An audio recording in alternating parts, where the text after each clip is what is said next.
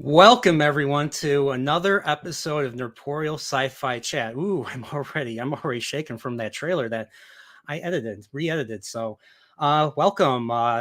It is I, the shameless plugger, the weirdo that calls himself Admiral, the Nerdporeal life form, but you may call me Brian. So, welcome everyone. Thanks for coming by. And I'm not alone. I have some great panelists with me tonight. So I want to start by introducing the one, the only Salty Texas C. How are you? Wow. I'm the first one in. That's cool. Hey, what's going on? I really appreciate the invite, and I got to tell you, and I mean this with a great deal of sincerity and respect. That edit was amazing. That scared the living hell out of me. Very well done, sir. Well, thank you. I'll tell you, I really love the Alien trailer. I saw it when I was in college when YouTube came out. Now Mhm. I've never seen any old trailers before. I saw Mhm. Alien like by the time I was in college, I was close to graduating. I Yeah. saw the movie several times, so I knew exactly what happened. I saw that trailer, I got scared, despite the Well, fact that I knew exactly what happens in the movie. That it's tells you it's It's crazy though, dude. It's like so. I'm old. I saw. I was 9 when Alien came out, and they used to have this habit of putting R-rated scary movie trailers in with kid movies. So I remember going to see like Lady and the Tramp or like The Rescuers, like a Disney movie. And before that movie, they showed the Aliens trailer to a theater full of little kids, and that yeah, scared that's the crazy. hell out of me back then. It just never ceases to amaze me. That movie is a masterpiece. It is. All right, so welcome, Salty. Now next we have Mr. DCL from the Underground. What's up, man? Hello to you, sir. How are you? Good. Texas pretty much said everything. That trailer I was wondering if you had re-edited that. That was a new edit. So I have a version of it I have a different version of it with a different audio. This audio has it has you hear the sirens. The sirens are higher than everything else. Mhm. The one I have, everything is at the same level of gain and stuff. So I think this version's creepier, in my opinion. That's why It is creepy. I Yeah. haven't seen your other edits. I wouldn't change this one. I'd walk away from this one. I'd call it a career day. This one rocks. Yeah. So I did that. That's how I opened my Alien review that I did last year. So as I was thinking, like, what should I do? Should I just like start a video, or should I just start it with like kind of like the way Critical Drinker does it? No, Mm. I'm gonna show. I want to creep the audience out first, and then I want to make everyone feel unsettled, and then I'll go into that. Yeah. So The decisions you make as an editor trying to figure out if anyone else is going to like the thing that you did. Oh Lord, believe and me, I know. I know. I always like there's stuff that I put in videos and I always want people to be like, "Man, that part was great." And then no one ever talks about it. And you're I like, know. "Well, at least I like it." I know. I made a Tron video that took like 2 whole days, and it's like maybe got 120 views after like a month, and I'm like, it was a labor of love, It's Yeah. like, I have just a walk away. how long was your Tron video, if I may be so bold? I think it was about 7 or 8 minutes. Okay. I Yeah. It takes me days. Like it took me 2 full days to edit a 50-minute video. That's a No, long that's video though. Yeah, That's fair. that's pretty That's good. fair. I've Yeah. got an Arcane review that's been sitting in my box that I just doing B-roll for that is it's like 30 minutes and I'm like I don't want to do this yet because you just Yeah. know it's going to take forever. It's crazy though, those videos, sometimes you'll hit on something where it's about 3 or 4 minutes and it takes you maybe 20 minutes to do, and those are the ones that just they're home runs and you Yeah. would have never thought it, and it's Oh. weird. My most popular video, well, before all the Lord of the Rings stuff went down, my most popular video was just me and my partner or my co-host for our show. It's just me and him talking about The Witcher for 25 minutes. It's like there's no edits, no nothing. I just threw it up and I was like, oh, maybe people will find this interesting. And it did better than anything else. And we'd only been doing the show for like 9 months at the time. Yeah. We should bring Okay. Zaxx on before he leaves. Yeah. That's what I was going to say Blame next. me.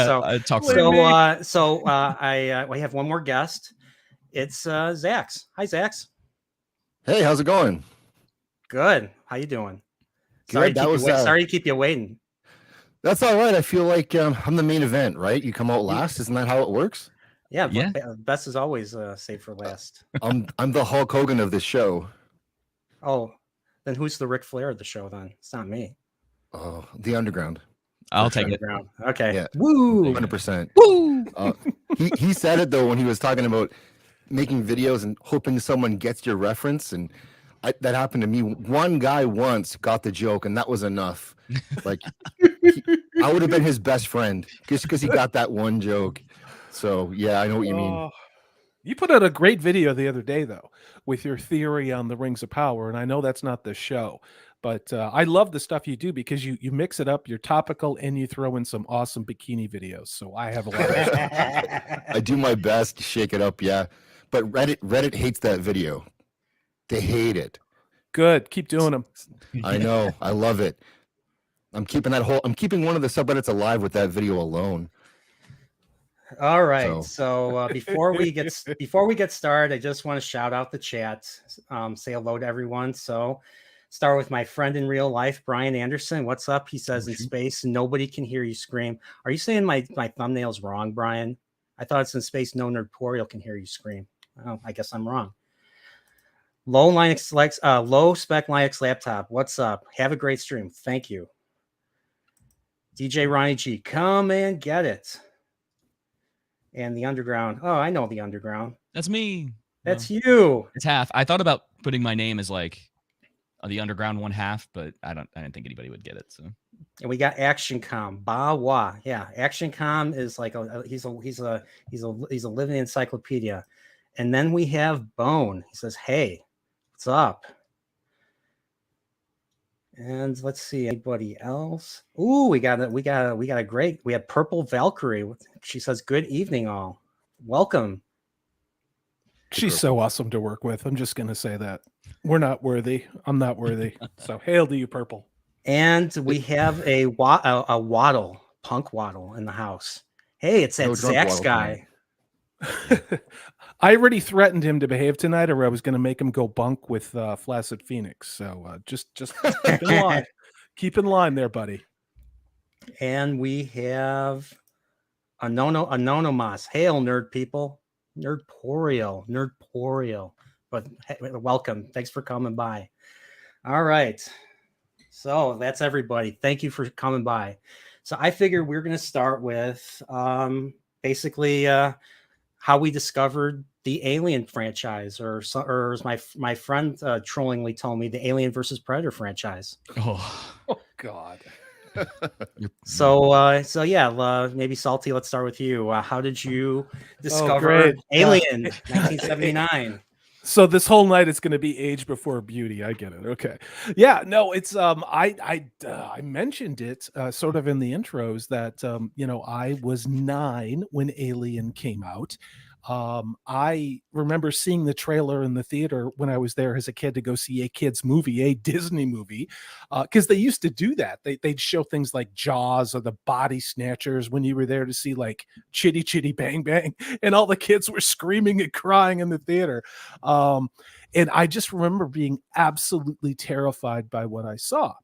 Then HBO came out not too long after that, and Alien was one of the movies that got on there pretty quick. So, of course I'm going to watch all the Skinamaxy alien horror things that you shouldn't let a 10 or 11-year-old watch. And I watched that movie and I had to turn it off because I was so terrified of it. The chest bursting scene when Dallas buys it, all of it. I think it took me probably a couple of months to look through that. There used to be like a little HBO TV guide pamphlet thing that would list when the shows were on, and I would watch it in little spurts, no pun intended, of it. And that's not how I meant it, Kyle. Zaxx. It's like, no. But it is truly, it is everything you want in a horror science fiction movie. And what's cool, I think, is that the perfect bookend to Alien is the movie The Thing. I think you put those two movies together, you have the perfect horror science fiction evening. I totally agree with that. And Action Com says, did anyone see the movie that people say Alien was based on? It, the Terror from Beyond Space? I have not. No, I Any don't of think you I do either. guys? Nope. I'll have to add that to my. I'll have to add that to my movie list. So, about you, Zaxx. Well, I came by Alien sort of backwards because I saw Aliens first, and Same here, actually. I probably saw it about Aliens maybe a dozen times first, and then eventually I got around to watching Alien, and I didn't know what to expect to the point where I didn't finish watching it the first time through because I thought this is nothing like Aliens, and a lot of the tension wasn't there because I kind of knew how it goes, and I know what happens with Ripley. So, but then I watched it again, and I had to learn to watch it as a horror movie, not as I was expecting sci-fi action, which is Same. not. Yeah. And as a horror movie, I love it. And Oh, yeah. I just watched it again today in 4K, and holy, it looks great. It looks amazing. Yeah. Agreed. I detail. didn't get the 4K. I only have the Blu-ray. Is there any special features on the 4K? No, I just the film. 4Ks. I miss DVDs. They don't even have a 4K for Aliens yet. I looked Which it up is a while nuts. ago. No, they don't. It's so Which irritating. is nuts. Which Yeah. is nuts to me. Yeah. Yeah, they're very slow on releases.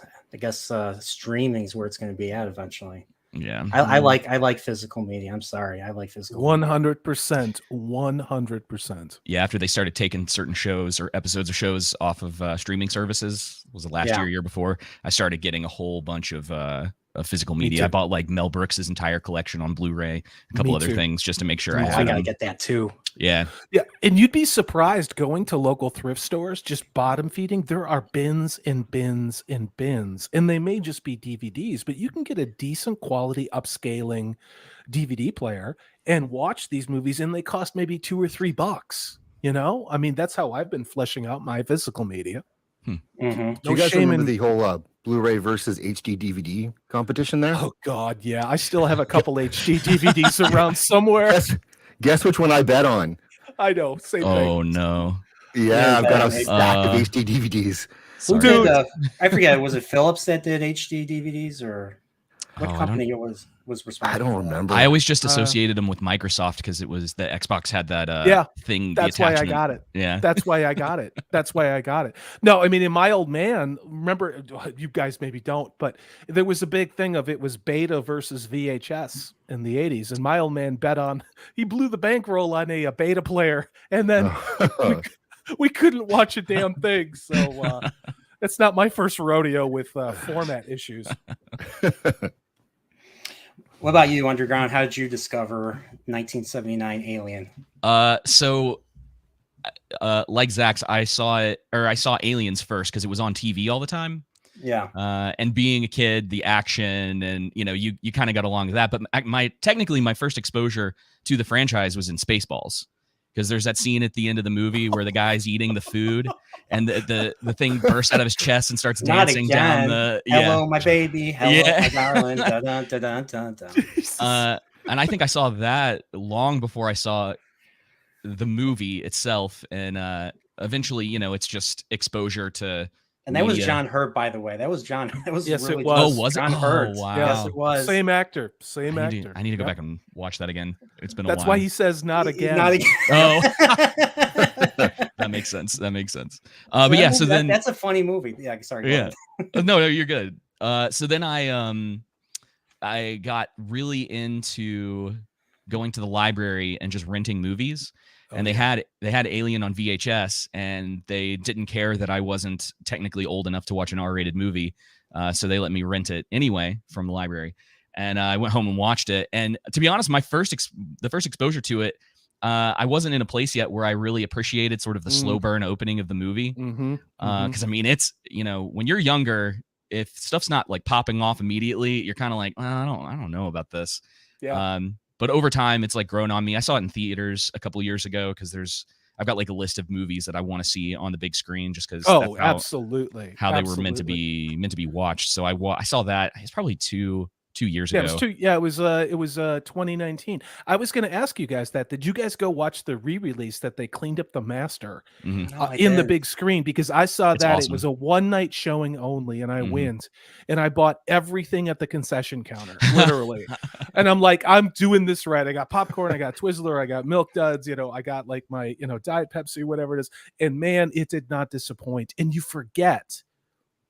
We get so used to watching these science fiction epics on a smaller screen. And even if it's a 60-inch, 4K TV, there is nothing like watching Alien in the movie theater. It was a completely different movie to me. Did you guys have that experience? I Oh, did yeah. not. I want to see it. I saw 2001 when they did when Christopher Nolan did the remaster. I saw it in 70 Yeah. millimeter, but Oh, yeah. I want to do something similar with the original. I've not seen the original Star Wars in theaters Oh, dude. and Oh, I'm Empire sorry. and Alien.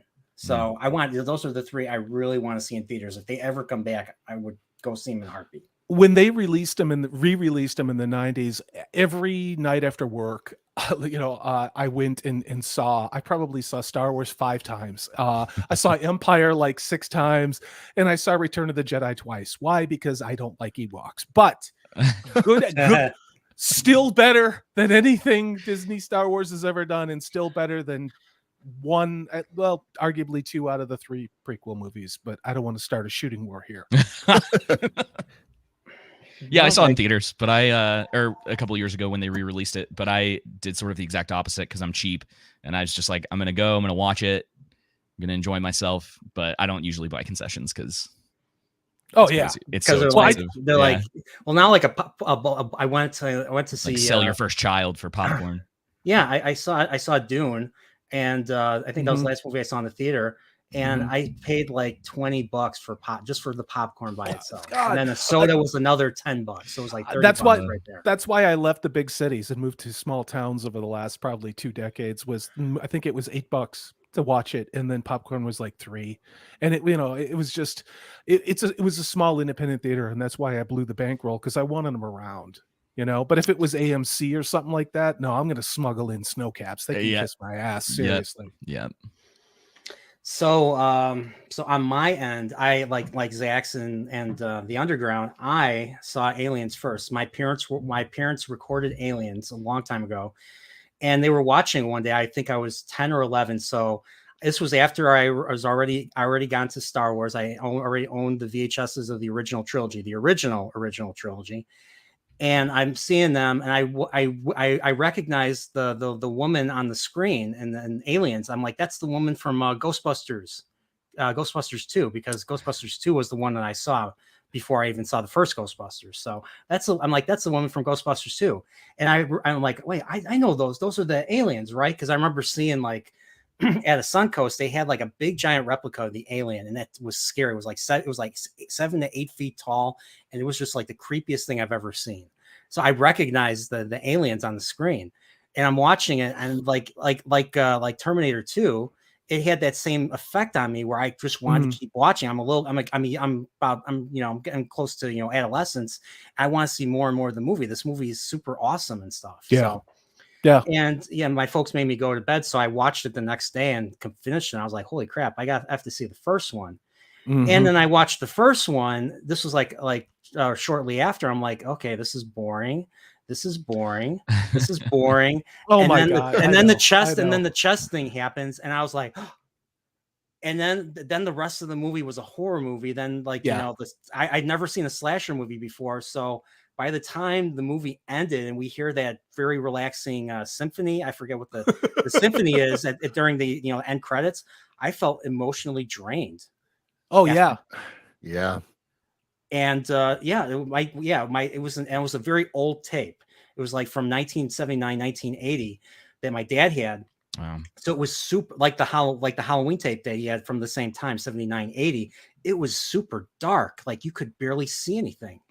And the opening of the movie, which I'm going to show pretty soon, was all like fuzzy. Like it was fuzzy, so it didn't really get a chance to see how all the lines fade in, all the lines fade in to create the word alien as the opening opening title is, you know, going on stuff. So, but yeah, that was my initial experience. It was my first slasher movie too, and it was like, holy crap, I did not see that coming.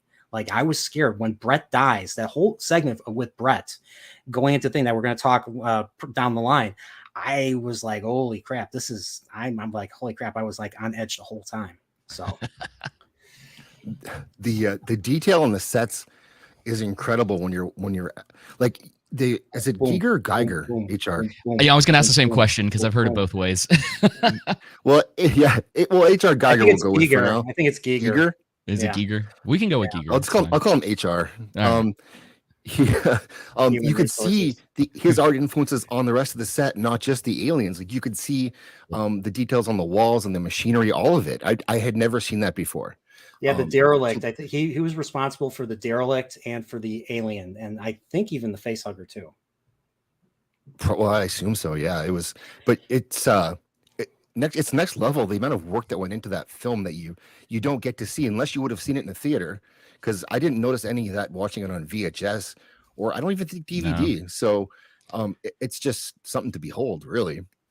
Yeah, this is the perfect segue to go into the background of the movie. Now that we're talking about, like, you know, talking about the movie, so I'm sure you guys pretty much know where this concept came from. It came from a man named Dan O'Bannon, who was responsible for a movie that I still have not seen yet, that John Carpenter directed. It was probably one of I think it was John Carpenter's first movie. It was called Dark Star. And I think Dark Star was I think they took the name from a Grateful Dead or Grateful Dead song or something. They did. I have that album. Yes, I do. Okay. And another I mean, my friend, both of my friends in real life are huge. Well, one friend's a huge Grateful. He's a Deadhead, like, all the way. And my other friend's getting there too. So and I'm like, it's okay. I'm like, it's not quite, and maybe it's just I'm more into pop music and stuff, but it's, I mean, I enjoy listening to it. It doesn't make me cringe. So, but yeah. So Dark Star was so Dan O'Bannon wanted to make a horror version of Dark Star. So him and another writer, Ronald Shusett, wanted to write a movie about an alien coming on board, making it a slasher movie and stuff. And they had to figure out how to get it on board. So I think it was Ronald Shusett that basically said, hey, why don't the alien, why doesn't, like, a version of the alien have sex with someone, and then it hatches like an egg or something. So, you know, the egg allegory, or the egg comparison in the trailer and stuff, you know, with the chest, because it sounds like it's hatching out an egg and stuff. And so they needed to sell the movie, so they go to Brandywine Productions, and Brandywine Productions is basically Walter Hill and David Giler. And Walter Hill is a director himself. He's made, like, you know, 48 Hours, Southern Comfort, which I need to see, The Warriors, you know, the one where they have to come out to play. Movie. Oh yeah. Oh yeah. Movie. And I think there's a few others that I just haven't seen. So, but yeah, so they got Walter Hill and David Giler, or basically Brandywine Productions, involved. And they basically took their concept and they completely rewrote it. And they added stuff. They added the idea of it being, you know, truck drivers in space as opposed to astronauts. They added the Ash. They added the Ash subplot. They kind of intertwined, you know, Ash being you know, spoiler alert, Ash is a fucking robot. In the plot. So they added that whole thing. And they wanted it, they didn't want it to be like a B movie. That was their biggest fear, was that they didn't want it to be a B movie. So they decided to, you know, they wanted to hire a decent director. So they hired Ridley Scott. The studio initially wanted Walter Hill to direct it, but he didn't know how to direct science fiction. He wasn't a fan of science fiction because he was into Westerns and tough guy movies.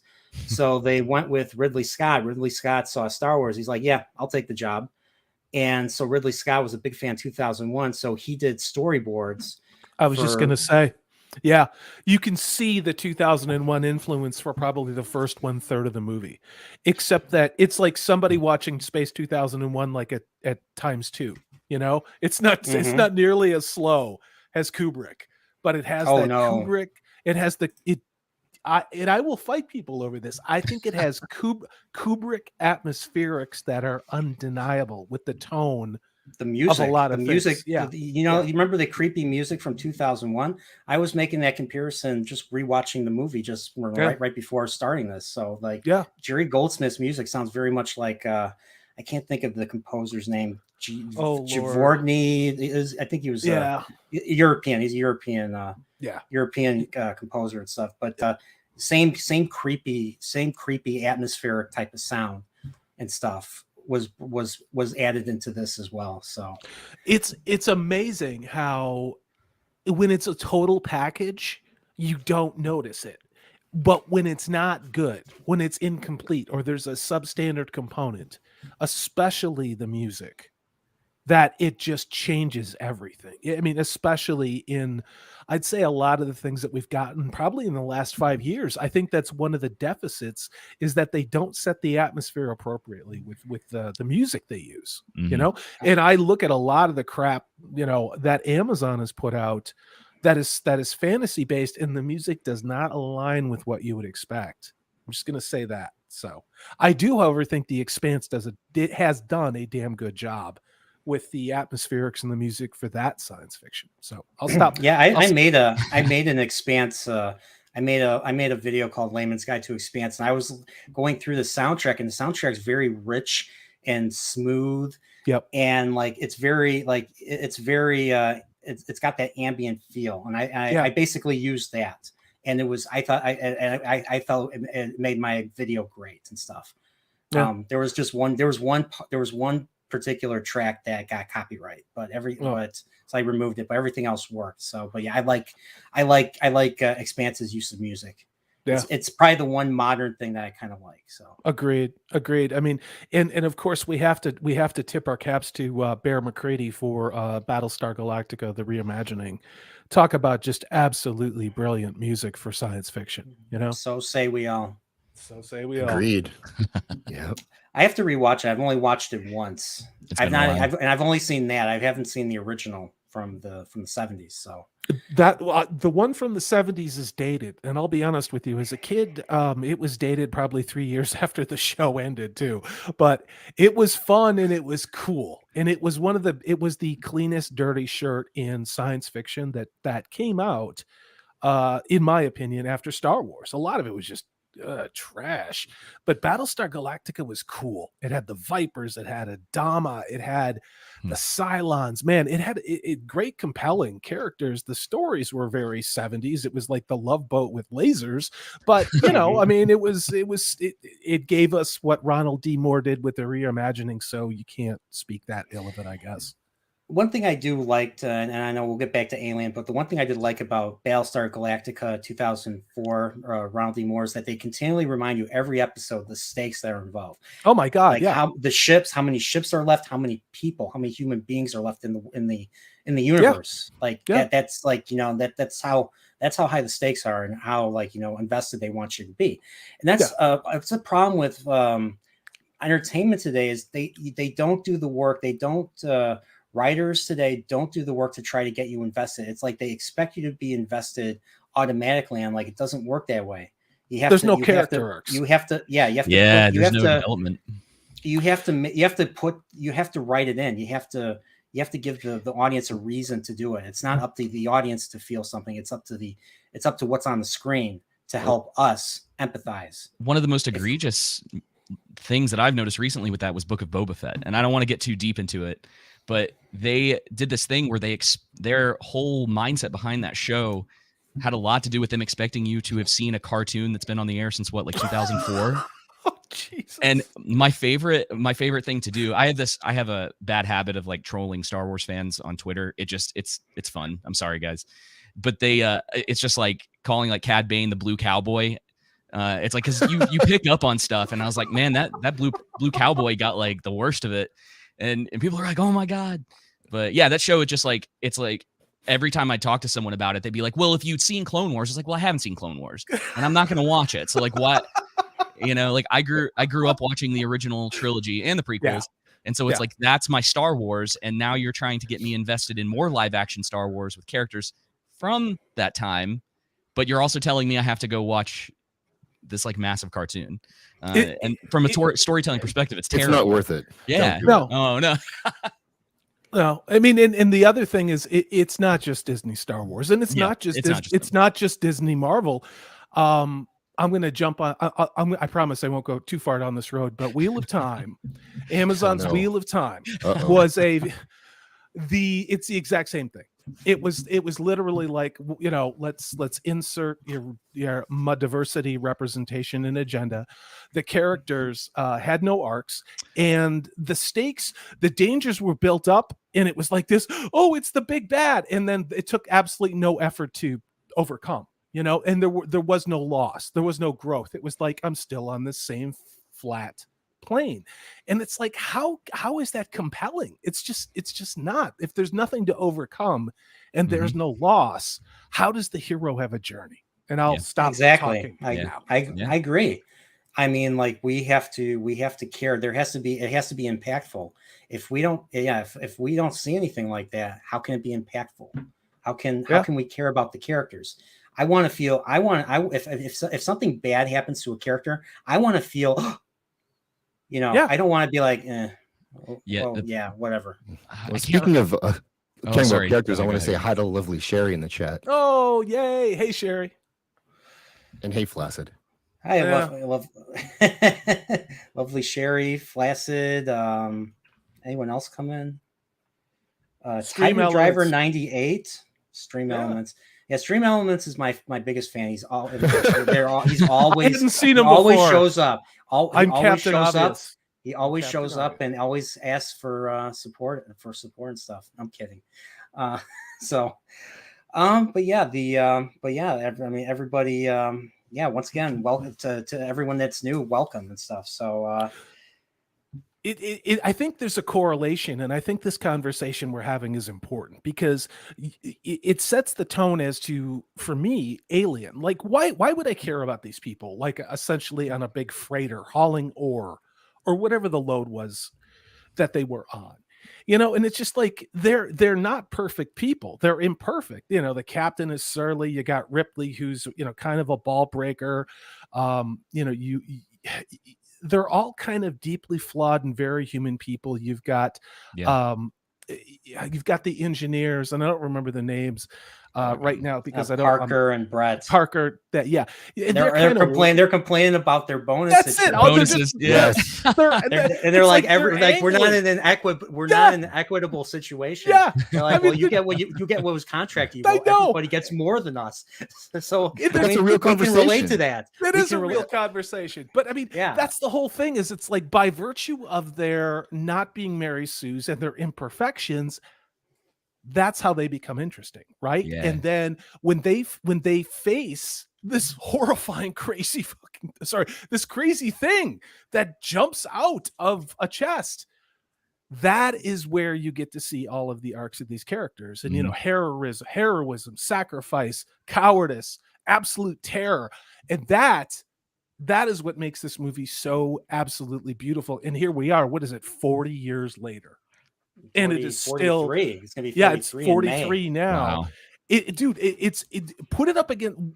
Name another major big budget science fiction movie that this doesn't surpass, in the last 10 years. And that's what blows my mind about a movie like Alien. And you could throw Blade Runner in that as well, but that's a whole other conversation, I'll be honest, Blade Runner, when I first saw like Star Trek the motion picture, Blade Runner put me to sleep. I was a kid. Blade Runner put me to sleep the first. All right, I gotta go. This has been fun, you guys. Have a good show.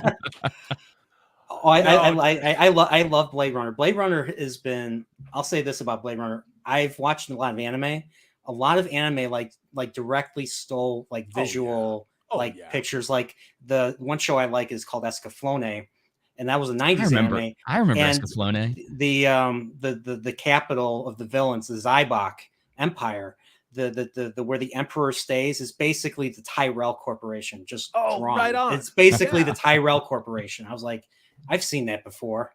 So, but yeah, I mean, Blade Runner, like the visuals of Blade Runner have been replicated in a lot of other media. So, Actually, Go ahead, Tom in the Zaxx. chat brought this up, and they're correct. I believe Blade Runner and Alien are supposed to be in the same universe, and Soldier, I think, is the other one that's part of it, somehow loosely Yes. connected. Where I did was that come hoping- from? Where No, did I that was come hoping from? we talk about this because I've heard this before, and I wanted to see what you guys think about that, because I would love to see that, but not current year. Maybe after the nuclear apocalypse in like 1,000 years, they remake this, and there's a Blade Runner, Aliens, Super Soldier, or Soldier movie merge. I would love to see that universe. So I forget. Yeah. What's the Wayland? I know they just say the The company. Wayland Corporation. Yep, the Oh Wayland yeah. By the way, Corporation. this is a perfect segue. I was gonna talk a little bit about setting now. Yeah, talking about setting now. So I know in Aliens they reveal the Wayland Yutani company. Mhm. Is it still the Wayland Yutani company in this? Because I think it was said on like on the set, like on a set piece or something that says Wayland or something. I missed it if it did. I can Google Yeah, I and didn't sound see. cool if you guys Yeah. cover for me.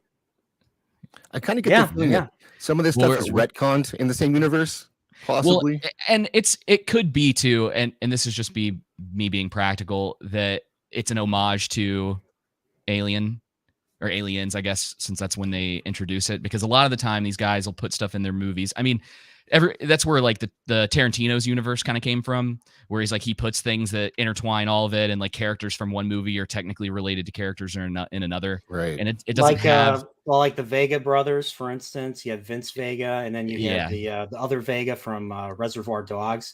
So basically, Michael Madsen and John Travolta being brothers. He was going to do a movie about that, but ended up falling down the falling by the wayside. So it's definitely possible, but maybe it's just me. And sometimes these are all connected, and I'm like, can't they just kind of stand on their own? Can we have that as a especially current year, because they're going to that's probably got a lot. They'll do another prequel with sympathetic bad guys, and I don't ever need to see another bad remake with a sympathetic bad guy with forced representation. I'm just going to say that, but you guys, I just remembered I didn't Google, I swear to God. And in the first Aliens movie, they just call it the company, but it is the Wayland Yutani company, and there may be something out there like a piece of hardware or something else that has. So it's not just the Wayland. So it's not just the Wayland company. It is Wayland Yutani. That's not what Google says. That's what I remember. That's my story. Okay. So basically this setting is that they're basically, the Nostromo is basically it's basically a tow it's like a tow ship. So it basically tows like these, in this case it's towing a big giant mineral refinery that holds like 20 million tons of ore. They just say mineral ore. They don't go into any specifics and stuff. So they work for a company. I mean, they work for a company. So I'm guessing when they eat, they have to pay for it. Kind of like, when you stay at a hotel room and there's food in the refrigerator and stuff and you eat it, you have to pay for it. They bill you for it or something like that. Wait a minute. Are you saying it's the same idea? Are you saying that Disney modeled the Galactic Star Cruiser off of the movie Alien? Is that what you're saying? So similar fate will befall that. Okay. Probably. Okay. Yeah. Okay. Fair. Probably. Yeah. So maybe we can hope, right? Wayland Yutani's one rival prior to Alien Isolation was Zaxx. Alien Isolation. So we got to talk about after. We got to talk about that after the movie, after we get through this. So, we see the Nostromo, and it's basically, it looks like a lived-in. This looks like a lived-in, like Star Wars. It's a lived-in universe. Not Boba Fett, though. Boba Fett has Power Rangers, don't they? I haven't seen. I have not watched Boba Fett, so I can't make any judgments. But from everything I'm hearing, it's not. There's a reason why I stopped. I'll be honest. I'm very critical of the Mandalorian. I thought the Mandalorian was boring. That's why okay. I stopped watching it. I don't drink paint thinner, but I'm going to discourage people from imbibing that as well. So it's tough because I always have so much to say about those things, but we'll be here for like ever. I'll just say this: like, I constantly think everyone in those shows, they're just morons. Like, none of them are making good decisions. They give you this cool intro at the beginning of Mandalorian where he's doing all this like bounty hunter stuff, and then you know, I know it's said all the time, but like he becomes a babysitter for 2 seasons, and like they rip Well, away now it's gonna be 3 seasons. 3 'cause seasons I know what yeah. happens because I know Yeah. what happens. So Spoiler alert. yeah, and they just make dumb decisions, and his plot armor. We were talking about stakes earlier. That's a perfect example of it. It's like he literally can't die. Like he gets attacked by. I'm gonna spoil the end of Boba Fett. I hope that's okay. He gets attacked by a Rancor at the end of Boba Fett, and the thing chomps on his head, and he's fine. It's like this Beskar that he's got. Just you're like he can't die. It's basically Like, plot. The Beskar is basically plot armor Yeah, to me. So. yeah, the most like obvious version of it. So he's the Black Knight from Monty Python and the Holy Grail. That's Something. what you're telling me. Hey, that's not fair. Right. Hey, that's not fair to the Black Knight. Well, that's why I said it. I wanted somebody to step up and defend Monty Python's dignity a little bit, but yeah. Yeah. Everyone's trying. I'll be honest. When it comes yeah. to humor, everyone's trying to be Monty Python. Don't be Monty Python. Monty Python's Monty Python. Agreed. You're not gonna outdo them. They're the best at what they do. You know what I'd love to see though is I'd love somebody to come back with the same type of off the wallness of Kids in the Hall. If ever a timeline like ours needed some truly bizarre, surreal stuff, the Canadian Kids in the Hall, I think we need something like that now. So I'm just gonna say that. Have you watched? It might not be your thing. Smiling Friends. I don't know that one. On HBO Max. It's like I don't even know how to explain it, to be honest. Okay. Is it like Aqua Teen Hunger Force? Is that type of a thing, or is it different? It's like art style is like that weird Adult Swim stuff that you get from something like that. But it's the weirdest humor. It's really hard to explain. You're either gonna be like, what, or you're gonna think it's the funniest thing you've ever seen. Well, when we're done with the show, tell me more. But I don't want to. I've already derailed Nerdporeal. Sorry, I'm gonna shut up. Setting, yeah. So MJ1 Media says, did you see the concept art for the Nostromo? It initially had a different design and name. No, I have not seen it. Been kind of lazy. I was trying to watch the documentary on YouTube and stuff. I only got through like the first 20 minutes. So I'll have to check it out. But we're about 40 minutes in, so why don't we get started with the movie itself? So I'm going to share my screen. Nerdporeal, can I ask you a question about the Nostromo? Because I heard this, I think Red Letter Media brought this up when they did like a retrospective on it a few years ago. They don't like I think it was the design of the ship or the setting basically outside of the ship, the model that they use for it, because it's very like dark and gray. And yeah, I think, and I was thinking about that when I rewatched it. It seems like it might be on purpose because they compared it to Star Wars and the opening of Star Wars, where everything's a little brighter. You see a lot more detail in the ships. But there's part of me that thinks like that was the intention, at least at the time, was to make it a different kind of atmosphere. I agree. I think the other thing, and for those of us we've talked about it who saw it in the theater, it looks very different. Mm-hmm. The luminescence on the ship, because it seems to be in shadow going around a planet, I think was deliberate to show the scope and scale. So that shadowing, I think, was an atmospheric choice. And again, like seeing it on the big screen, it changed my entire perception of the ship and the scale and why it seemed so much more imposing in the theater than it did ever on VHS or even DVD. Yeah, agreed. All right, so you guys ready to begin the movie? Well, we're not going to watch it. We're just going to go through it. So, Nerd, I don't want to derail, but you showed a picture of what looked to be some type of an armament. Do you guys remember that? It looked like this long. It almost looked like a cannon, an artillery barrel on the bottom of the ship. And I always wondered, did you guys think that was a weapon, or did you guys think that was like some type of long distance subspace, like antenna or something like that, that was mounted on the bottom of the ship? Because I was wondering, does this ship have any armament at all, or is it just this big floating tow truck? You talking about this? Yeah. I always thought when I was a kid that was, with Star Wars that was an armament, but I'm pretty sure now that's some type of a communications relay or something like Yeah, that's what it I have kinda no. looks I'll be like. honest, I have no idea.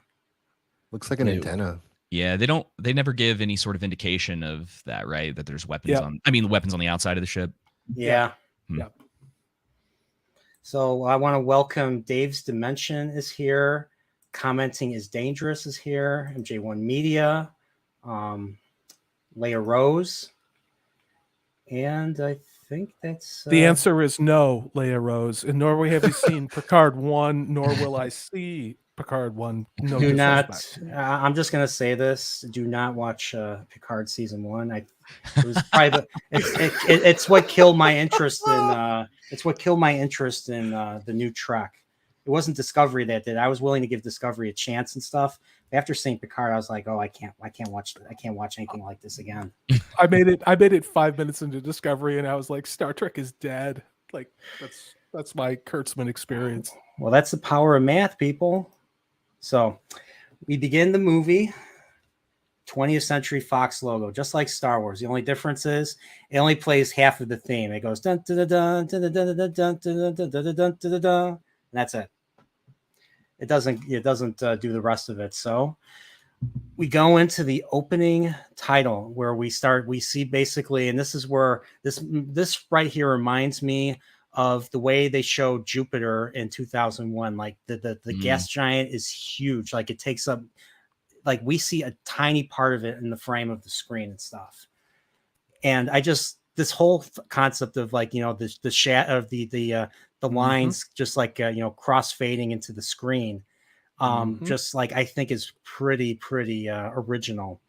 Yeah. So whoever did this, kudos. Like this is different because usually they show the movie and then they show the stars. Yeah. That was the thing again, and I'm gonna sound like a broken record. Seeing it on the big screen, the detail, like you're pointing out, was so incredible. It was a completely different thing, and you're right. It was so, you are in deep space from the moment this movie starts. Yeah, and like like I say in my review, like this has a lot of what's that guy love. There's a lot of Lovecraftian stuff, like going out into the unknown, and who knows what's out there. Like you're going out into the void. What dangers, what monsters are out there that would hurt humanity? We're so small compared to the greater universe, or I'll say the greater galaxy or greater sector or something. I mean, it's like, it's crazy. Like just being out here, hearing the creepy music, and just knowing, like, you see, like, the characters are all on edge. Especially the best character that shows this is Lambert. She's basically the audience. When you see her, like, they're about to land on the planet, and she's just smoking and looking down. She's like, I don't want to do this. And they're like, oh, you're coming with. And then Dallas is like, hey, Lambert, you're coming with us. And she's like, swell. So like it's like she doesn't want to do it. And then you have the opposite, Kane wants to go out. He wants to be Point. He wants to discover something. And I was reading up a little bit about him, and according to the novelization by Alan Dean Foster, he wanted to be like the first to claim something so he can make money off of it. So that's why he was always so gung-ho and going out and being part of like the search party and stuff. So but we're getting a little ahead of ourselves. I was going to say that's actually an interesting point about the characters, because if you're paying attention to them, for the most part, all their specific characteristics are part of their downfall. Yes. Like each one of them has this thing that happens to them. I think Lambert's probably the most obvious one. Yes. And we'll get into it when we get to those points, and I'll try to remember to mention it again. But that was something I noticed on a rewatch. I was like, oh yeah. I was like, they all kind of do these things, and we were talking about them being normal. They're everyday people, and so they're doing what they think is best, and because of their personalities, it causes problems for them. Yeah, character development, character arcs. Your strengths become your weaknesses. Fascinating how entertaining that can be, isn't it? Yep. This is a great thing from Action Com. Alien is the flip side of 2001. 2001 regards space as majestic and beautiful.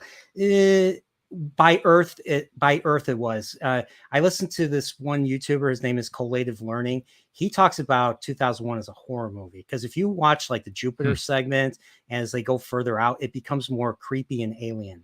And so especially the Jupiter segment. So, but yeah, by Earth, it's very majestic and beautiful. But once you get into the alien side of things, it gets a little bit scary, or it gets a little bit more unsettling. Unsettling is the better word for it. So, Yeah, it but scared the hell out of me when I was a little kid watching the end. It really did.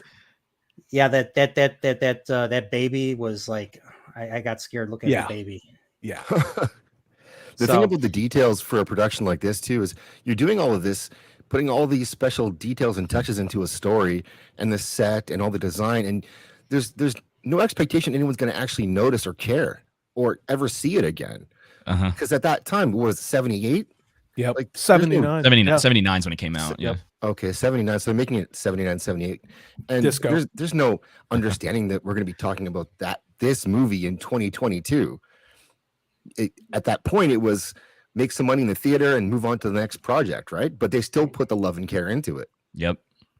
But I think there were also very high expectations, like we talked about. With it needed to have a lived-in feel. And then also, like we talked about, the Geiger, or however we want to, I'm going to call it Geiger because I don't care. And Giger. Geiger, the Geiger counter. His name is Steve. Yeah. We'll call him Steve. Steve. Yeah, Geiger counter, HR Giger. Yeah. Yeah. So Steve did I think his atmospherics are throughout it. And it's crazy because even when they go into Mother, the computer later, going into that room, how many light bulbs did they put into that room? Yeah, a lot. The attention. Were those were detail. LEDs? Those were LEDs, right? No, those were tiny little flashlight bulbs, because I mean LEDs were prototype back then. They were they didn't have expensive. LEDs back then. Oh, okay. Well, they were incredibly expensive in the 70s. So those were probably conventional bulbs. This might be a hot take, but I kind of hate that room. I think you're supposed to. Is that what it is? You think so? Because I saw it now. I love the set design, and we're going to get to that obviously when we get a little further in. But that room, I don't know. The brightness. I don't know how I feel about this. It's like the brightness tries to be angelic almost, but it's like a false angelic, because the computer is basically Mother. against them. Mother is basically against them. Right. And a fun fact: Mother is the villain of Metroid. Mother Brain is based off of Mother. Yep. Just saying. Oh. So the countdown at the end of Alien. Oh, absolutely! The countdown, especially. Yeah. But Action Com says this: questions for the group. Would you call this film Freudian? I don't know, because I don't know much about Sigmund Freud, but I do know I do know that the music that they used for some of the scenes was from a Jerry Goldsmith soundtrack for a movie called Freud that came out in the 60s. Huh. I'd ask him like what exactly he means by that. The whole sexual nature of the movie, like especially with the alien having a sexual connotation for a wang, basically. Giger, like the head is. Oh, sorry. Go ahead. The head's basically a phallic. It's basically a phallic design because HR Giger had these visions, and he took opium to suppress those visions. He's like, I cannot handle it. I need to take the opium, because I'm scared of my thoughts and my visions. That's fascinating, because I always saw the xenomorph as being more of a female representation than a male one. I mean, I get the obvious one with the bulbous head and all that, but I always saw the xenomorph as being this malevolent female presence as opposed to a malevolent male presence. And maybe that comes from loving Aliens, the sequel to Aliens, so much more. That I don't know. But that again, I'm that's just one dude's opinion, and I'm drinking bourbon. So there's definitely sexual undertones to the movie. I mean, we'll get to them because they're maybe they're obvious in hindsight, like knowing some of the intentions after seeing the movie and looking into the stuff and knowing about Giger and his what was Species was the one that he was trying to like I guess make up for the design that he couldn't do in Alien. But it being Freudian, that I don't know if that in particular would be the way that I would describe it. It's more like, I don't know. It's like you get this like sexual tension from a lot of it, or maybe like sexual frustration. But I don't see anything specifically Freudian. But then again, the only thing I know about that is like his whole mother-son thing or whatever. So apparently there was sex cut out of the script. Yeah, apparently quite to be in here. Yeah, really. Yeah, really. I think Was it who was Dallas and Ripley? That's what I thought. And okay. Apparently Ripley and Lambert were supposed to have some sort of conversation about it because they wanted to show how they pass time in space, because it's pretty like mundane existence out there, and they're all stuck together for months on end. They sleep the whole time. It's only when they're working. It's only when they're actually working and stuff that they're awake. They're sleep like they're asleep like the whole time, the whole trip usually. Obviously to save on food and air and stuff like that. So, but when with this, I'm guessing they would do it when they're working. So the only time they would do it was when they'd be working, like especially when they're on that planet, the Thetis. Thetis is the planet that they come from, that they get that they're supposed to get the ore refinery from, and then deliver it their task. And this is a perfect segue to go into it. And come on, media player. Whoops, don't want to play it. 5-second rule. Oh yeah, no, yeah. I've been my stream. I've had streams, kind of go down because of that. So. Oh wow. But yeah, so this is the Nostromo. It's a towing vehicle, crew of 7. Obviously 20 million tons of mineral ore, and their course is they're supposed to return to Earth. So let's talk about the cast. I think all the actors are brilliant in this movie. I like all 7 of the actors: Yaphet Kotto, Ian Holm, John Hurt, Harry Dean Stanton, obviously Tom Skerritt, Sigourney Weaver, and Veronica Cartwright. I think all 7 of them shine in their own way, and I think because they're older, they bring a belief. And this is what a lot of people have said: they bring a believability to this movie, which helps the movie ultimately. I don't know what you guys think of that. Yeah, you forgot a character though. Then I said, Ash.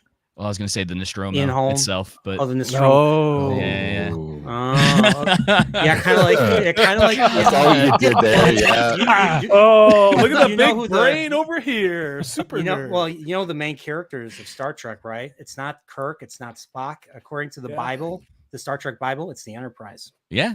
Well, and because we keep talking about how everything looks so lived in, and there's aspects of the ship that look significantly cleaner than other parts of the ship. Oh yeah. And it's a really cool dynamic. And it's a character itself. We were talking about like Giger's influence on some of the set design as well, especially in the part where where Brett, like right before Brett dies, you can see sort of it's like on the design of, I guess, some of the pillars that are there or something, or that maybe it's the doors that he walks into. It has what looks like maybe some influence from Giger in there. But the entire ship itself is, I mean, Mother is a part of that. Like it has its own influence over the entire movie, kind of the same way like Gotham does, or the Enterprise, or what, any of these things that they're essential to the story.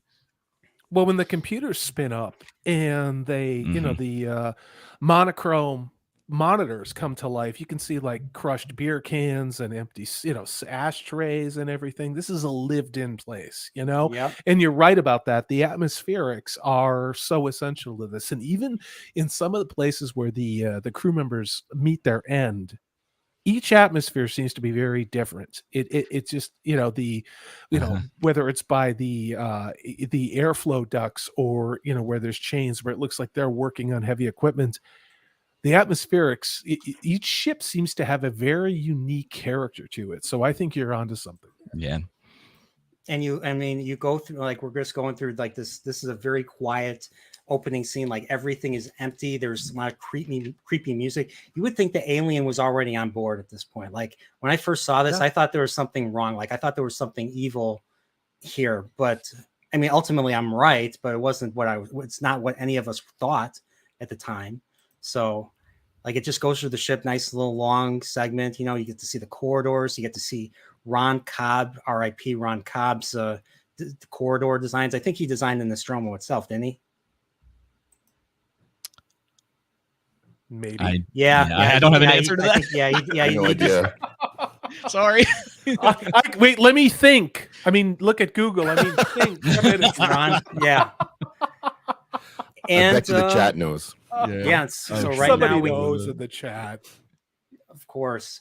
So we get this I little love segment that right here. scene. I love that scene so much. In the theater, that was incredible. The detail on the helmet, on the visor, the open visor, you can read the screen in the theater. It was mind blowing. Again, it's Yeah. all of this what you're showing. It's just an amazing way to start a movie. It really is. According to the script, I took a glance at a revision of the script. I don't know if it was the final one, but according to the script, it basically describes these helmets basically talking to each other and stuff, or communicating with each other. But basically, what's going on right now is we're getting the signal, the alien signal that you know that basically basically wakes everybody up. So. So as a result, we go and we see the lights are starting to turn on simultaneously. There's or one by one actually, and then we see robes. We see like gowns here for the staff as they wake up, and then we're in the hypersleep chamber, and then it starts to look very angelic. Look how bright it is. You know, look how bright it is. Everything's white and clean compared to the oily corridors that we just saw earlier and stuff. Whoops. Doesn't this look kind of heavenly? Like there's like a, you know, there's like a beauty to this and stuff. And then there's John Hurt. He's already taken point. He's the first one up. Like I said, he wants that money. He wants that reward. So it fades, and now we're in the now everybody's up and they're all eating and they're smoking. And isn't it a wonderful thing? Isn't it a wonderful thing love it. to see people smoking on I screen love and it. stuff? Now I don't love smoke it. myself. I don't recommend people get into smoking. I mean, smoking is the reason why families, you know, died young and stuff. But I don't like the whole idea of Netflix making like, or I don't know if it's Netflix or Amazon or one of them that makes like smoking, like they don't allow smoking in shows and stuff. Well, they put warnings. I think it was on Yeah. Amazon where it said smoking, drinking, adult situations. And apparently adult situations are you have to work for a living and pay bills. Yeah. But you know, I mean, like smoking, and I'm like, are you kidding? You're warning me like you're going to show me like booty or, you know, like mammaries. And it's like, give me a break. You know, it's a lot of us were born with mothers who smoked and we're just fine, mostly. You know, I'm just going to say that. I think. Yeah. So well, I think it helps a lot too with the setting, just because, you know, this is we were talking about it before, but it's truckers in space, right? These are bingo. They're normal people, you Blue know, collar. Exactly. So smoking is just a part of what they do. They drink coffee. it's they the have a one thing. cat. It's the one thing that they say is good on the ship. The first thing we hear coffee, coming out of their mouths is they're complaining about the food. Like the food sucks.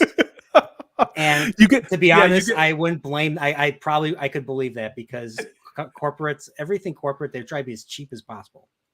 Yeah, you got DJ Ronnie G who says, but must spare my space air purifiers. There you go. Oh yeah. And, I mean, we got wisdom in the chat tonight, so hail to you, sir. Oh, and this one's Anona Moss says, smoking killed my father and brother. Well, brother smoking and drinking, so don't do it, folks. It ain't worth it.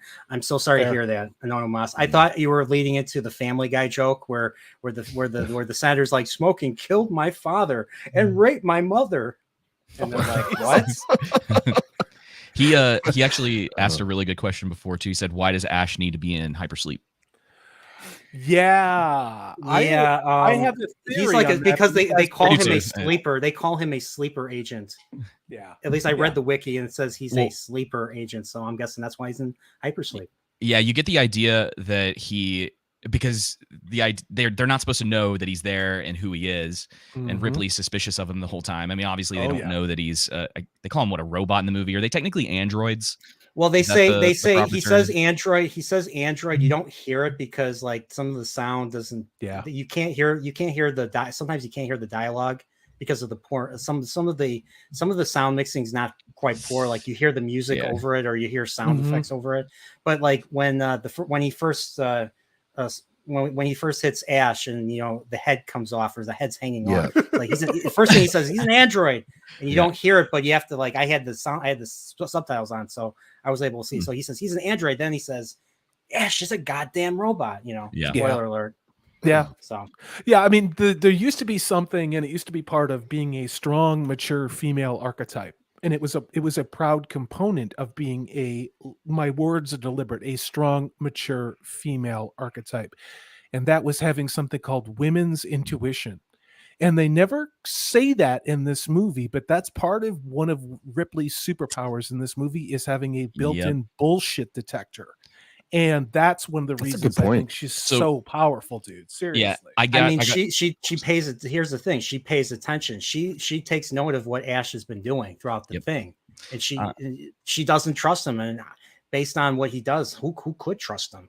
I would refer to her as thoughtful. I told Nerdporeal I was going to grab a couple screenshots, and some of the stuff that I noticed about her throughout the movie is that there's just these scenes of her kind of staring off and like she's clearly thinking about stuff. There's an awesome shot. I think it's right after they land where she puts her foot up on the console and she's just looking at something. And we don't really know what's going on in her head, but you're getting this idea that she is significantly more thoughtful than the rest of the crew. Well, she's trying to decipher the transmission. Yeah.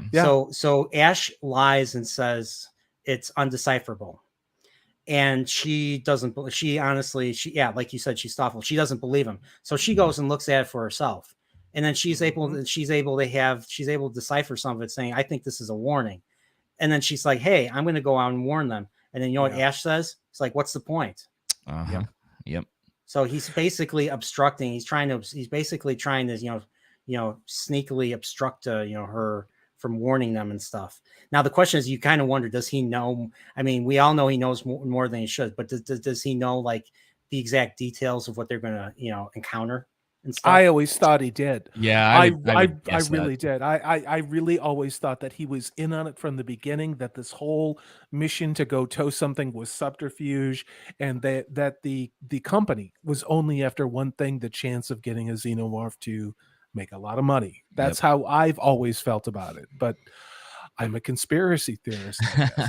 Well, it makes sense too, right? Because, and it's way later in the movie, but when Ripley finally finds out what's going on, it makes you think that Ash is probably connected to Mother in that way. 100%. He knows. Well, you hear what he says. He's like, every time, like she's like, any solutions from you or Mother? He's like, no, we're still collating. Yeah, that's a good point. The first time I ever heard that word, collating. Yeah. And stuff. So it's basically, it's the script's way. It's their way of saying there's something off about him. He's not quite this. He's different from everyone else. Mm-hmm.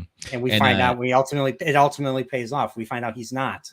Yeah, and you see it as we're like going through it. If you like watch his mannerisms in the different scenes, he's like he does like a I don't know what you call it. It's like a jog shake. Like he's putting on his shoes and an outfit, and they're all going out to the LV 426. Yep. And he just starts shaking, and and he looks around and he just does that. I'm like, what is that? Is that just it's a tell. It's a tell. Yeah. And that's one of those things where movies like this are so smart, where there is so much going on. And it is the way they shot this, it looks so big in a small space. But that's where if you're an astute watcher, you are rewarded. And that's one of the things that I love about movies like this, where if you're paying attention and you have intuition, you can start to collect this breadcrumb trail, and it's subtle. And I love that. I love that slow burn. Well, and that still you had up previously, it was him eating, right? Yep. So clearly we know he doesn't need to eat. So that's for the other crew members. So that's part of the subterfuge they're doing with him. Here, I'll show this really quickly. There you go. Oh yeah. Yeah, like I'm watching this. I'm like, what the the hell is he doing? Yep. But yeah, like yeah, I forgot. What did you say? What was the last thing you said? I wasn't thinking. Someone him eating, but like he's definitely acting for the crew members to they don't know he's an android, obviously, at this point. But you know, he does drink. Right. But whether or not whether they went there for that purpose or not, it became that purpose immediately when they got there. So it's, I don't know if this is the crew you'd send after an alien life form or not, but whether or not they sent them, they were there. So yeah, and they're like, the first thing they say, like, you know, like Dallas basically gets called to see Mother, and then Mother says, hey, there's a freaking there's a transmission here. And according to company, you know, the company handbook or the company policy, they have to go. They're required to go and they're required to go and investigate it. And you know who basically. So this explains. Here's the thing: they get out of sleep and they realize they're not at Earth. They're in the Zeta. They're in the sector Zeta Reticuli 2 or something system. So they're about halfway home. So they basically get called back. And of course, Dallas explains, you know, the type of, you know, it's they got an acoustical beacon as a type of, you know, distress call, or they think it's a distress call, or it's some sort of transmission. It's an alien transmission. And the first thing that comes out of Parker's mouth, which, you know, fits with what happens earlier, is I was like, this is not, I did not sign up for this. This is not in our contract. Yep. And he's like, if someone wants to pay me some money, I'll do it, you know? And we find out Ash basically quotes the contract saying that if they don't do this, that they will forfeit their shares. Yep. No money. In other words, that was one of the things that I think clued me into this being completely purposeful. Like they had a plan for this crew, because like he knows exactly what he's doing. Like he's manipulating the crew the entire time. It's not just like because it's not just coincidence that something like that's in their claws. At least, yeah. I mean, yeah. He the first thing that when Mother calls, he tells Dallas, "Hey, Mother's calling you," so to get Dallas to go right away and find out, you know, about the distress call. Right. And of course, right now he's basically supporting it, saying that they have to do this or there's going to be no money. That gets Parker and Brett to, you know, shut up about the bonus situation. And I forget what's next. They basically. I always thought there was a military ship that was somewhere around there. That's such a good shot.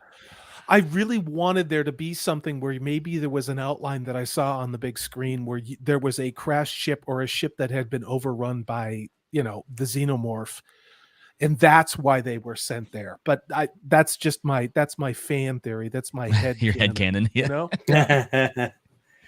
Well, you have to wonder, would it be common to have a science officer on a mining ship? Bingo. Well, depending on if they're doing research and exploration, right? Well, I don't know. Do you think the science officer is technically their medic too? I mean, because he's in the med bay. I mean, yeah, because he's in the med. Yeah, fair, he's in the med bay. Fair. He's very fair. Maybe, but they do call him the science officer. Right.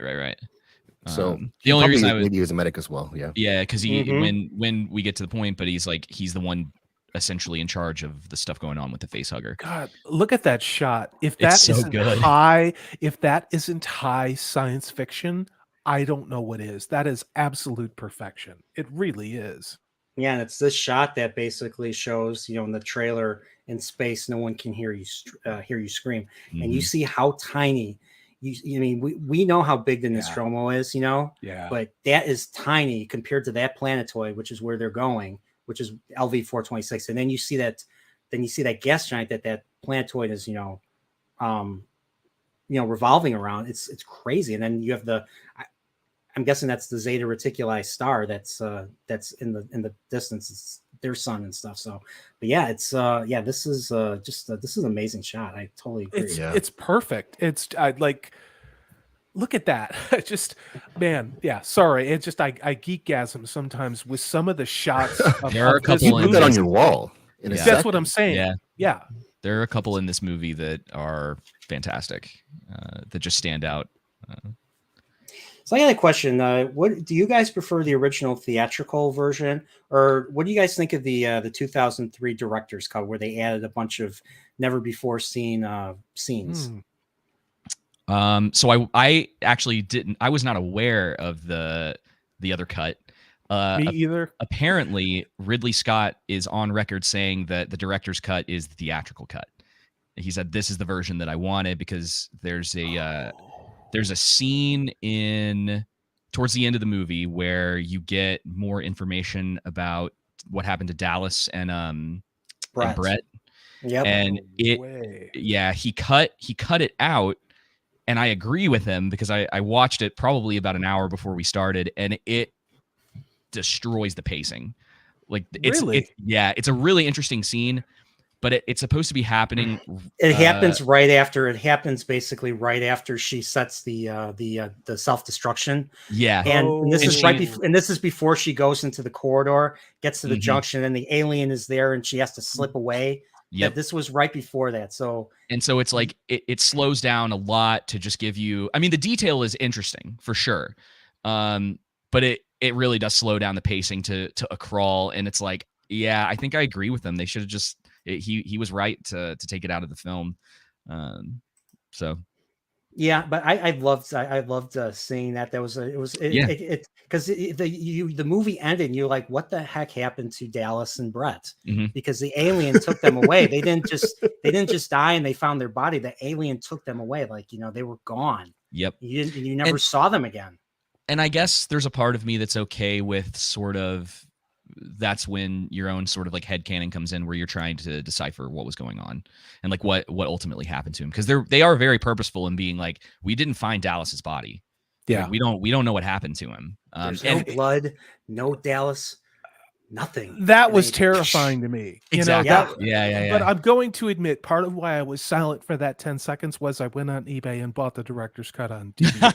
So that's why I didn't say anything. I was multitasking. Yeah. No, thank you for that. And I guess if Aliens was not a thing, there'd probably be a better argument for that being in the film, or them finding some sort of way to work on the pacing. Like, it could have been as simple. I mean, this is obviously hindsight, but it could have been as simple as she's trying to escape and she happens to run by and see that, and so you just get a quick glimpse rather than because it's a whole like 3.5 minutes of her like going down a ladder. She's looking around at everything. Dallas is like up in the thing, and then you get what looks like Brett, and I think Dallas even refers to it at one point because. And that's like confirmed in the novelization or whatever.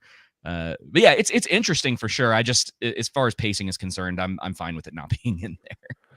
Well, that was one of the most powerful scenes of Aliens. You've got the Marines strutting and talking shit to each other, and then they get into the reactor.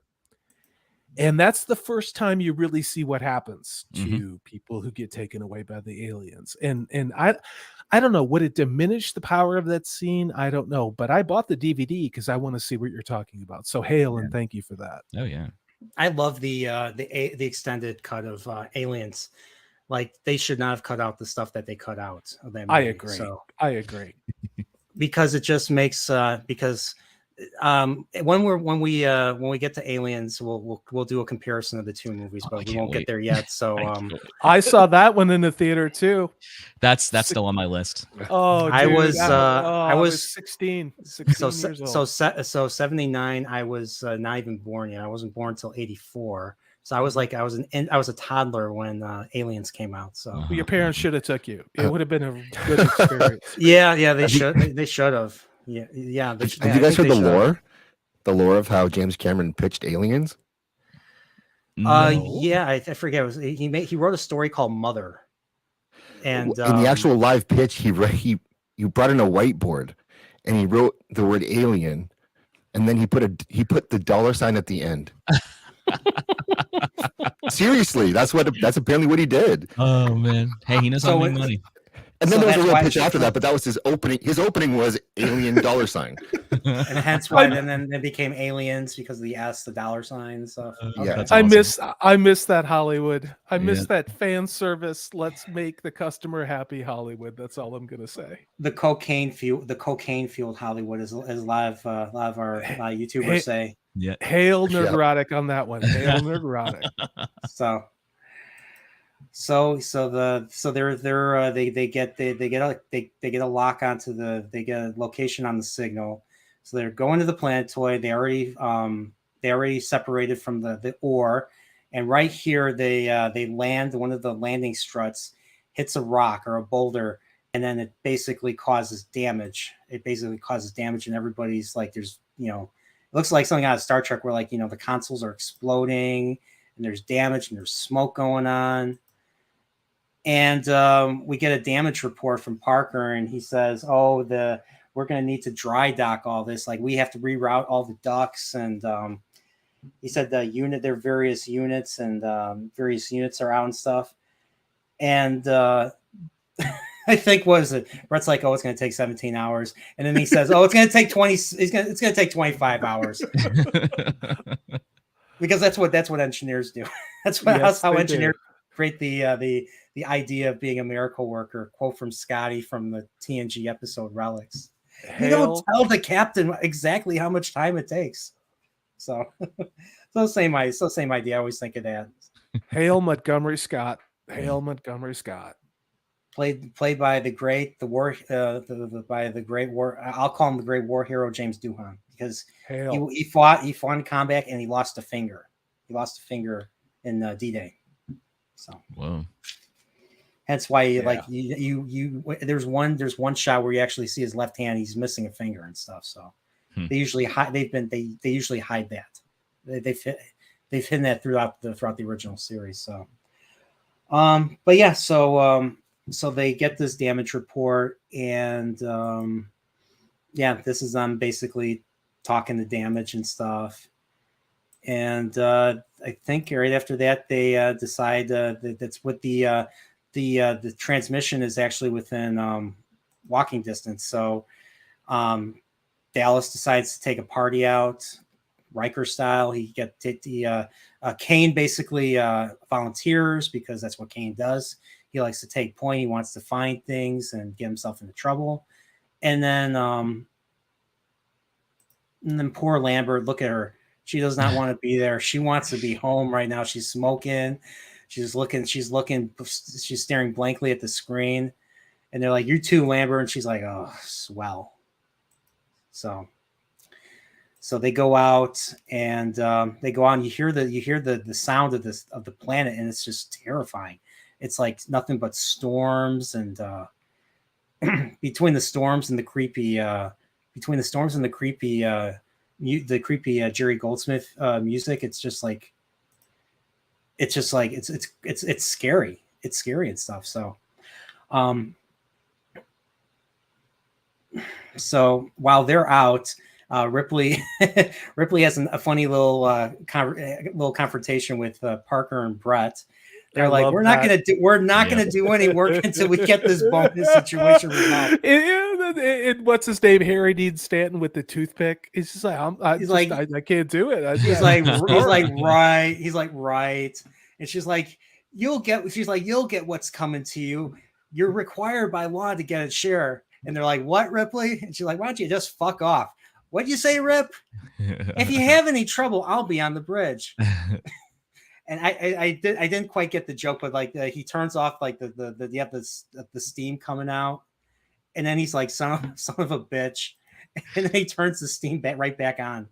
Yeah, right here. So I don't know if that means like it wasn't broken, or if they're back to square one when it comes to getting they're just messing with her share. They're just messing with her, dude. I mean, like, It's crazy though. I just looked up her. She was 30 when this movie was made. Wow. If you guys can believe that or not. And she looks great. I'm going to objectify. I'm going to objectify her. I'm just going to say she is without a doubt one of the most powerful and attractive female heroines, I think, in science fiction history.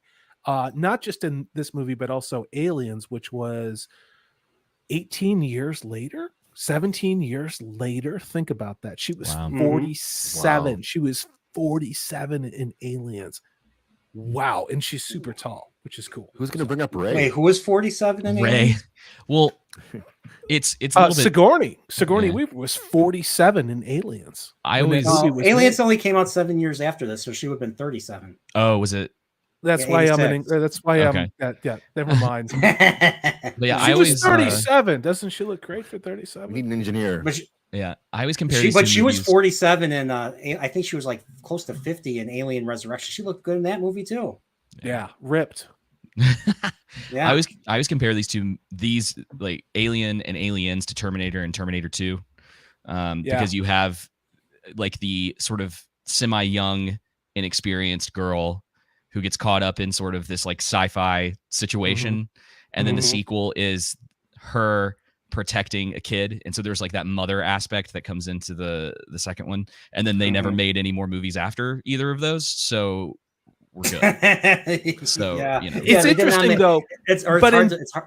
Go ahead. But Sorry. in both, Harrison. no, I'm sorry. In both instances, again, we come back to a very important archetype, and that is the strong, mature feminine. Now, the Yep. strong, mature feminine doesn't need to be maternal, but in the sequels, they both were maternal, which to Yep. me, I mean, again, Joseph Campbell, it's a long road to go down. I'm just saying there is incredible value in preserving those archetypes. And Agreed. that's where I'll stop. Yeah. No, there's a maternal archetype in Joseph Campbell. Because when I think Joseph Campbell, I think, the hero that has like 1,000 faces, Yeah. But there So- are 27 essential archetypes represented through all of the culture globally. It's not just Western civilization. And Oh yeah. I mean, and the that's- mythology has a lot of all the mythologies have something in common. Like Yeah. there's a human element, that deep human element. and we all one share. thing and one thing we're not seeing is the strong, mature feminine, the strong, mature feminine that is overcome. And I have to be really careful because this is your show. And I'm just going to say that archetype is so powerful. The matron. I think that's something that we really need, is the matron who has earned the position of being the matron. Oh yeah, I agree. Whoopa. And I'll just say, yeah. I mean, Terminator 2 is. I mean, Alien. I'll tell you what my feelings are between Alien and Aliens. It's always I'm always like, I'm either this or I'm that. At various points, you have to ask me what I'm feeling. I think is the better movie, but Terminator 2 is the better movie between that and Terminator. I love both. Ooh. I love Terminator. I don't know if you guys agree, but I think Terminator 2 is the better I agree. between the two of them. I do. I disagree strenuously, but that's It's okay. another show. Yeah, Have me back man. on, and I Oh, will man. destroy both of you. I don't know. Well, I can't wait to hear it. I mean, Terminator was ripped off of a Harlan Ellison story, and which he got wind of, and like he's like, you better put my name down, or I'm going to sue the hell out of you, James Cameron. I'm sorry. So he did. You were breaking up that whole time. I couldn't hear a word you were saying. Sorry about that. Yeah. All right, let's go. Let's get back to Alien. We're getting closer and closer to the big. Well, not the big part, but almost this big part. So they're out there. They're on LV 426, and they're trying to walk towards the transmission. It's very cold. It's very stormy out. It's dark. There's a shot that made me think of 2001. I'm trying to see if I can find it. There's a shot of the sun far away. And it made me think of this is it. This made me think of 2001 in the beginning of the movie with the dawn of man, except it was obviously it was orange. It was like sunset. It's a very similar type of shot. And the only thing that's different is there's no apes or predators out. Well, there are predators, but there's no like apes or pre-human civilization or desert. Well, it is desert, excuse me. But this made me think of 2001. The only thing that's missing is a monolith. And that weird music that comes out of the monolith. So that was creepy as hell. Let's be honest about it. Yes. Like I mean, I'd react to it the same way like the apes would react to it. Just like going crazy, going bonkers.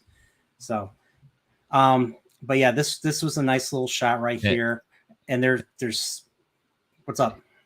Go to 23 minutes exactly.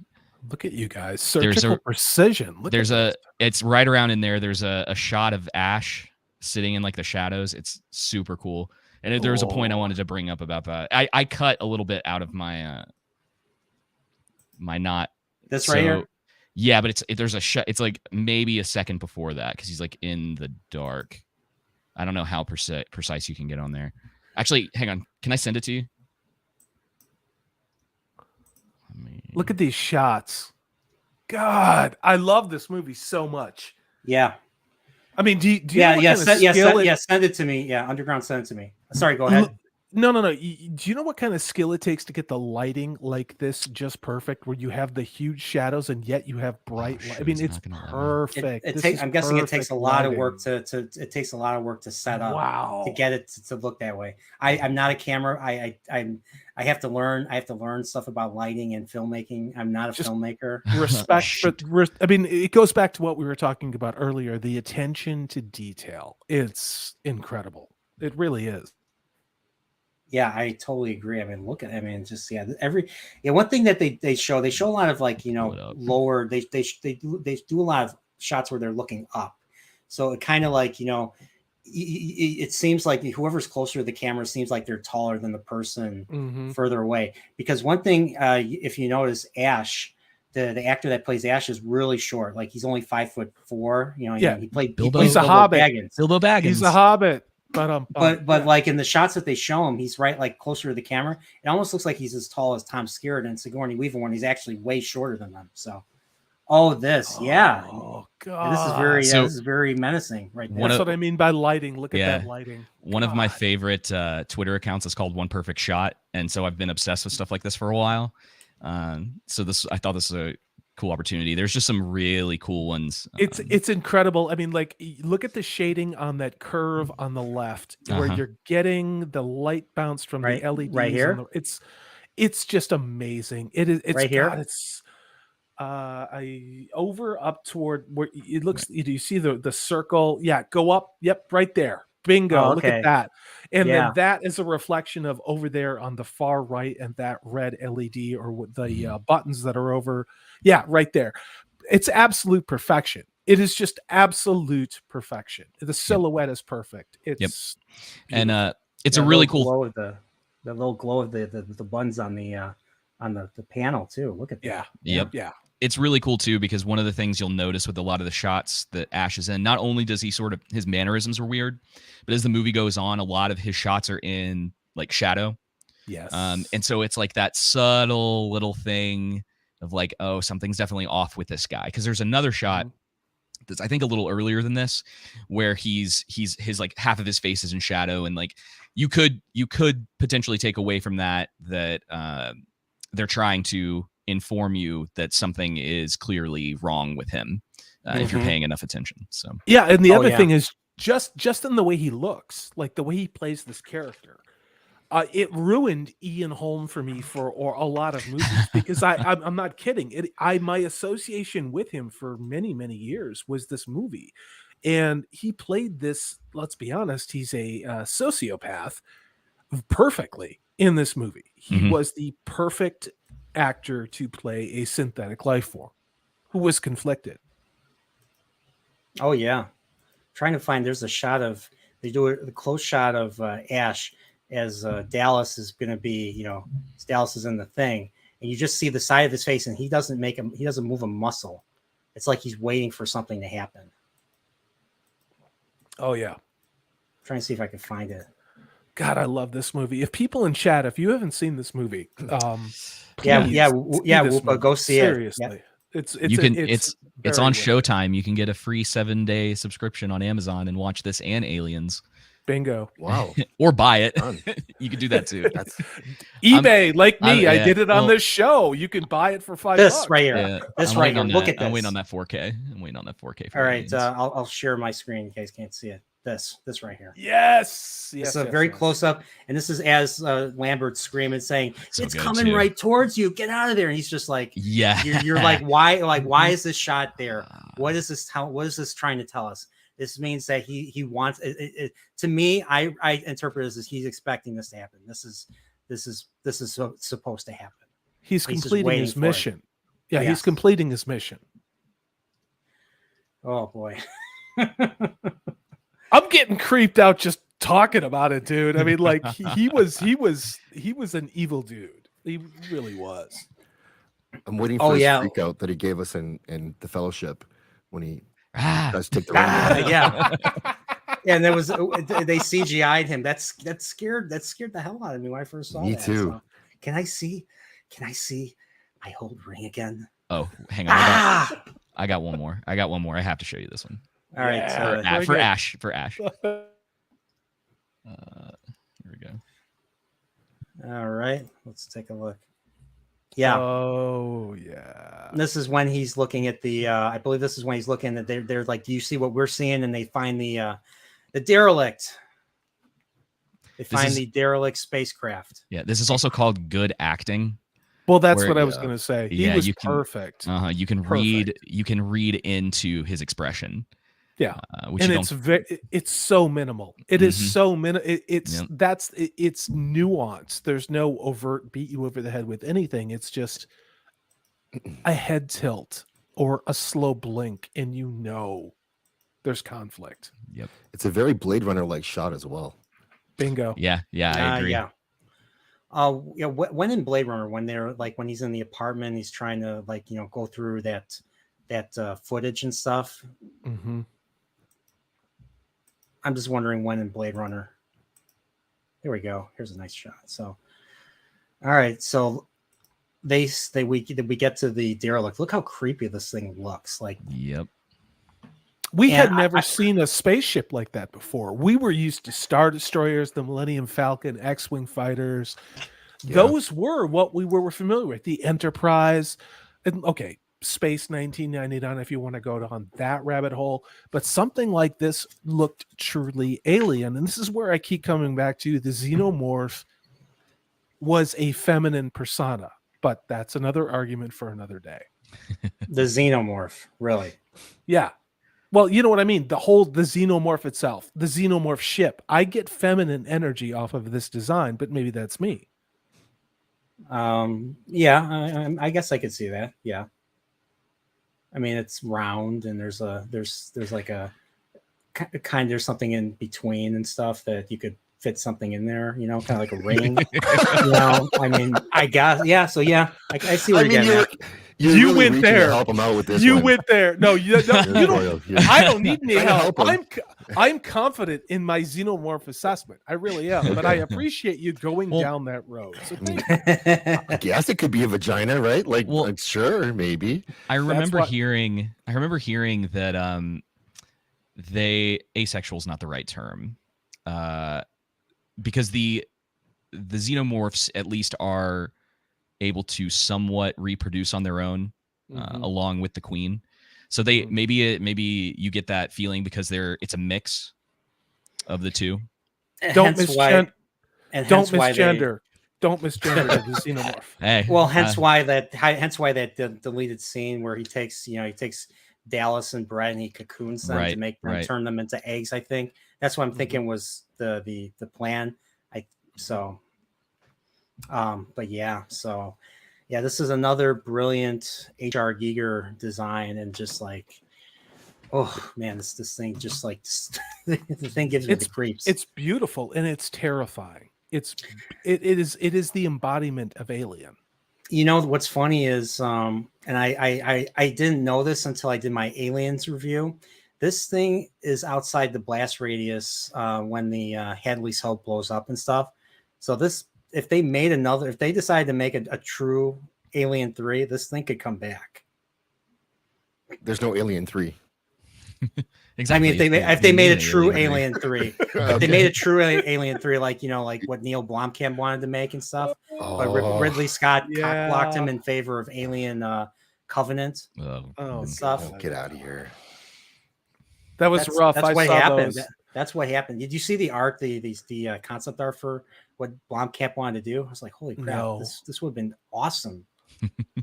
Bring back an older Hicks and an older Ripley.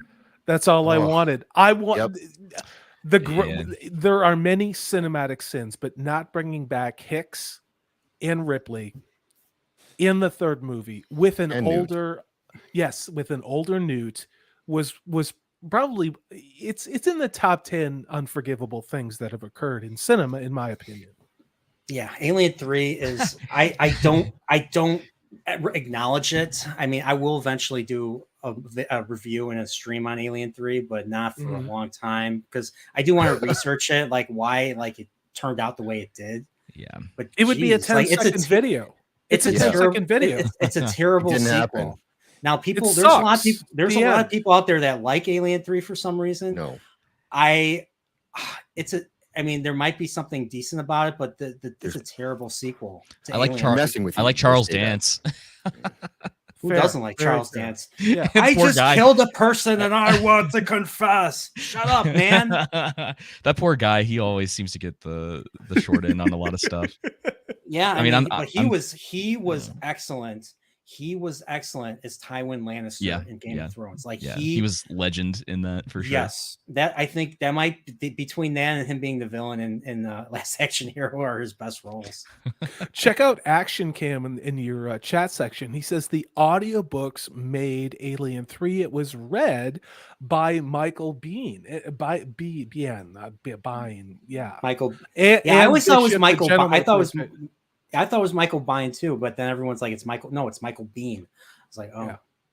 And I forget the name of the God, he's such an amazing actor. He was in Millennium. You guys remember that show, Bishop? The guy who Lance played Bishop? Lance Henriksen. Thank you. He also read on that book too. So hail to you, Action Cam. Lance Henriksen. Yeah, he's awesome. He's in a lot of stuff too. I think he was in the original Pumpkinhead. He was in Millennium. He was awesome on X-Files too. And he was in the greatest Alien movie ever, Alien versus Predator. Oh no. Okay, now, Oh, I'm boy. kidding. Don't lynch me. I think he did a few, so I'd be careful. Lynch you. Whoop is asking real question as far as Alien 3 and T3 goes, do modern day sequels make you think better of them? Probably. That's tough because it's That's there's a tough another road. there's That's tough road. there's a franchise that's getting like demolished right now. What I just heard about it today. Because Star Lord of the Wars Rings. Star Wars has this problem. Oh yeah, it was Lord of the Rings because it was The Hobbit. And it's like, are those movies somehow better now because of what's happening? And I'm like, no, I think you still take everything individually. It's like bad is still Agreed. bad. Like I agree. You know, I agree. I actually didn't dislike the Hobbit films. They're not as good as Lord of the Rings, but I didn't hate them either. So I thought I the first enjoyed Hobbit them movie for what they were. The first Hobbit movie was a letdown after Peter Jackson, but I've watched it since, and it's like it's just a little too long, but it's pretty good. And if you consider The Hobbit is actually a children's book, and it was awarded multiple because it was. I just did a video today on it. It was released in 1937, has young adult children's fiction. So if we put it into that context, I can forgive what the first Hobbit movie is and accept it for what it is. But the second two movies, I think, could have been compressed into one. It could have been a two. It was originally supposed to be a duology, not a trilogy. And I think that would have worked really well. I do, you know. Here's the I'm not thing. a fan. I do agree that I feel the second movie. I did like they added the whole thing with them running from the dragon. I thought that was a lot of fun. Yeah. I didn't like how they ended the second movie, where it just ends with him flying towards Lake Town, and there he's like, oh no, and then that's it. I was like, that's it. I was in the theater. I was like, what the heck? I had Purple Valkyrie on my show a couple of weeks ago when we were talking about the songs of Tolkien, which God help us all what they're going to do in the Rings of Power. But one thing The Hobbit did really well was capture the songs of Tolkien. I mean, especially that first movie, because Tolkien was all about the songs. And so that's why I really have a lot of respect, more respect now for the first Hobbit movie than I did when I first saw it. I mean, they're singing. I mean, they show the dwarves singing, the Yeah. song where they annoy Bilbo Baggins by breaking his dishes and Yeah. eating his food and stuff. And then they sing the song after that when Gandalf's there about the Lonely Mountain. Misty I thought that Mountains. was I thought that was freaking awesome. That was Yeah. epic. I felt like It was I was beautiful. in a fantasy world. Like it just Yeah. yeah. Well, Amazon's going to make it hip hop, just like Tolkien always wanted. We covered that in a video a couple of weeks ago with Maxfield von Priestley, where it's going to be turned into something that Tolkien never intended, nor does it represent the time frame in which it was written. God help us all. Yeah. And I mean, that's what they're doing to every franchise. I mean, Alien is headed down the same route if the rumors are true about what they're doing with that TV show. Yeah. Or is that's Alien, right? Not Predator. I get Predator. No, Predator. The Predator is going to like Native American. No. Yes! It's dude, it is. Yeah, it is. yeah. It's going. It's the strong, independent, Native North American tribal female thing. Yeah, and then Aliens is going to be about bad corporation. It's going like totally political or something, and you're just like, okay. It's like these things used to just. To link it back to Alien, though, what I love about these characters is I don't know anything about them, and they don't need to use exposition to tell me that they have this kid or a partner back home, or they're queer or whatever. It doesn't matter. They don't have to tell us that stuff. It doesn't matter. It doesn't, and it makes me enjoy it more. I don't need to know that. No. Yes. They're every man. They're every woman. You can associate with it because it's like, this is a bullshit job. I'm not getting paid enough. I just want to go home. There you go. Right. Yeah. I really like this shot. It's one of my favorites in the movie. So this is the one where Ripley basically is deciphering. She's basically saying, "Can I take a crack at deciphering the transmission?" And Ash is like reluctantly says, "Go ahead." And then, of course, that's where she finds out. I think this is a warning, and blah blah blah, which we already covered. But yeah, this is a great shot. This is, I mean, look at this. Look at the detail. Yep. But see, this is an actually stunning and brave, strong, independent woman right here. Mm-hmm. And I don't. I mean, she's working with men. She has to take the punches with the guys. Like the guys are effing with her, especially Parker and Brett, and she just holds her own. She tells them, she literally says, "Fuck off." Yeah, I mean, and also dealing with the corporate hierarchy and bureaucracy. And it's like, you can just see it. It's like, just give me a chance, you know? And and she doesn't have to tell us. Exactly. No. Show, don't tell. Act. Stop telling. Stop. Act. Yeah. Yes. Stop telling us. Show us. Stop being lazy. This is my problem with modern film. Modern filmmaking or modern, stories now. They just tell stuff and it's like boring. Just show us. Either show us or don't talk about it. Yeah. The other thing is we don't have to worry about misgendering her. Just exactly say that and walk away. Yeah. Drop the mic. Right. She's got those Converse on too, and I think most of the crew, they're all wearing the same high tops, which I thought was kind of interesting. Interesting decision. So look at this. We have another nice, interesting shot of the derelict here, and we see they're very tiny. Like we see the scale of this compared to to Captain Dallas and the crew and stuff.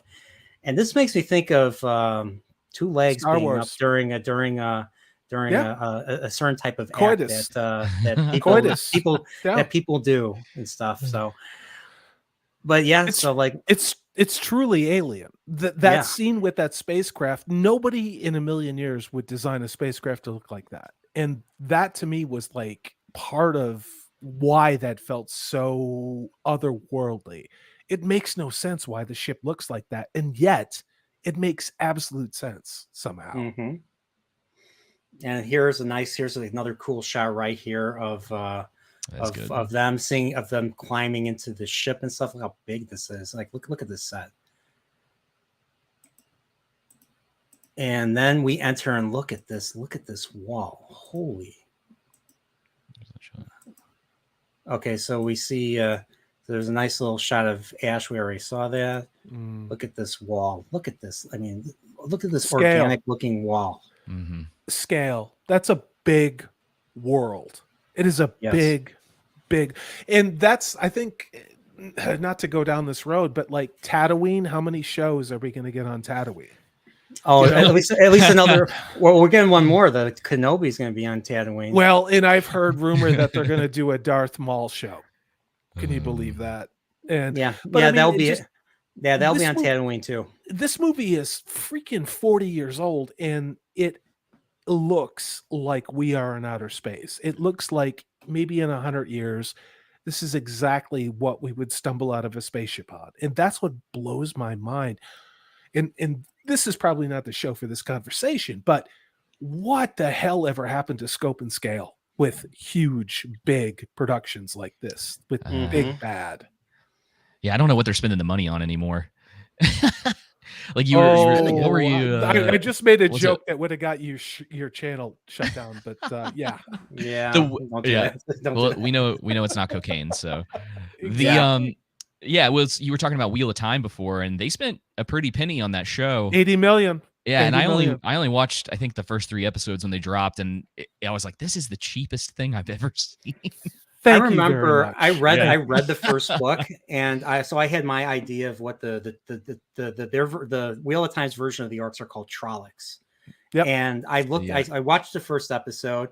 I was like, oh, that's the actor that plays Bruce Bolton. This makes it seem fantasy like.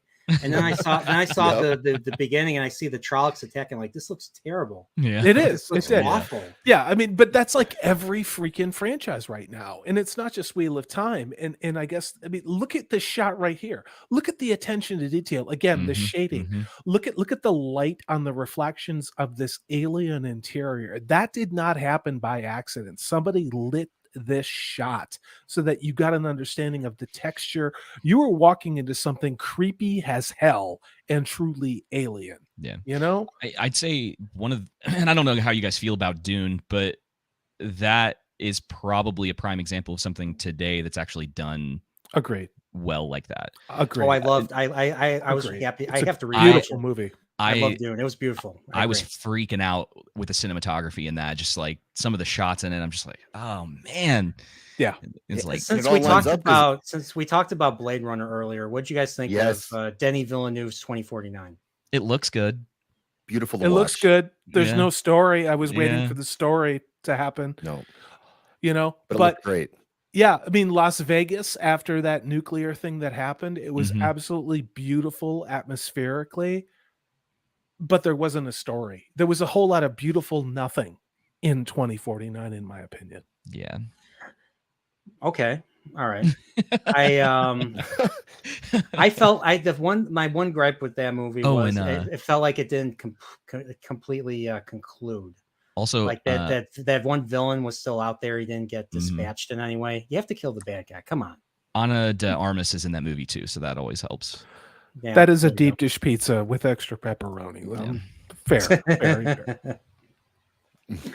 But like, yeah, this shot. I mean, heck, I should frame this right here. I This mean, looks- look at that, this. man. I mean, like, if that doesn't scream "get the hell out of there," I don't know what does. Like, Like I don't- just looking at the helmet, like yeah. you can't even see the face. It's just like dude, look that's the way not the in my light is job reflected. description. I mean, like, seriously, look at that. Like, there's Unless no, you pay me extra money, yeah, I'll do it then. You know, like I don't know Parker about says. that. I'm going to go sit on the ship and get a ride home, and you can kiss my ass. I mean, because that's not in my job description. You know what I mean? So Flaccid Phoenix says Blade Runner 2049 was great. So Why I don't guess you Flaccid- block him? Block him in the chat. He thinks Attack of the Clones was the best Star Wars movie. So Oh no. yeah, No. Yeah. yeah. Wait a There's- minute. Of all the movies, including the Yes. original trilogy. No. Come on, come That- on. It was- no. Yeah, No come way. on. Yeah. I'd permaban Flaccid Phoenix. Come on. Oh, that's great. I to be honest, compared to what we saw with Disney stuff, episode 2 is like Shakespeare compared to the Disney stuff. At least I wasn't Well, completely Amen. bored. So yeah. Good story, All right. poorly told. That's all I'll say about it. yeah, I Yeah. think the build up took a little too long, in my opinion, in that movie. And the mystery element of that movie didn't pay off with the No. Sifo-Dyas.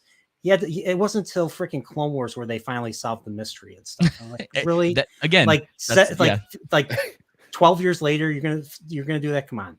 Yeah, you finish your plot lines in other shows or other like media properties. It's like, what are you doing? It's not how it works.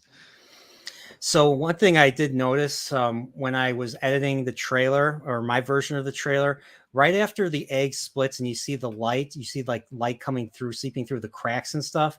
You see a shot of Kane. He's holding like a lamp, or he's holding like a flashlight as he's being descended. I thought that I didn't want to follow that, so I took a shot kind of like this, where the light is flashing from his helmet, from his helmet, and I used that as my transition after the egg cracks and stuff. So just a fun fact, technical fun fact from me. So we get to this big giant room, and who do we find? There's the space jockey. Remember the Love that space show. jockey, everybody? I remember. I always wondered where yeah. the space jockey came from as a kid and stuff. Me too. And then when I saw, and when I was starting, my career and stuff, I saw the trailer at work, and I was like, "Holy crap! They're making a movie about the space jockey." I was so excited, and I find out Ridley Scott was doing it. I was even more excited. And then I saw Prometheus, and I was like, it's not what I was expecting. So many, that movie could have been so much better. To me, it was like 30% of what it should have been. It was at 30%. But my God, look at what we're looking at here. I mean, you could have went anywhere with that. No one had ever seen anything like this before in 1979. That is horrifying. And not only that, but look at how big they are. And what is he in front of? They could have done anything with it. And this is bigger. To me, this is bigger than how they depicted them in Prometheus too. Agreed. It is much bigger. I mean, in Prometheus, they're probably shrunk by 60% for scale. So here they're so Kane's not paying attention, because Kane is just like, he really wants to find his find and stuff. And basically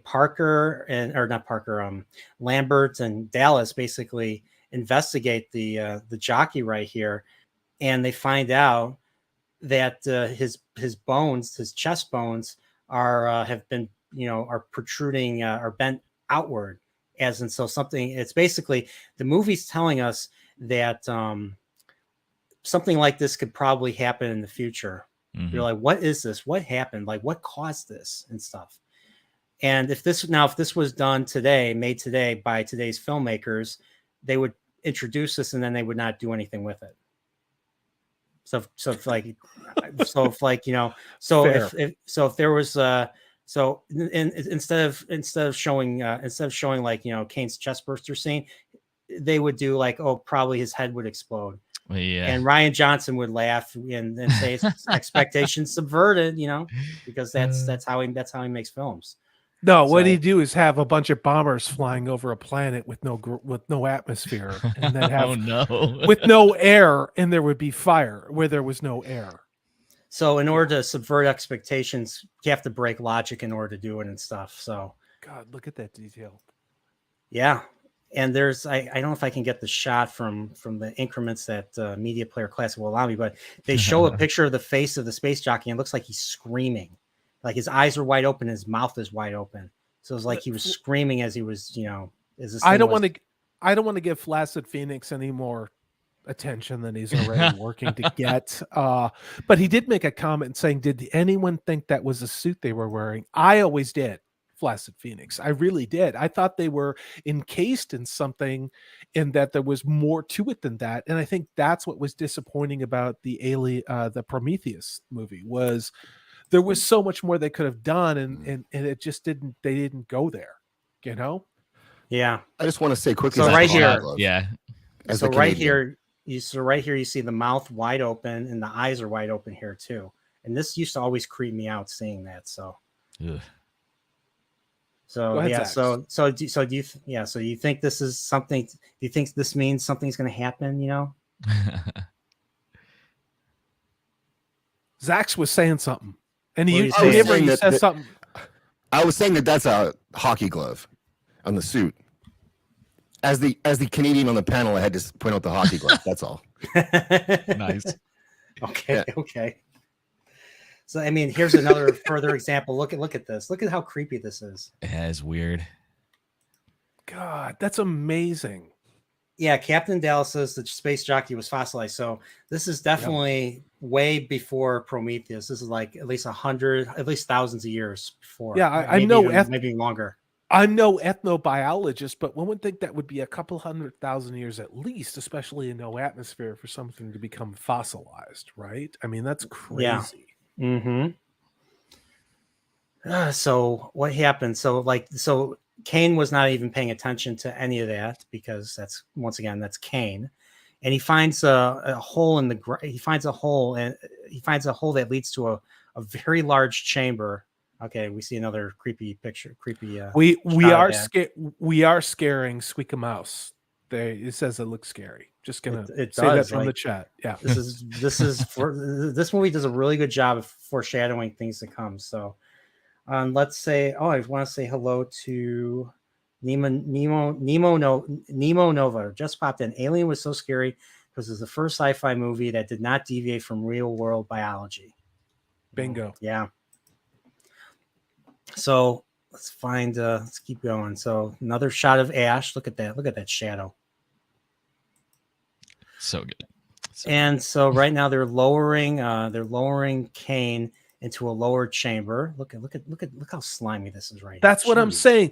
Look at that. Like the lighting it took to make that what we now know to be an alien construct within the ship was not easy to do. It's just freaking amazing. The detail. So it's basically the lighting that gives it that slimy look, that slimy effect. Well, in the texture from Geiger, what are we calling him tonight? Geiger. Geiger's the counter. Geiger is the guy. But the Geiger, like I don't even think people know how to do that anymore. It's gorgeous and it's terrifying. And let's say hello to Adega Outlaw. Welcome. Hail to you, Adega Outlaw. You've been in my chats before. Hail to you. Yeah, if you listen to some of he has a channel. If you listen to some of his stuff, he's a very good storyteller and stuff. Oh, I have. I was listening to his books yesterday based on a recommendation from Purple Valkyrie. So hail to you. Okay, Adega, $5. I do that to everybody now. Every time I praise somebody, I say, "Okay, $5." So I do it to Pacific 414 all the time. So I just recently forgave him of his debt for commenting on my video. So but going forward, they're taking him down. Look at this. He's going. Where's that shot of the whole room? Wait. Oh, when they're going down, dude, like the whole thing. Okay, no, I'm too far. Where is it? Just look at that cavern wall. The attention to detail, amazing.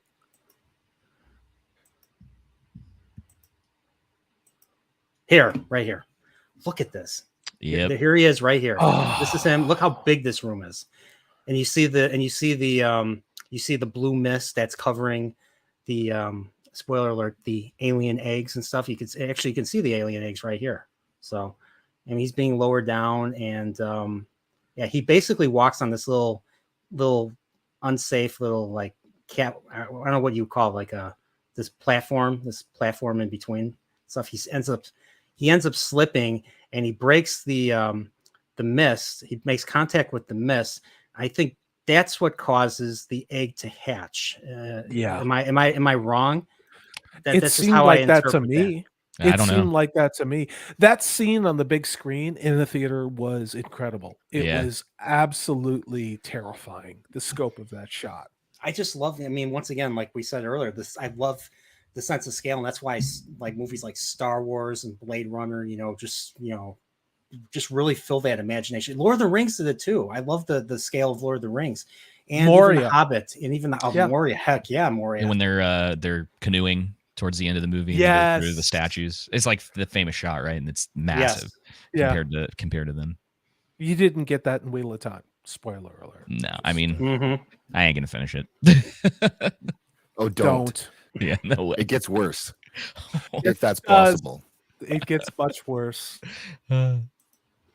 So basically Kane's walking, he slipped and he's standing on this, he's standing below the platform, and he's basically walking past all these eggs. There's like, you like wonder, when I saw this after seeing Aliens, I'm like, where's the queen? Who laid these eggs and stuff? So that's always been something I've been curious about. So is there an alien queen lurking about in a certain part of the ship or something? Or are these question. Yeah, or is this, or have these just been there for eons after eons and stuff? So That Seems should have like- been it.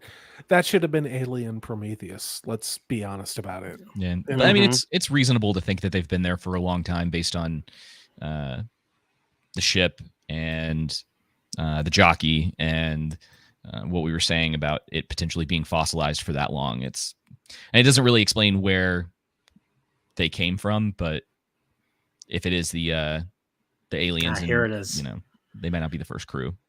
This is I like this shot too. That makes the eggs look translucent, or it makes it look translucent. So not quite Oh, yeah. transparent, but not Mhm. opaque. So like you can Mhm. see that there's something in there moving about, and you're like, Mhm. what the hell is that?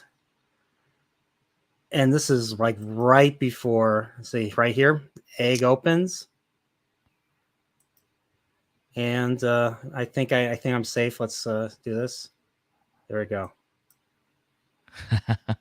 Very Well quick played. shot. Good very pause quick, game. Yeah, good pause Very game. Well quick played. shot right Yeah. here. So yeah, and it like right now it's like outside, but like later on it gets inside the helmet, like perfectly inside the helmet, like nothing, like the tail, nothing sticks out. All but practical effects. Yeah. All All practical practical. effects. So they yeah, I have to really look into how they like sprung that thing up to do that, to create that effect and stuff. So I really need to I need to finish that documentary and stuff. So, but yeah, this, like, I jumped. I don't know about you guys, but I jumped when I first saw that because I wasn't sure. Jesus. Like I still jump. That scene is incredible. It really is. I mean, especially on the big screen. I mean, so many of us, like we've talked about, we've only seen this like on our big screen TVs at home, but in the theater, it is freaking terrifying to watch it. Action Com says it was a reverse shot. Okay, I'll Yeah, have that makes sense. And Makes when sense. Action Com says something, he's like that one character in the Star Trek episode Errand of Mercy. When he says something, he's generally correct about it. So. He stole this idea from James Gunn and went back in time. Oh, Whoopa has a nice little thing. He just wants a hug. Get Yeah, it? Because face hugger. Aw. Get it? that hug gets worse. Bum, bum, bum, bum. There you go. I think That's it. Meatloaf wrote a song about this kind of love affair. That's all I'm going to say. Was Rick Baker a special effects guy? I can't recall. I don't know. Rick Baker. I don't know who Rick. I don't know who did the. I have to look into who did the effects and stuff. So. And Flaccid Phoenix says, well, not the spooning. What is he talking about? Check out Squeak a Mouse, who says you're going to hear the screaming all the way from Austin. Squeak a Mouse, I'm about an hour and 15 minutes from Austin if I obey the speed limit. So I don't doubt you with that. I will say that. This movie is freaking terrifying. I cannot recommend it enough. It's probably the scariest movie. It's probably the scariest movie I've ever. The best scariest movie I've ever. It's seen. Hitchcock with science fiction. It really is, like, really good Hitchcock. And then once it kicks into second gear, it never slows down. It never slows down. I mentioned that in my review. Actually, there's a lot of Hitchcock elements, especially with the alien itself, because you only see like 3 minutes of footage of the alien in this movie, in this entire movie. So like the way the shots are set up is you don't see everything. It's like you have to use your imagination to put everything else together, and that's what It's makes like it Jaws terrifying. that way. Yes. So it's kind of like that's how Hitchcock had to explain the shower scene from Psycho to the board, because the board wanted to completely cut it out. He's like, no, this is a pivotal scene in the movie. He's like, well, it's stabbing people. He's like, you don't see it stabbing people. People think it's stabbing, but it's not. The shot just shows the knife moving, and then you hear it hitting like a grapefruit or something. That's the sound that they used, but you don't actually see it penetrate the skin. That's basically what he's talking about. And this, I think, and of course, Veronica Cartwright was also in The Birds. She was a kid. She was a child actor in The Birds. And she worked directly with Hitchcock. And in the documentary, she says that, you know, Ridley Scott and the filmmakers employed a lot of Hitchcockian elements into this. So yeah. I said this in my review. So, but yeah, this was creepy as hell. And what's funny was you would think it would take a long time to come back to the ship, but they like come back to the ship in like the very next scene. So they're see, it's already like a few seconds later and they're already in. And so here we have some inner conflict between Ripley and Dallas and Lambert. So they're going in. Dallas is like, "Hey, let us in," and Ripley sees that something's not right. She's like, "Oh, what's going on? What's wrong with Kane?" And like, "Oh, something attached himself." And he's like, what? "Oh, an organism." Well, if we let him in, we can all die. There's a company quarantine procedure. It's like, "Oh, he can die. Let us in." She's like, "No, I can't. We have to follow procedure." Yeah. And what does Ash do that kind of leads to further distrust? He goes to the thing and he opens the door for them. Yep. So the question is, if you were in the situation, what would you do? Would you be on Ripley's side now without knowing what was really going on? Would you be on the side of Ripley, or would you think, "Oh, we have to save his life. Let's let him in and break the rules," despite the fact that these rules were written for a reason? That's tough. That's a tough I'm one. I'm not a big protocol follower. Yeah, I tend to might agree have with been that. able to. So you would have you would have done the same thing. No, but in this case, when you're dealing with alien life forms and an infection, I would have followed it 100%. I mean, we've seen it in Star Trek. We know what happens when you don't go through quarantine. You know, how many times do we need to have something bad happen? That's all I'm going to say. And look at that face. In the underground, I didn't mean to cut you off. Oh no, I don't even remember what I was going to say. Like it's there's some interesting character moments there for sure, because Dallas, you know, he talks about the protocols later on too. Where was it? Oh, because Ripley kind of, I think she confronts him again about the situation, and it's like, "Oh, he's the science officer," and he's like making all these excuses, and it kind of goes to his character a little bit, because he tends to be aloof's not the right word, but he burned out. Yeah, he's just so he almost like doesn't care about anything anymore. There's the only thing, and it might actually be just a little bit of a criticism of this part, is that the scene happens in such a way where it's like Ripley's like the only person who's questioning the situation, and I kind of just wonder about what everybody else was thinking. Like, okay, why aren't we having a discussion about this? If you watch the next scene, and this is in the deleted scene. This was a deleted scene. So they're in the infirmary. So this is the theatrical version I have. So I don't have it. So there's a shot, and I did not see this coming. So we see the aftermath of the deleted scene. Basically shows the aftermath of Ripley not letting them in and stuff. So basically she goes to the corridor where there were Lambert, Parker, and Brett are, you know, watching, you know, Ash and Dallas helping Kane in the infirmary. First thing she does, she's like, "What the fuck is going on?" Then Lambert gets up and smacks her in the face. Jeez. And Parker and Brett have to, you know, keep them from killing each other. Yeah. And she's like, "You bitch." Lambert's like, "You bitch, you're going to let us die out there, or you're going to let him die and stuff." And then Dallas on the intercom says, "I expect to be obeyed. You know, I gave you an order." And she's like, she's crying. She's like, "Even if it's breaking the line," she's like, "You goddamn right." So it just like, and then here's the thing. Parker actually speaks up for Ripley, despite the fact that they have their own little, you know, problems and stuff. Right. Parker speaks up for her. We don't know what the hell. He's like, "We don't know what the hell that thing is." And so, you know, and then of course, then it goes into, you know, where they're like, you know, they're trying to break off the helmet. And basically Dallas is like, "How are we going to get it off? And then Ash is like, "Oh, we're going to, you know, I'm going to remove some of his digitals." And Dallas has no idea what the hell he's talking about. It's like, "I'm going to remove a finger. and so he tries to he tries to use some tongs to try to remove one of the legs and stuff, and it just they say it's tearing his scalp, so they can't do it that way. It was so So- creepy just watching that face hugger, because we didn't know what the hell was happening. This is the first time we've seen this creature before, and watching them try to fumble around trying to remove it's such a powerful scene. And even later in Aliens, in the sequel, it's what happened in Alien, but this moment was so pivotal in developing the xenomorph and just how terrifying it was, in my opinion. Yeah, I agree. And one of the things I really like about where a lot of this is headed is this is kind of where a lot of these set designs that are all these clean rooms, like gross stuff starts happening in all of them.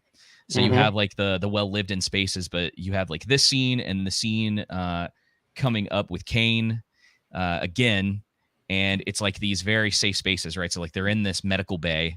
Mm-hmm. The whole thing is set in this very like pure white, and then this is in my opinion, it's one of the most kind of like horrific moments in the movie, because you're sitting there as an audience member just being like, this thing is wrapped around his entire face. And then they talk about how it's like down his throat, and they're kind of talking through how, like, what's going on with this thing. It's very uncomfortable. Like, it's just, there's something about it. Do you think the arachnid design of the face hugger is effective? Hey, let me interrupt for 1 second. I know Zaxx has to split, so I don't mean to interrupt the flow. I just want to let you guys know. Oh, sorry, Zaxx I haven't been checking the price. No, it's okay. It's okay. So Zaxx, go ahead. Oh, thanks for having me, guys. I gotta jettison on out of here. But this has been great. I'd like to stay longer, but well, I'm married, so I gotta. He'd like to stay married. You're welcome to come back next time if you want to. Yeah, I'd love to. This has been great. All right, great. Well, thank you so much for coming on. Don't you have something you want to plug? Don't you have a channel or something? I got a channel.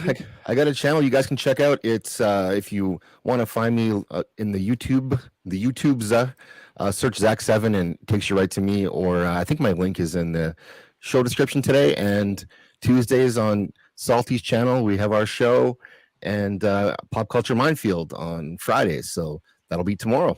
I need to ask you, why 7? Oh, because I think because some of the other numbers were taken, and I was like, oh well, try 7, and 7 was fine, so that's it. Well, 7's a very significant number. I mean, you have 7 deadly sins. I know. 7 virtues, 7 days in the week. I need a better story. Unless you're a Beatle, then there's 8 days a week, but that's a whole nother story. So, all right, well, thank you so much for coming on. This was awesome. Thanks a lot, guys. All right, have a good night, and remember, be careful. Oh, I will. Keep your stick on the ice there. Thanks, guys. Yes. All right, take care. See ya. Okay. All and right. Then there were 3. And then there were 3. So he can't get the so Ash cannot just pull the finger or pull the digitals off. So they put him into this little chamber where they do an analysis, and they're looking at his throat, and Ash surmises, and after seeing the movie, we know it's BS, but he's like, oh, it must be feeding him oxygen. Yeah, it must be feeding him oxygen. If we take it off of him, it could kill him. I mean, obviously, it's not feeding him oxygen. Yeah, he does. What's up. I mean, this guy is so mission focused, and I think that's why he loses it later, is because of his programming not to hurt humanity, and yet he has been told in no uncertain terms that this needs to occur. That's just my opinion, but so he's basically telling, he's telling a bunch of bull crap and stuff, but nobody knows it. Dallas doesn't know it. Nobody else does. And here's the thing that I forgot to mention when they're putting him in there. Parker keeps saying, "How come you guys don't freeze him? How come you guys don't freeze him and stuff?" I And know. they should have did that. They should have did I that agree. because Yeah, that's a good point. I mean, Ash purposefully ignored that.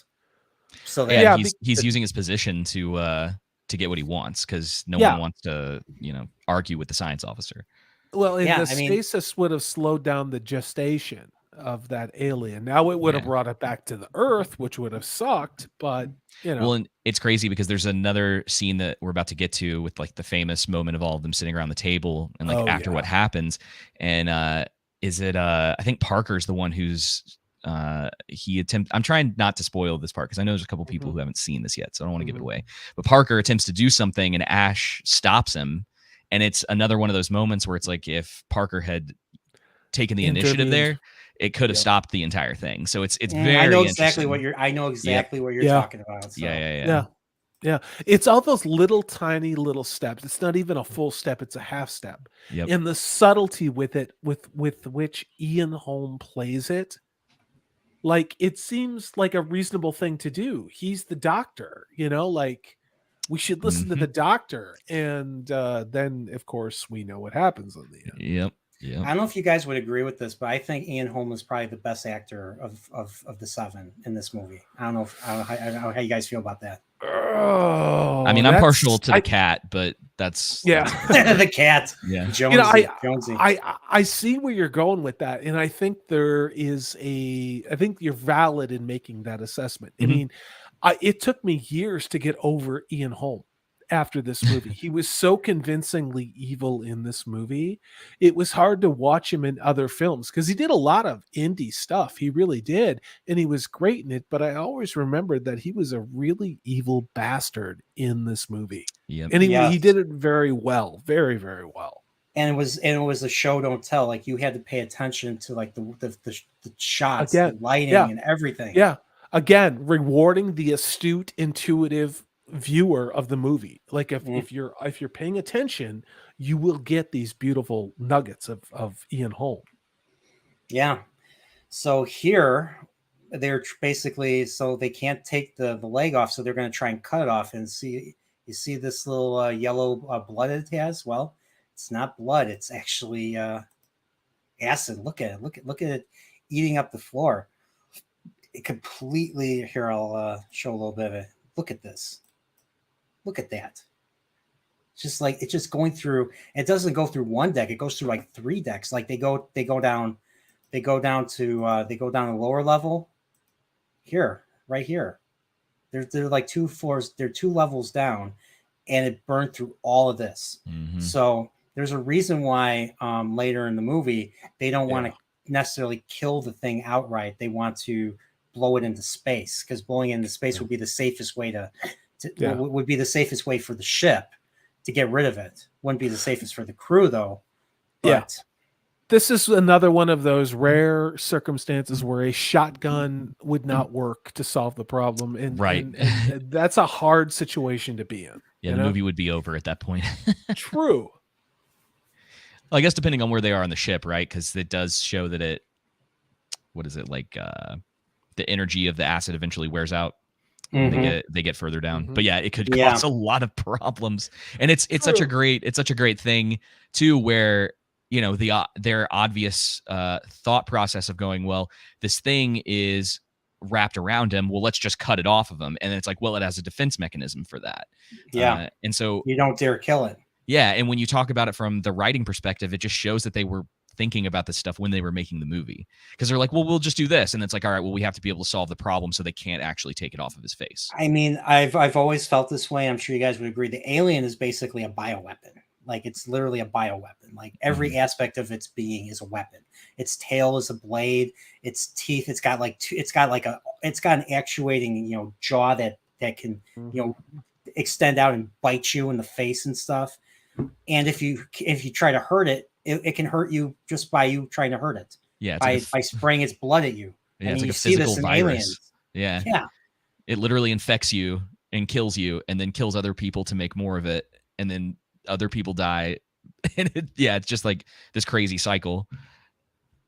Yeah, I mean, just yeah, I mean, yeah, this, yeah, everything is ridiculous here. So, so we have Parker and Brett here. They're trying to fix the ship and stuff. And I can't tell, but it looks like they're drinking beer. They're drinking Of beer. course they are. Of Something. course they Yeah, are. As opposed to Ash drinking milk all the time, which is, I'll be honest. Creepy. I mean, yeah, Creepy. milk is something you would see a child drink, but here I'll be honest. I drink milk when I eat cookies, but that's like it, or cereal. Or No sugar one's gonna cereal. fault. No one's gonna fault you for that. Come on. Yeah. But drinking milk by itself is just Unless you're on the Unless you wanna Galactic upset Star stomach. Cruiser, Yeah. unless you're on the Galactic Star Cruiser and it's free, then you're allowed. Well, yeah. But I think water's a much better alternative. Milk is for kids. What can I say? So so they're basically, they want to get the hell out of there. They're saying, oh, let's fix this as soon as possible. This place is giving me the creeps. And we have a nice shot here where we're in the lab, and Kane's still on the bed, and Ash is basically looking inside. He's basically looking at this beautiful image inside of Kane's. I'm guessing this is the alien itself or something inside Kane's chest. Yeah. Oh yeah. And right, like he's looking at it, and all of a sudden, like, Ripley's right behind him, and he doesn't even he's not even worried. She's like, whoa, that's weird. What is it? And he's like, I don't know. And then he turns off the screen. Yeah. Well, he does the same thing to her later. Mm-hmm. Oh yeah, went with in the mother room. Yeah. I think the mother room was kind of inspired by 2001, but with a different color, obviously. Absolutely. With the Hal. Absolutely. When he's trying to disconnect Hal, but in that room it was red. It was mostly red and stuff. But I think it was a similar idea. So, but she basically asks him, like, she confronts him, and she's like, "Why the hell did you do this? Why did you break quarantine procedure?" And it's like, oh, and she basically explains to him, hey, he's like, oh, I was following an order. Well, and he's like, well, when Dallas and Kane are off the ship, I'm the one that's in charge. You have to follow my orders and stuff. And he's like, oh, what? He tries to guilt her, and he's trying to, guilt her into saying, when why did you break the science division? This was the science division that wrote the quarantine procedure.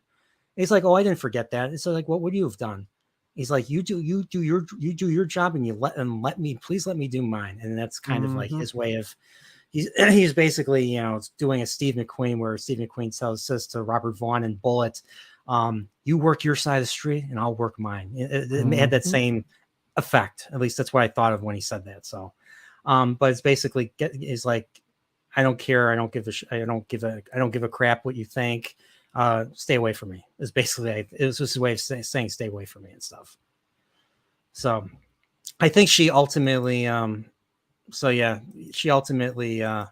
confronts Dallas. You see Dallas is here. He's in the shuttle.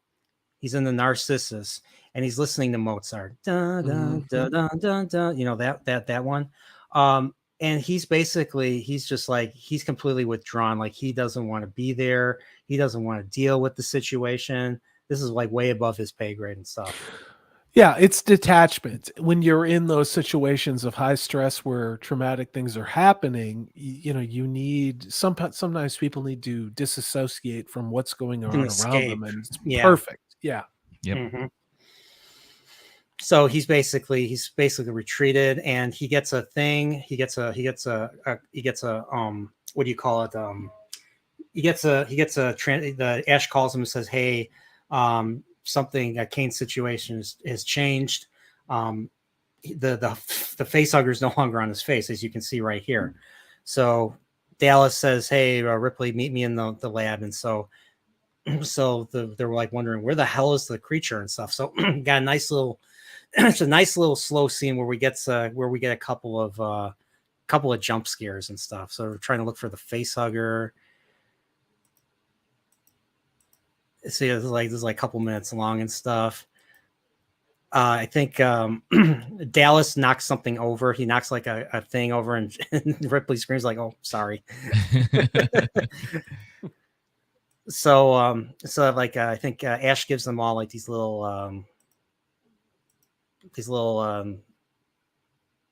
That's not can't think little. of what Like a these light. these little I don't know what those things are called. I can't think of what they're Why did I called. think? Why did I think they were lights? Do they have like a light on the end of it? Like a little like a pick or something, or like a probe Yeah. or something, like a long Yeah. probe. Huh. Yeah. So too far. Oh Oh God, no. man. Oh, No, it's so gross. dude. It's so gross. I know, it's perfect. Oh God, this Yeah, they're movie like- is perfect. They're like weird So little the- lights. It's got a. You see right there. So the thing drops right on Ripley. So the thing drops right on Ripley, and she freaks out. She's right there, and she gets down and stuff, and then I think Ash pokes it, and he's like, "Oh, it's a reflex action. Don't worry, it's dead." Yeah. So right here Sure. we have the face hugger, and I'm sure you guys already know this. You can tell these are oysters. These are the oyster. These like way. oyster meat, I believe. Yeah. Oh man. I've eaten a lot of oysters, and I would never eat one that looks like that. That's all I'm gonna say. Well, once again, because when you eat oysters, it's what is it, aphrodisiac or something? Yeah, You know, that's They're interesting. delicious. Another They're another delicious. another sexual, idea, sexual, thing with the alien and stuff. Interesting. I just kind of thought that just now, to be honest. So like, yeah, and you have your typical, science wants to, study it, maintain it. Ash wants to maintain it. And Ripley takes the other side, the I would call it the Dr. McCoy side, and say, we have to get rid of this. This thing is dangerous. We have to get rid of it. And that's why airlocks were created, to put something like this out of it and get the hell out of there. Let's be really clear about this. Yes. So Captain Dallas, once again, being kind of, he doesn't want to deal with, the decision making and that. He's like, oh, we'll do whatever Ash wants. And that pisses Ripley off. As you can see, she confronts Dallas about it, closes the door on him. And she's like, she basically complains about Ash to him. She's like, I don't trust him. I don't like what he's doing. And Dallas is like, I just run the ship, and we're supposed to do what the company, this is what the company wants, and I'm going to do it. And she's like questioning, like, why and stuff. And she's like, how long have you been? And here's the thing, the director's cut this out of the movie, but like, he tells her that she asked him how long he's worked with Ash. And Ash has only been there ever since they left the plant that they got the ore from, the mineral, the ore depository and stuff. Yeah. So this was like literally 2 days. They assigned a new science officer right before this. So that's kind of telling. Mm-hmm. So we know that this further supports that there's something off about Ash and stuff. So yeah, Dallas just like, once again, doesn't want to take the responsibility. And he basically says, why are we still here? And it's like, oh, there's still some minor damage that we need to account for. And she tells him what it is. And he's like, oh no, we don't need that. Let's get the hell out of here.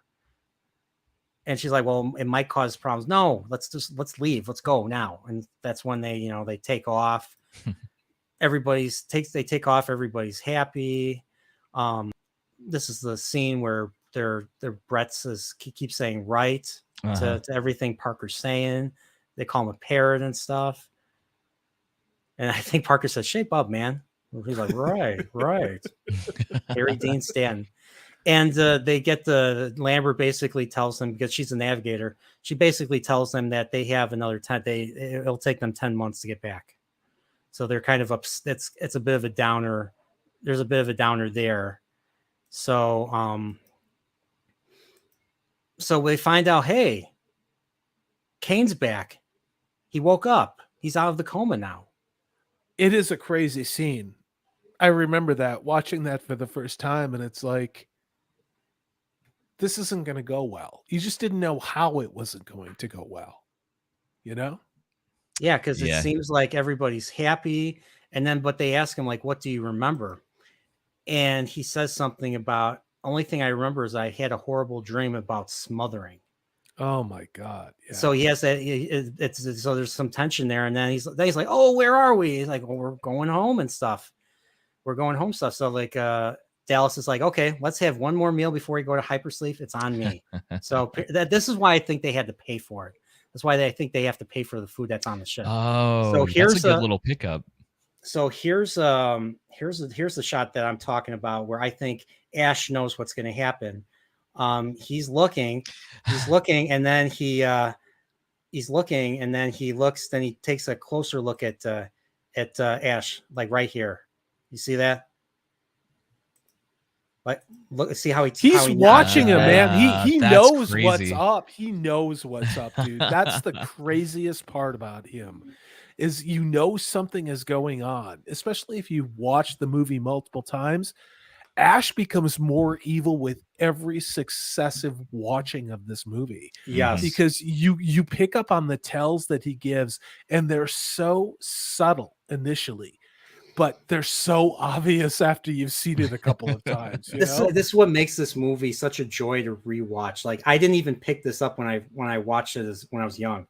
It's not until I recently when I did my review of this that I noticed this. Because because now that I review stuff, I watch it from a different perspective.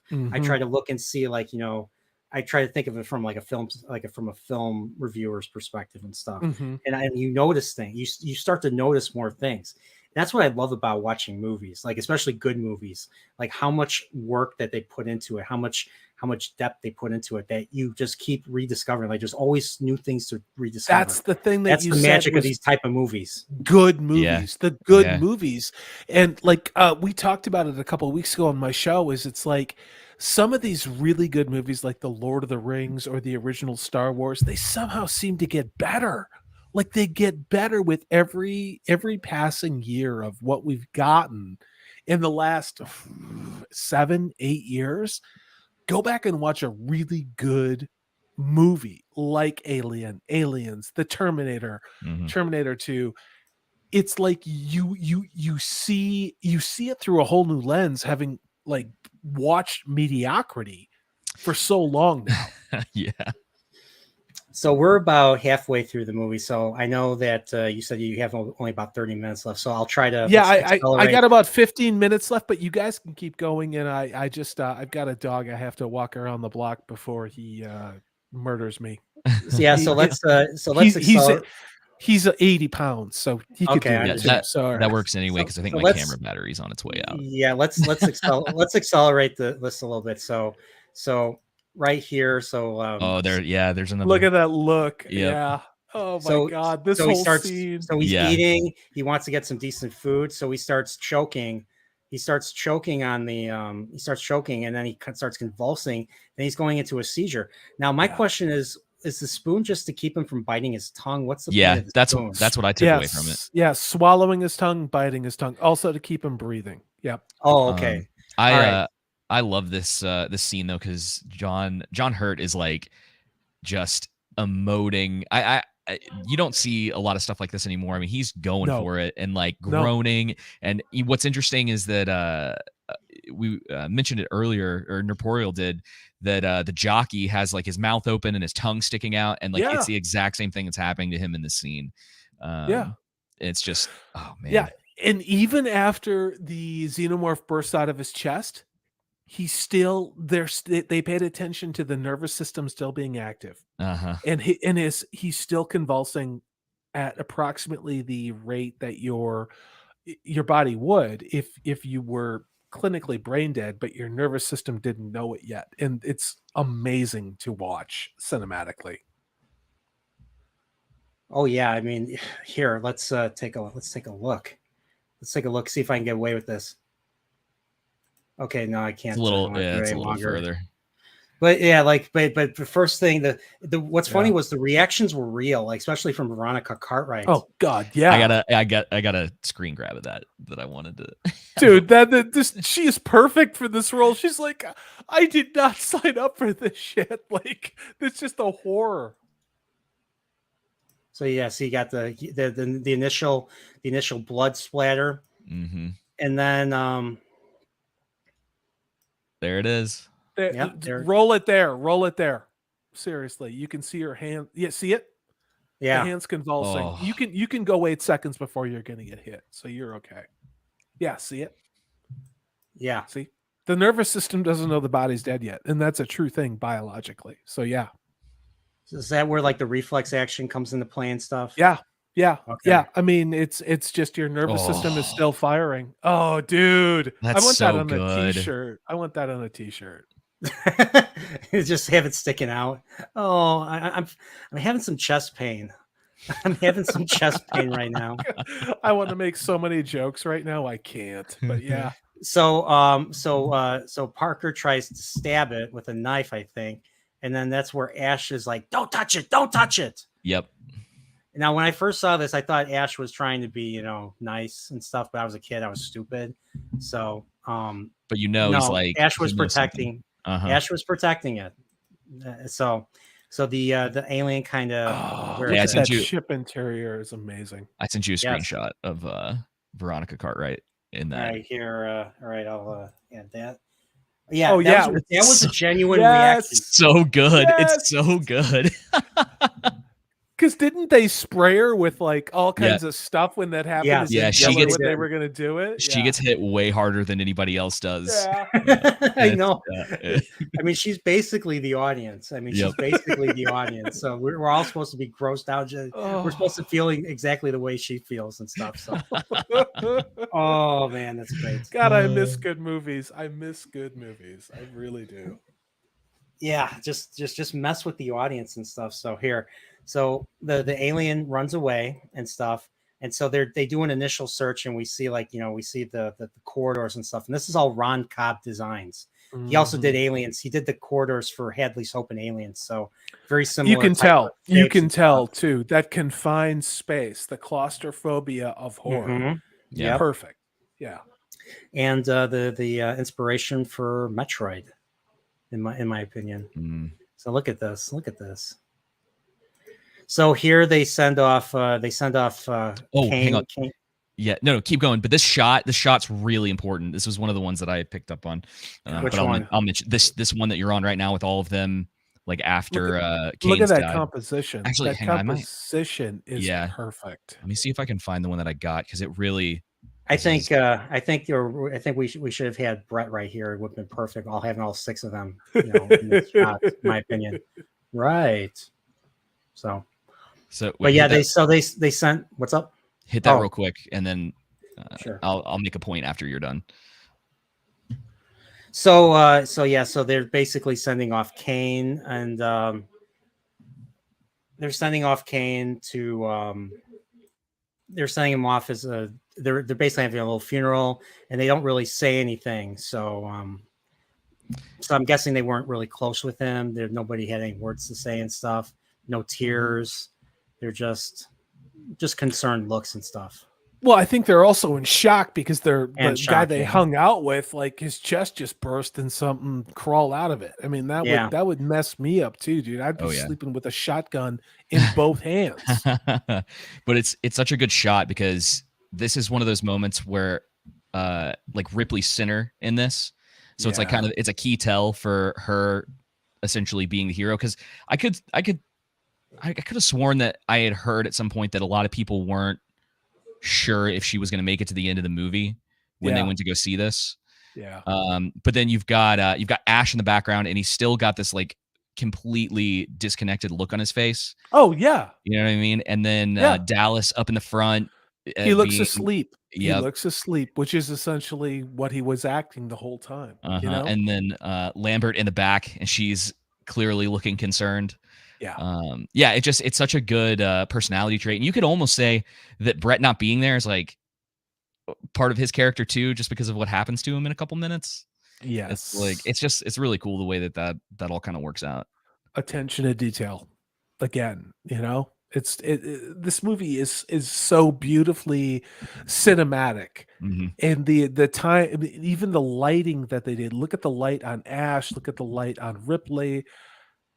It's beautiful to watch, even though you're trying not to poop your pants. Let's be honest about it. Yeah. I mean, this is just this is. I don't even know where we're at. So they send Kane off. They send him off into space and stuff. So right here, you see them. They're saying their final farewells. Burial at sea. Burial at sea equivalence is the I action love com the says. ship. I love the ship. I don't know. I'm gushing, but this movie is so beautiful. It really is beautiful, high concept science fiction, I even though agree. it's horror. Yeah, they turned it. I mean, yeah, they didn't want to make it a B movie, so they put a lot of budget. Yeah, Ridley Scott's storyboards that he drew based on the scripts. They were so detailed and so impressive that they doubled the budget of the film. They went from $4 million to $8 million. Wow. I've So heard that about him. and they used the budget in a good way. Look at this. I know. I've heard that about him with other stuff too, which is another for he's a pain in the ass. But Oh, yeah. look at the Yeah. result. Look at the Yeah. result. Yeah, he's a very visual director. I mean, you see it in you see it in all the storyboards.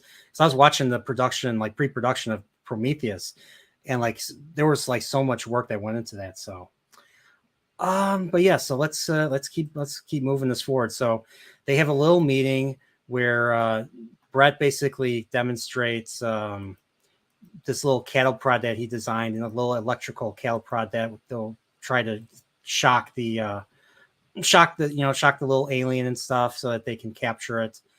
And of course, we find out Ash designed a tracking device right here. And of course, Ripley asks, "Oh, what does this key on?" And he looks annoyed at her. And he's like, "Micro changes in air density." And she's like, bullshit. She's like, "Micro changes in air density, my ass." But this is like right after when they're going to look. So they split up into two teams. So Ripley, Parker, and Brett go looking, and then of course Ash, Dallas, and Lambert are the other team. But we don't know what they're doing. We don't see them. We focus on Ripley's team. So they're going around. It's very dark. It's very creepy. I think I think this is the refinery and stuff. Look how creepy this room looks. It's very creepy. Especially the shot later when Brett's looking, he goes into the door right here. But I'll show that later. But they're basically looking for the alien. They're keying in on something. I think Brett has the net.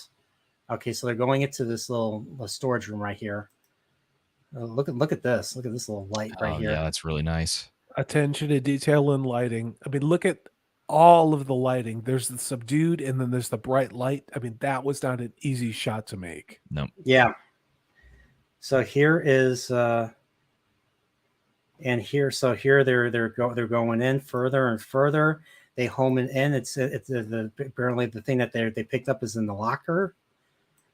And of course, so he has the net. I think Parker opens the door, and I think she's holding the prod.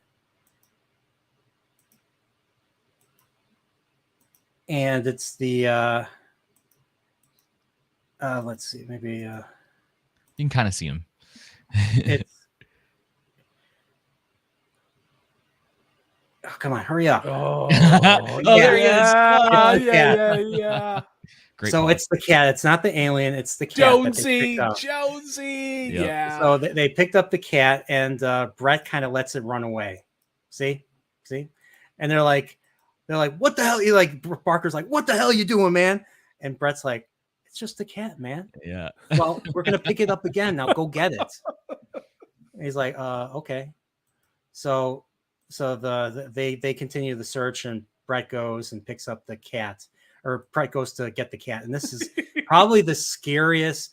To me, this was the scariest segment in the movie. It's so bad. And look at Brandon, the anime guy in chat going, kitty. It's Yeah. like, you have no idea what's about to happen, man. Yeah. And what did he say? I have never seen this movie, and I never will be able to. Oh, Brandon. Chest poppers are not my thing. Oh, but dude, this is a good movie. Just it's a very think about good it movie. as Hitchcock in space, and close your Exactly eyes during the chest bursting part. It's a beautiful psychological thriller. It really is. Yes. Yeah. So he's like, here, kitty, and then he's like, oh, kitty crap. Jones, Jonesy, where are you? And then we see these look at this. I mean, look at this Look right at here. that. That is Geiger, whatever you Yep. guys want to call him. That is 100%. Yeah. That shot So right this- there is one of my favorites too. This is very.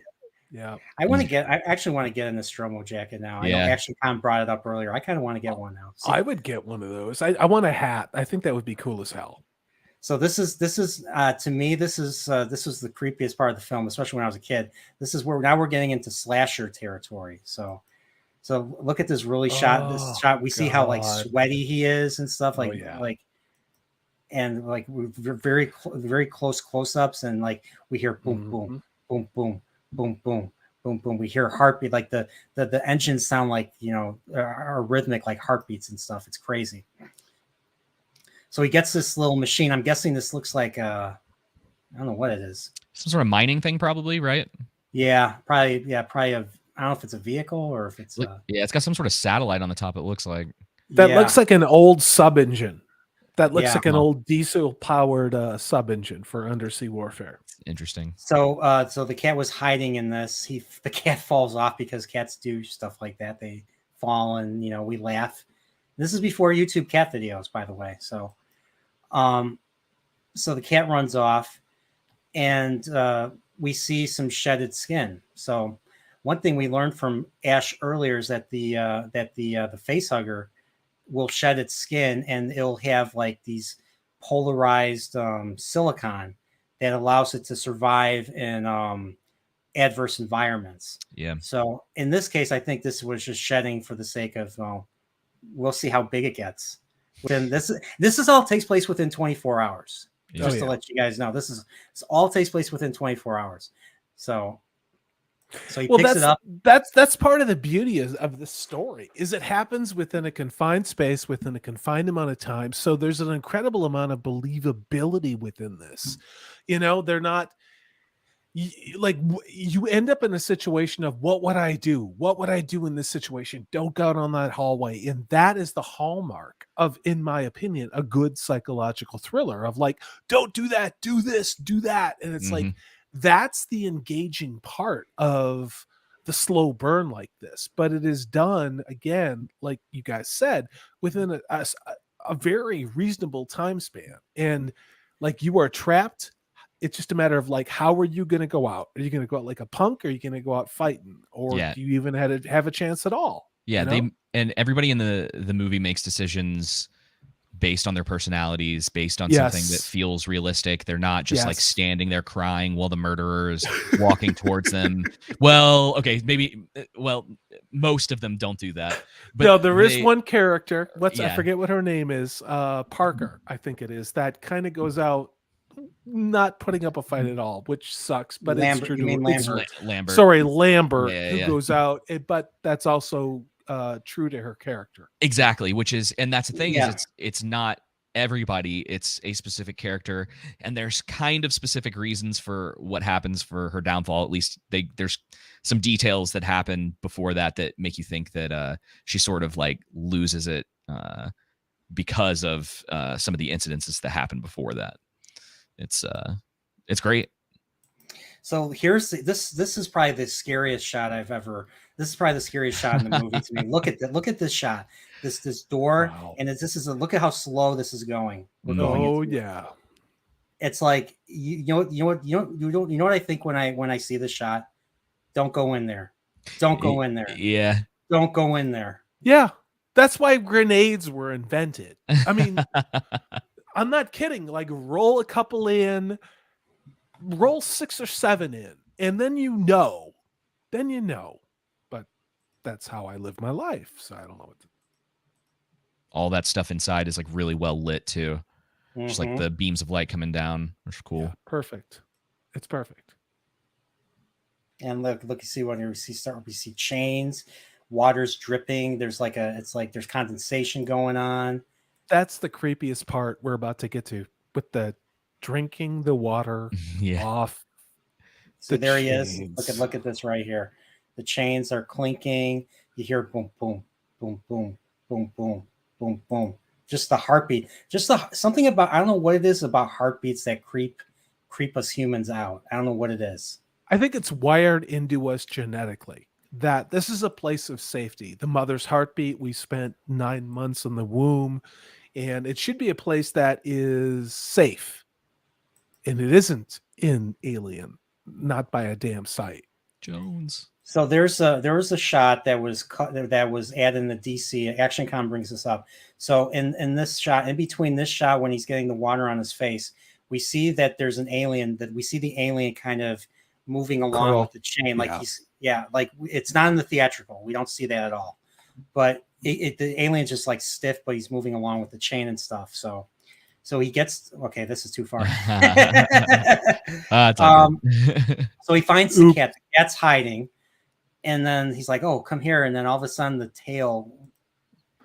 Let's see. Yeah. It's a really cool shot because Jones hisses, and it's like it's kind of going crazy. And then the minute that the cat sees, and this cat, like this is one of those things. I don't know where they got this cat from, but the way that the cat emotes to whatever is freaking it out.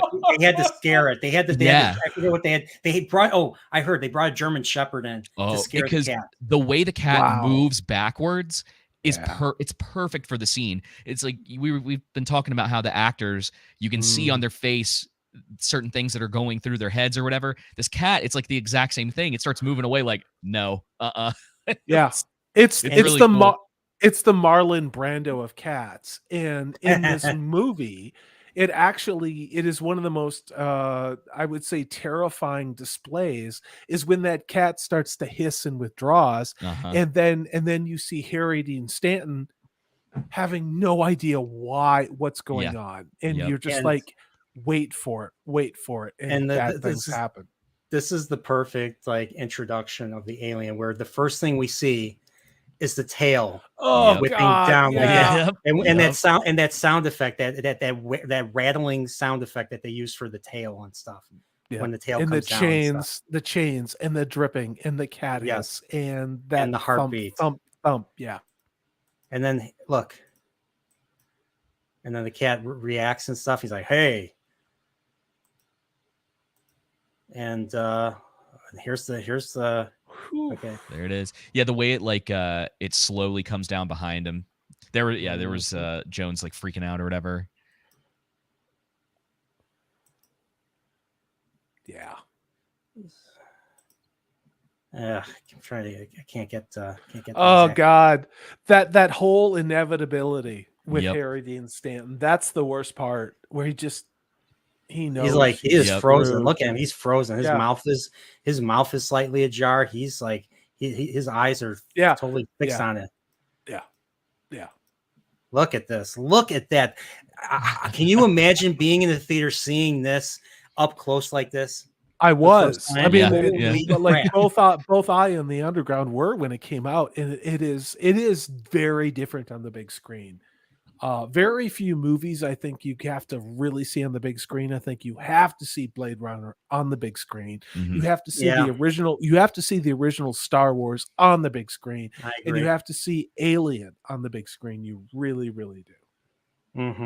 And 2001.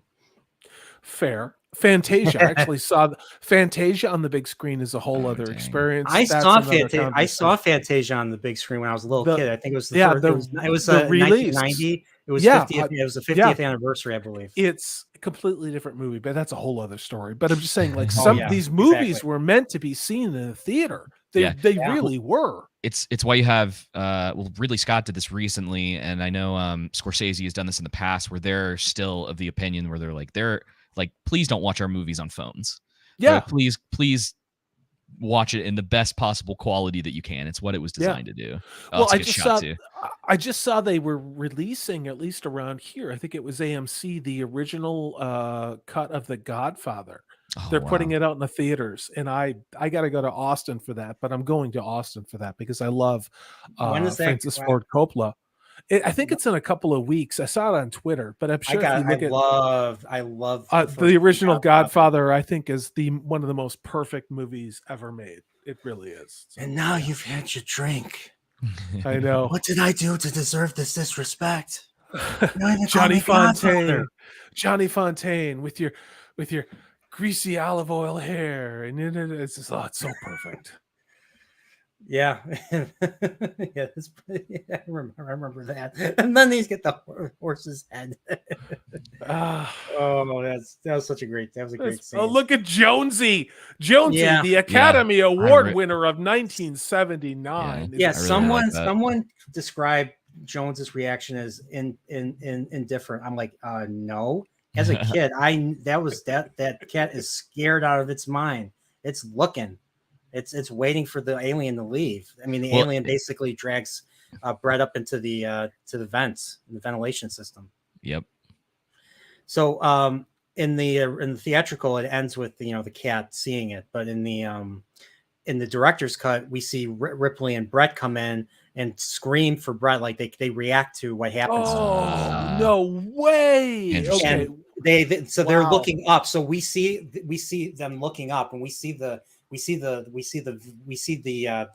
vents above them, the chain and everything. And all of a sudden, we see blood dripping down on Parker. Oh my God. I Yeah. don't know. I'm kind of partial to this scene with Jonesy being the only witness to that death. Yeah, But like it I makes said, it I bought the scarier. DVD. I bought the DVD. Yeah, I do while need we to were watch that live version. streaming. But they're both, Yeah. but basically Ripley and Parker are both basically screaming, Brett, like, and then it still ends with the cat looking and stuff. But yeah, I think this was creepier in my opinion, just with the cat by itself as the sole witness. But the next scene, we know that Parker and Ripley, Parker especially, has seen the alien. He basically tells us, hey, it's big, and it's huge. It's a man and stuff. And they say, and they know it took Brett into the the ventilation system, and they're curious if he's alive. And while they're doing that, Dallas is basically hatching a plan to get rid of the creature, because the vents connect to the airlock, to the main airlock, and they want to basically trap it and drive it into the airlock, because that's where the ventilation leads ultimately to. So you see how Ash is basically quiet. He's not saying anything. He's kind of slouching over. Mm-hmm. And it's basically Ripley that says, hey, science division, give us a hand. What should we do? Give us some feedback. And he's like, he basically is like, use fire. And so basically Parker goes and rigs some incinerator units.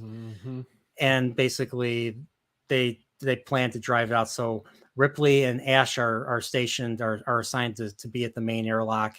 Parker and Lambert are supposed to be responsible for sealing the maintenance hatch behind everybody, so that the alien can't go the other way. And they're also responsible for tracking the creature. So Lambert basically reading the trackers, basically us reacting to the alien coming towards them, as we see right here. Okay, so there it is. Yeah. So before they hatch the plan, he asked the computer mother if there's any to evaluate his plan. And what does mother say? Insufficient data. Not enough information. A very Hal-like answer. Yeah, because doesn't he ask a personal question about his survival rate too? Yeah, what are my chances? Yeah. And it can't give him anything either. And he's like, I was like, okay. Yeah, it says request options for possible procedure. Yes. And then it doesn't give him any oh crap. No, this is when you open a bottle of bourbon, There it is. like the good one, and you're like, this is it. This is mortality. I want to find this font. I have to find this type of font and stuff.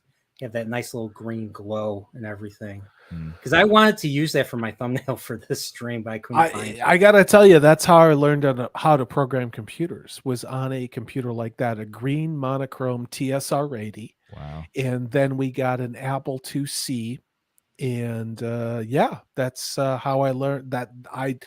It took a long time before we got LCD, tricolor monitors, RGB. I remember those computers. I was really young. I was in first grade or something. The Macintoshes just came out, stuff, but we still had those old 80s Apple computers in the back of the classroom.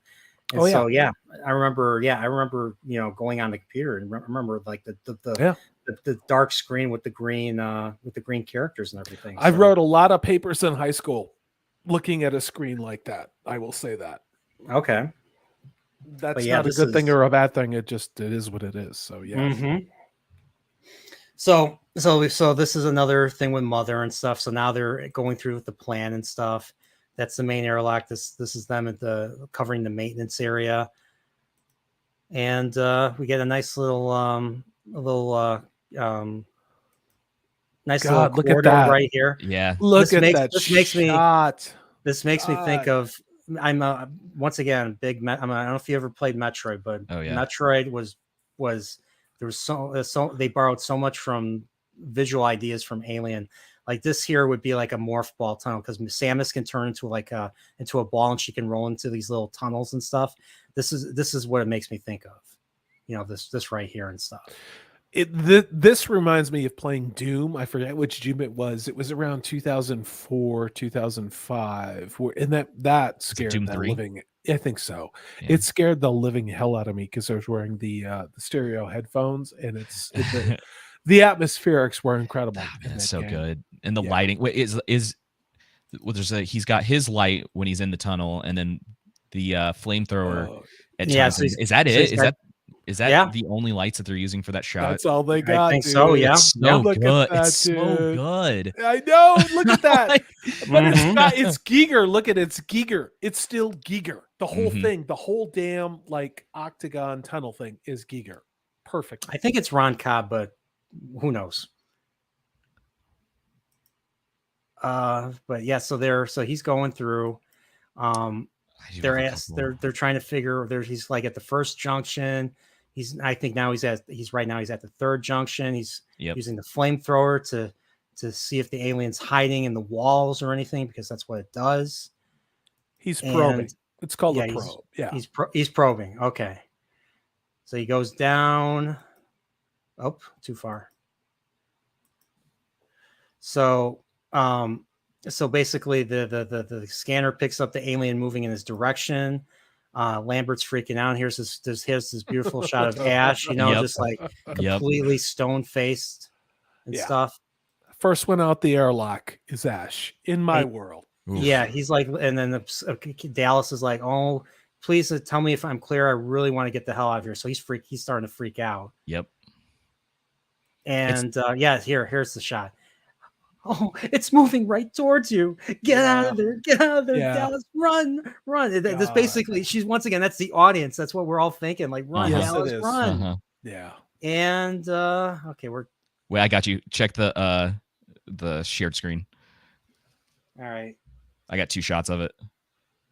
So he comes down the ladder. And when I was trying to get a couple of these shots, one of the best parts about this is that thing is sitting there the whole time he's coming down the ladder, and you can see that's the creepy part. That's the creepy part. You can see it in the light of the flamethrower as he's coming down, like just a piece of it. And this is the first time they do something kind of like that. And there's one shot at the very end too, where they kind of like you like misinterpret what you're looking at.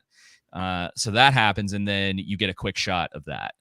Yeah. So once he flashes the light on it, then he goes so it's like, and then silence. Like you just hear feedback from the audio equipment, and they're like Dallas, and then the next scene we hear the famous the Parker has the incinerator unit. He's like, this is all that was there. No blood, no Dallas, nothing. And then he hits the table, and then and then of course, all right, let's go back. Yeah, see, look at that face. Look up. I would not want to be. I would not be. But that's a guy who went down that damn tunnel by himself to go look for his captain. And that's one of those scenes where I'm looking at this guy, and he may have been a belly aching dick like during the first part of the movie, but this is a guy who went to go look for his captain, and you got to respect that. Like this guy's like, screw it. I'm going to find him. Yeah, and that's all. And all he found was the incinerator. And so he's pissed off that nobody's saying anything. You know, Ash is quiet, and Lambert's crying, and Ripley's like, I'm thinking. And then she's like, let's proceed with Dallas's plan. And look how Lambert reacts right here. She's like, She's "Are you out of Twitter. your That's mind? Twitter. You Are guys you just out, she's captured like, are you Twitter. out of your mind? She's like, are you out of your mind and end up like the others? No, you're out of your mind. You have a better suggestion? Yes. I say we abandon this ship. I say we abandon the ship. Take our chances in the show. Hopefully someone will pick us up. And then Ripley's like, no, the shuttle doesn't take for. And you know what she says? Why don't we draw straws? And then it cuts back to Parker saying, I'm not drawing no straws. I'm going to kill that goddamn thing right now. Yep. And then he starts grumbling, and Ripley just like she just shouts at him. She's like, are you listening to me, Parker? Shut up. Yeah. And he's like, okay, let's hear it. Yeah.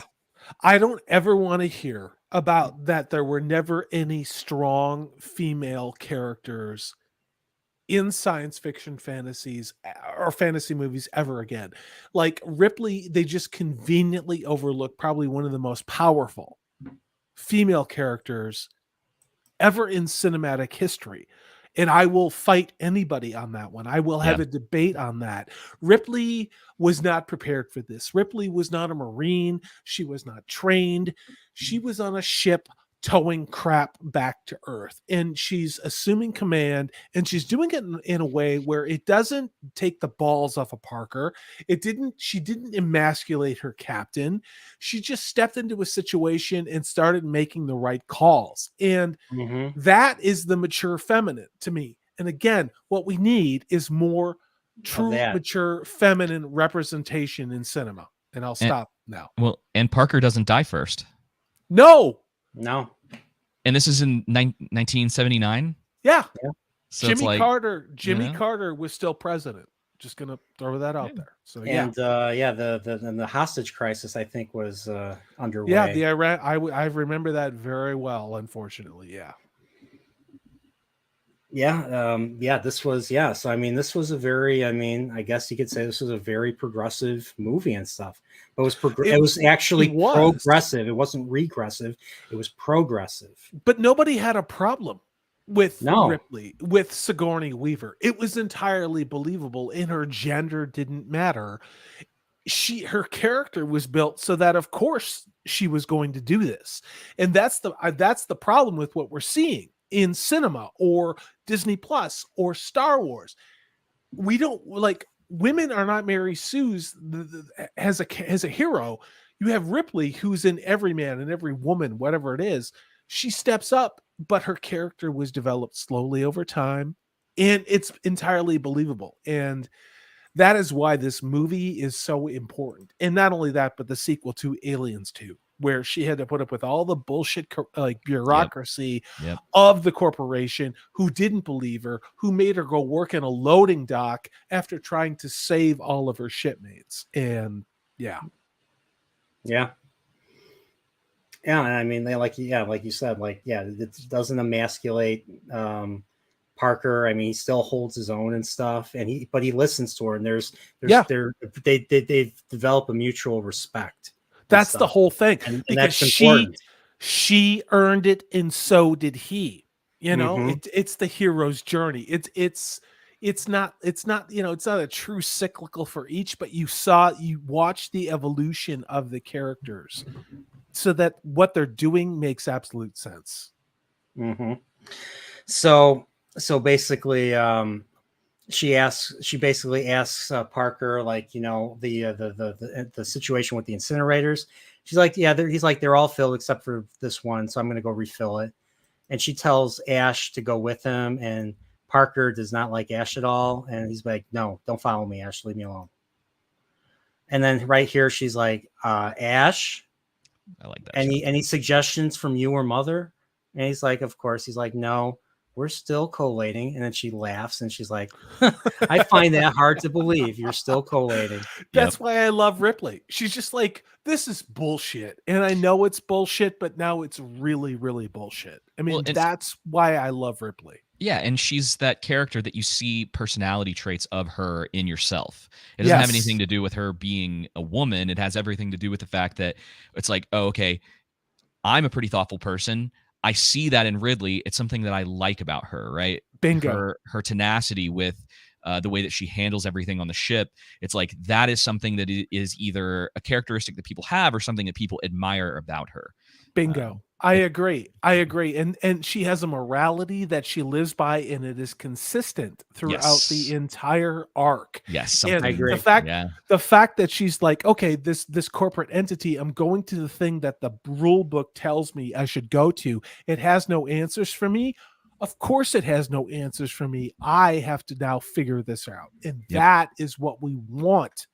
It's interesting however, how absent that screw authority thing is missing from archetypes lately. I'm just gonna drop that there and then be quiet. Yeah. So, I'm right there with you. You know what I mean? Yeah. I mean, now it's toxic to do that. Now, remember all your rock stars that were screaming about, singing about dude, resisting the man and stuff. Well, they're all older now. They're all older now, and they're saying the opposite. I heard Eminem's "White America" yesterday, and like if you go back and listen to the lyrics of that, and he's telling like everybody to go screw themselves, like all these people who brought him into Congress, and now he's like, "I'll do whatever you say." Yeah. Don't take my career. I'll do whatever you say. Yeah. I mean, there are conflicting views on my generation. I'm Gen X, and I'm just gonna say this and then shut up, okay? Because a lot of us have fought for a very long time, but what we don't do is talk about it a lot. Like, y'all don't understand. We had to put up with the baby boomers, and they treated us like shit for a long time. And then there's another generation that came along that thought that, well, they didn't have to learn anything, and they're just because they have a master's degree, they should have the job instead of us. And a lot of us just kind of like, we're like, you know what? I'm just going to show up and do my job. And if nobody listens to me, I don't care. You know what I mean? Like at this point, like no one has ever cared about my generation. Even marketing, they skipped over us, and it started in the 90s. And we're just kind of like, all right, you know what you're doing. You go right ahead. We're going to go into our bunker with our shotgun and our Boolean and our whatever. And we're just, you figure it out. So, yeah. You're talking about millennials with the master's degree and stuff. I didn't say that, but I did. Yes. That's okay. You're not going to offend me. Well, I'm triggered because I'm a millennial, technically. I'm an older millennial. Good. Yeah, good. I'm triggered and stuff. So, all right, but so she's like, okay, Ash. He's like, oh, what do you want me to do? Just what you've been doing, Ash. Nothing. I have access to Mother now, and I'll get my own answers. Thank you. So then she goes and gets the information and stuff, and we find out about Special Order 937. So she basically does these request enhancements to get the computer to admit to that Special Order 937 exists, and basically says that the ship was rerouted to take the ship was rerouted to claim the organism, and everything else, all the crew, the safety of the crew, and everything is secondary. So the obtaining of the creature is priority one. Set up from the beginning. Set up from the beginning. So ever since they left the plant Thetis and stuff with Ash, that's basically what happens. And Ash just turns up right next to her, even though we don't hear him come in the room because that's the worst part. The door makes noise when it opens, but he's just there. He just like appears out of nowhere. He's like, there is an explanation for this. And she's like, you're rude. I don't need your explanation, And then he's like, look at him. He's kind of like freaking out. He doesn't know what to think and stuff. I think that's where he starts to malfunction. Yeah, but that's the look of a sociopath where there's no emotion. It's just does not compute, you know? I mean, and that's what's so terrifying about this. And then what he does to her is, Yeah, that's He that's doesn't one of know. those. One thing I was reading like people's like reviews on because I watched that scene on YouTube and I was looking at the comments what people are saying, and a lot of people were saying that a lot of people are saying that he doesn't know how to he doesn't have the skills or the know how to silence someone, so he just instead of just like breaking her neck and stuff, he just tries to shove a porn magazine down her Yep. throat. Yep. Because if you look at so here's what's weird. So he closes the door on her, and then he walks up to her, and you see the liquid, the white liquid coming out of his face, and you're like, what? You're like thinking, what the hell is that? Is that milk? What is that? Is that supposed to be sexual? Is there supposed to be something a sexual connotation again here? So like he traps her into the junction that has like the kitchen and everything, and he basically pulls out her hair. Actually, what's weird is there's a shot right before, like there's a shot where he puts his arm in front of her, and you don't see it, but he giggles. Like I'm like, what the hell am I hearing? And according to the subtitles, he's giggling, and that's just you know what I'm talking about. You know what I'm talking about? He giggles and he creeps me out. And then it's fascinating because I think the movie tried to observe what was it, Asimov's second or third law of robotics. You guys first law is not to harm a human, and okay, the second one is to not allow a human to get harmed. See, and it's like, and I think that's what this scene does really well, is showing a malfunctioning android who's violating probably how he was programmed because Mother and the company told him to do it. And that's why he does some of the crazy shit that he does, is because he's literally malfunctioning and doesn't know which set of rules to obey. Hey, stop that right where you are, because I wanted to mention something real quick. Did you look into her bloody nose at all? No, I don't know. What is that about? Yeah, so it's a really weird thing, and there's a couple different potential things that are going on with this. One, it's a continuity error because there was allegedly there's a scene that got cut where they almost trapped the alien in an airlock.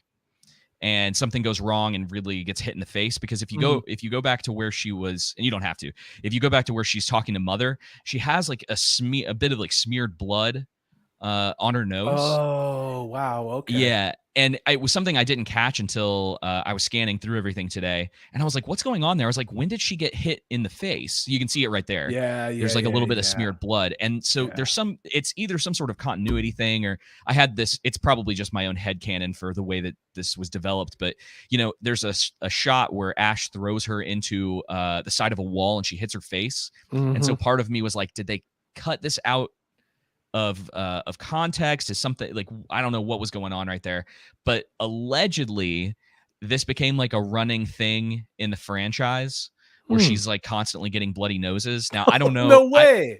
I don't know how accurate that is, because the one in the second movie, it has something to do with her fight with the Queen, and then in the third movie, it's no, there's no third movie. Yeah, there's only two. In the allegedly in these other things that never got made, there's a scene where she gets a bloody nose in both of those as well.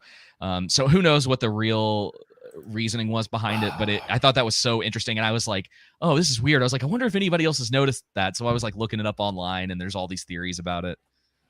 This is I have to look into scene. that now. Yeah. This is a really powerful scene because of the violence within it. It's it sounds weird to say, because you got an alien who's, disemboweling and carrying people off to lay eggs in them. But the scene with Ash and Ripley in this movie it's gritty. It's probably one of the more horrifying parts of this film, with him stuffing that magazine down her throat, trying to essentially crush her esophagus in her windpipe by doing that. And it's crazy how that works. You're in space, there's an alien, and yet the most terrifying thing you're watching is an android shove a magazine down Sigourney Weaver's throat. It's crazy. Yeah, I'm like, look at them. I'm like, what? I'm like, She looks like when I was she's a kid. dying. I mean, look at her. She is freaking out. I mean, that is terrifying. Talk about Yeah, stuff you probably never see today. 100%. no, Yeah. Yeah. no, never. 100%. Not today. No.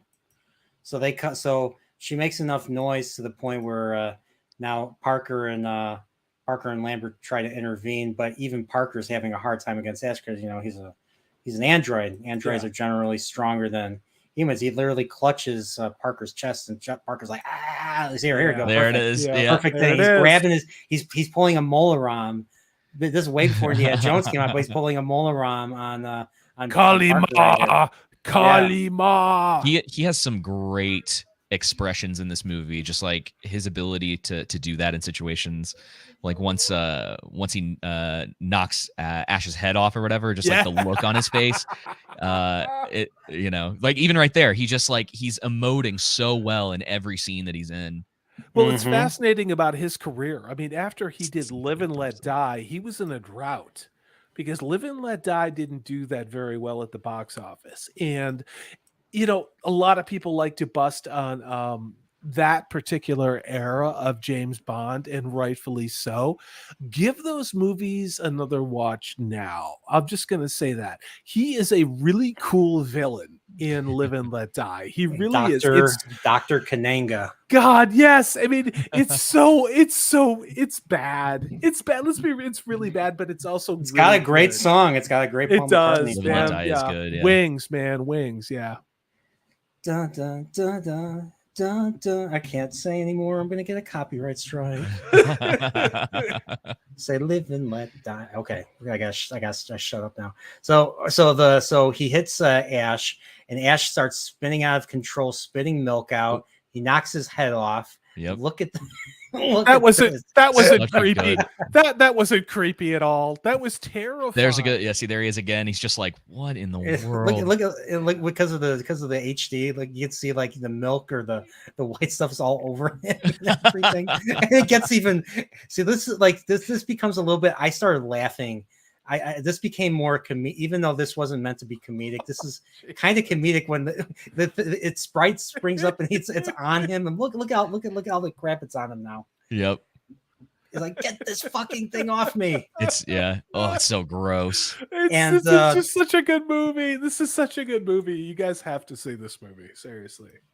And they had so there was a payoff to the prod. So you're like, okay, Brett uses the prod, and you're thinking, oh, they forgot about the prod. No, they didn't. She used it on Ash of all things, not the alien. They used it on Ash to take him out and stuff. So, hey, the payoff was still there. They still used it and stuff. And that's what counts. If you're gonna introduce anything, you gotta use it later in the movie. So they need to get some answers from Ash. Oh, this scene is amazing. So they reactivate him, and they're like, Ash, can you hear me? And then she hits the table and she's like, Ash, and then all of a sudden his eyes spring open. Yeah, it's like the only semi unprofessional edit in the movie. Where like and I mean it's the 70s, right? So I mean you can't give them too much like crap for it, but it's one of those things where it's like a clear cut between his prosthetic and then his head or whatever. And maybe that's like hindsight, and it might even have something to do with the fact that it's in like 4K now, so you can see a lot of the detail of it happening. But man, it's so good, and it's so gross. Like when the stuff starts like gargling out of his mouth. Yes, exactly. Yeah, he gurgles the milk or whatever the liquid is, the lubricant that sustained and stuff. And he basically he says, and his lines are super duper creepy and stuff. He's like, yes. He's like, everything that you read is true. And it's like it's like, is there a way to kill it? He's like, no, there is no way to kill it. It's perfect. It's a perfect organism. Yep. And Lambert's like, you admire it. And he's like, I admire its purity. Yeah. It's unclouded by conscience, remorse, or delusions of morality. And then Parker's like, I'm telling you, please, I've heard enough. I'm telling you to pull the plug. And then he's like, one more word. I can't lie to you about your chances. But You have my sympathies. And then he smiles. Yep. He Yeah. smiles at them. Look at Yeah. that. Look at Yeah. that jerk. I know. That's she- the she- hallmarks. That's the hallmarks of a sociopath. It's good also too. the hallmark of a malignant narcissist, which is fascinating considering the world we live in now. And that's all I'll say. And then, of course, right after that, Ripley's like, "We're blowing up the ship. We'll take our chances. Screw this. We're done. We're not." I doing respect that. I respect that. Nuke it from space. It's the only way to be sure. And I love this look. Look at Parker. What do you think he's going to do next? Yeah, Oh, he's gonna blow everything. Look up, at this. dude. There it is. He's just Yep. he's just like, it. screw you. I'm going to burn your thing. I'm going to burn your corpse and stuff. So, and look at that. So they have to split up again because that's what horror movies do. So so Ripley basically has to spend the time getting the shuttle ready. Yeah. And Parker and Lambert have to go and grab as much coolant as possible. So this is just to speed things up a little bit. God, Ripley but look at the hears- atmospherics. Look at the atmospherics in the shot. Look at the composition. I mean, the attention to detail. All of it is just, it is perfect. Look at the lighting there on that octagonal entryway. They didn't need to do that, but they're doing it anyway. It's amazing. Mm-hmm. This is also one of the more and you know, this is obviously older, so everything that did the same thing came after with the whole like splitting up and doing all that, and it's just like from like, I think a view, at least for me, from a viewer standpoint, it's so frustrating to watch because Ripley is like chasing a cat and the other two are making tons of noise, like ripping these things out, and you're like, y'all, it's like, stop, like, come on. What? I know it's just, I mean, I'm a dog guy, so I mean, screw the cat. Like, get the hell out of there. I mean, I'm sorry. I mean, like, there's lots of cats out there. There's not a lot of dogs, though. So, She spent so much time getting this thing, and I'm just like, oh man, I get it. It's also just like, as a viewer, you're like, there's a thing trying to kill y'all. Yeah. So I mean, like Parker's acting like the guard. So he's like, basically, while Lambert's basically moving the cart around and making all the noise, he's kind of like guarding. But the one time that he's not guarding is when the alien shows up. Yeah. So before the alien shows up, we see Ripley. She's on the bridge. She's looking for the cat. We get another little jump scare because that's what the cat does in this movie. It causes like 3 jump scares. And cats. And I think this is it. Yep, this is it. Yeah. The alien. I don't know how it just appears. Maybe it drops out of the duct like in Alien Isolation or something. But look at that face. Yeah, is pure. Yeah. She's already like, oh, I can't fucking move. One of the interesting things about this movie compared to the rest of them with the alien, and it's in like one of the next shots, you see the thing like float across. No, I'm just yeah, dude. This whole movie is just amazing. I love everybody's reaction to it. Sorry. Oh no, you're good. Yeah, they're cracking me. These comments are cracking me up. But the alien's like floating in that. There's like a 4 or 5 second clip of it. And so this specific movie gives the idea that this thing is a lot more quiet and able to move around in a way that doesn't really come through, I don't think, in any of the other movies as well. Agreed. Because look at his face right there. That's so good. He's scared. I mean, yeah. Like, if you see him when the alien is attacking him, he is screaming at the top of his lungs. Yes. Like he went from being like, I'm gonna kill that thing, being all tough and all that, and he's screaming.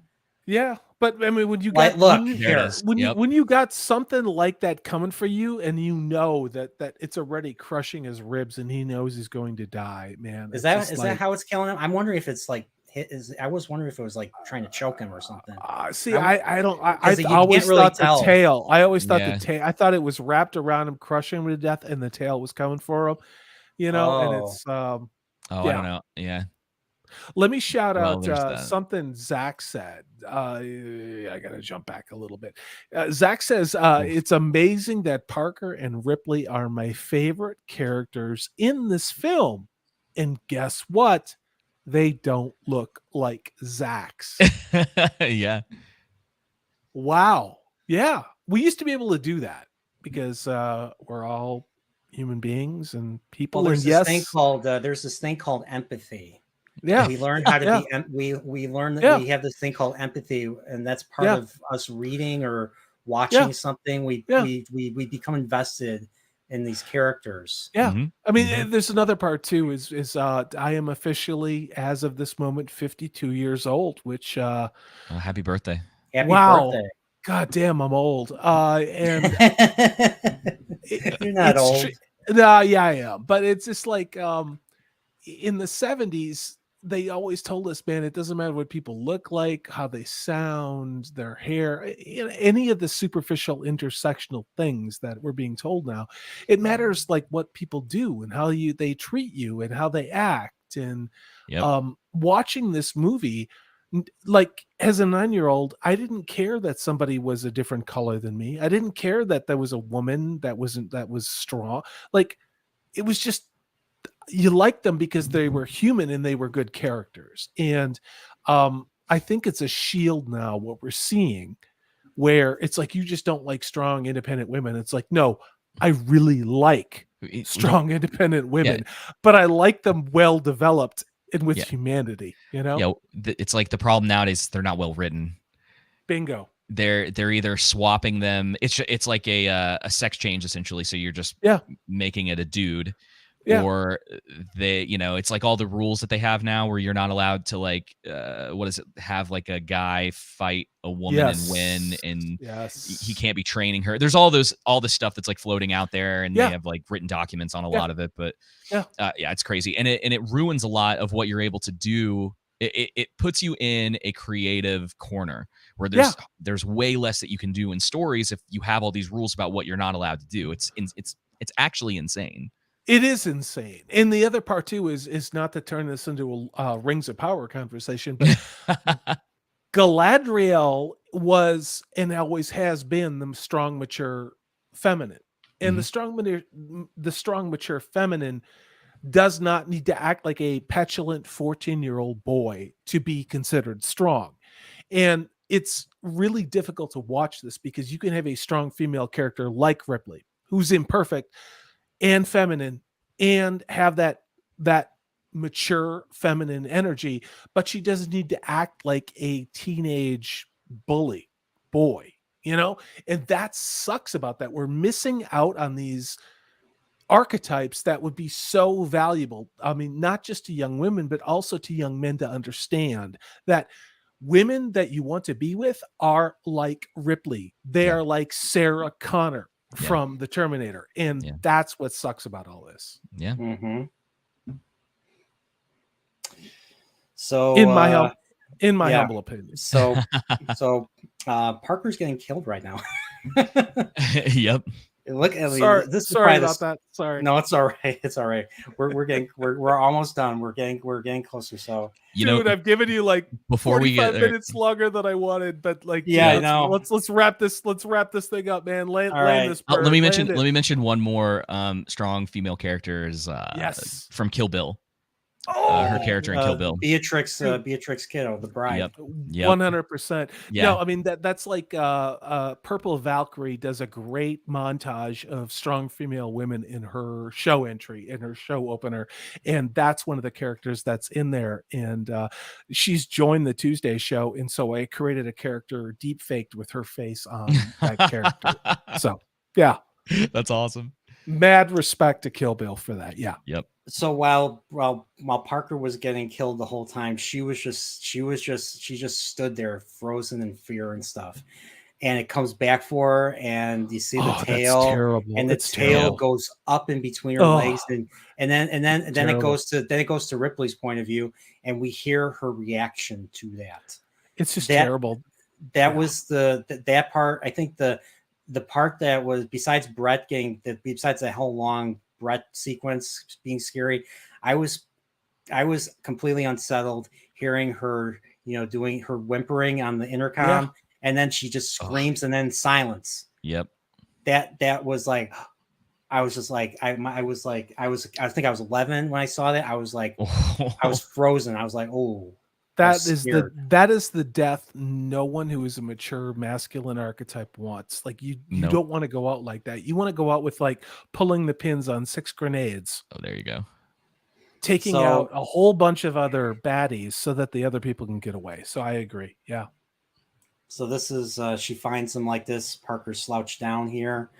The head bite, I guess, hit him in the forehead. So there's blood dripping, and we don't even know what happened to Lambert, but all we see is an arm, a hanging arm. Is that an arm or her feet? I think that's her arm. Okay. Jesus. Yeah. And so Ripley notices this, and right away she's running. Ooh. It's got to be the Russians. It's got to be Putin. We refer to there's him a as, lot of other things I want to say, but I can't. I know. This is not my channel. It has nothing to do with Putin. I'm just going to say that. So, we refer to him on our Discord as Pootie Tang now because Pootie Tang. Yeah, we're worried it's all the same. It's all the same camp. And if you watch the 2001 movies and stuff, Hey, we lost you for so wrong. we lost you we for a lost second. we lost you for 8 seconds. So. Can you hear me now? Yeah. Yes, sir. We got you. Roger that. Go ahead.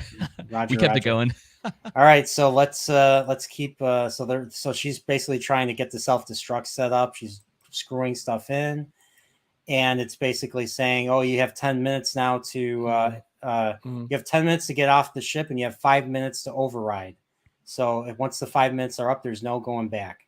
So she tries to leave. She has freaking Jonesy with her. She gets to the junction, and then all of a sudden, the alien shows up. Oh yeah. There. Oh, it's a little quick, but she's lucky she was against the wall. And you see the strobe. You see the way the lights are kind of strobing off, like in a haunted house and stuff. But still, look at that stuff on the right side of the screen. That's Giger again. Every element of that's Giger in it. Yeah. Right here. Yes, definitely. I agree. So she basically has to run back. She goes back and tries to cancel the. She tries to cancel it, and she tries to cancel it, and it's like, nope. 5 minutes are up. She's like, I turned the cooling units back on, mother. And she's like, you bitch. Nerdporeal, check out the screenshot that I just put in there. All right. With the cat. So in the director's cut, so in the theatrical, we just see the alien just smiling, if you can call that a smile, smiling at or looking at the cat. Well, I don't even know if it looks at it. It doesn't have eyes. In the director's cut, it's a little bit longer, and it knocks the cat's container off the screen and stuff. Yeah, it's such a good shot of like this poor cat's been dealing with this thing the whole time. You know what's funny? I'm going to bring up Lord of the Rings. When I first saw in the extended version of Return of the King, when I first saw the mouth of Sauron and the way the mouth of Sauron smiles with those teeth, it made me think of this. Made me think of the alien. So, that creepy, you mean in the Return of the King when they're outside of the gates of Mordor. Yeah. I can see that. Yeah. So same type of smile with those sharp teeth. It's just like I don't know what it is, but it just unsettles me. And you don't even have to see the full thing to get that kind of picture. It's like you have the ears of the cat and the mouth of the alien, and this is pretty much the whole shot. Like there's not a whole lot more to it, and it goes by pretty quick. Because she has Jones and then drops him when she goes back, which was kind of interesting considering she spent all that time looking for him in the first place. But I really like that one too. Oh yeah. So right now there's steam everywhere and fog and stuff like a haunted house again.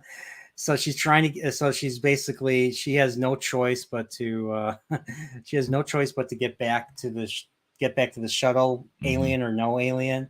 You see the sweaty hands right there, and just she's taking her time. She's an incinerator out. Yeah.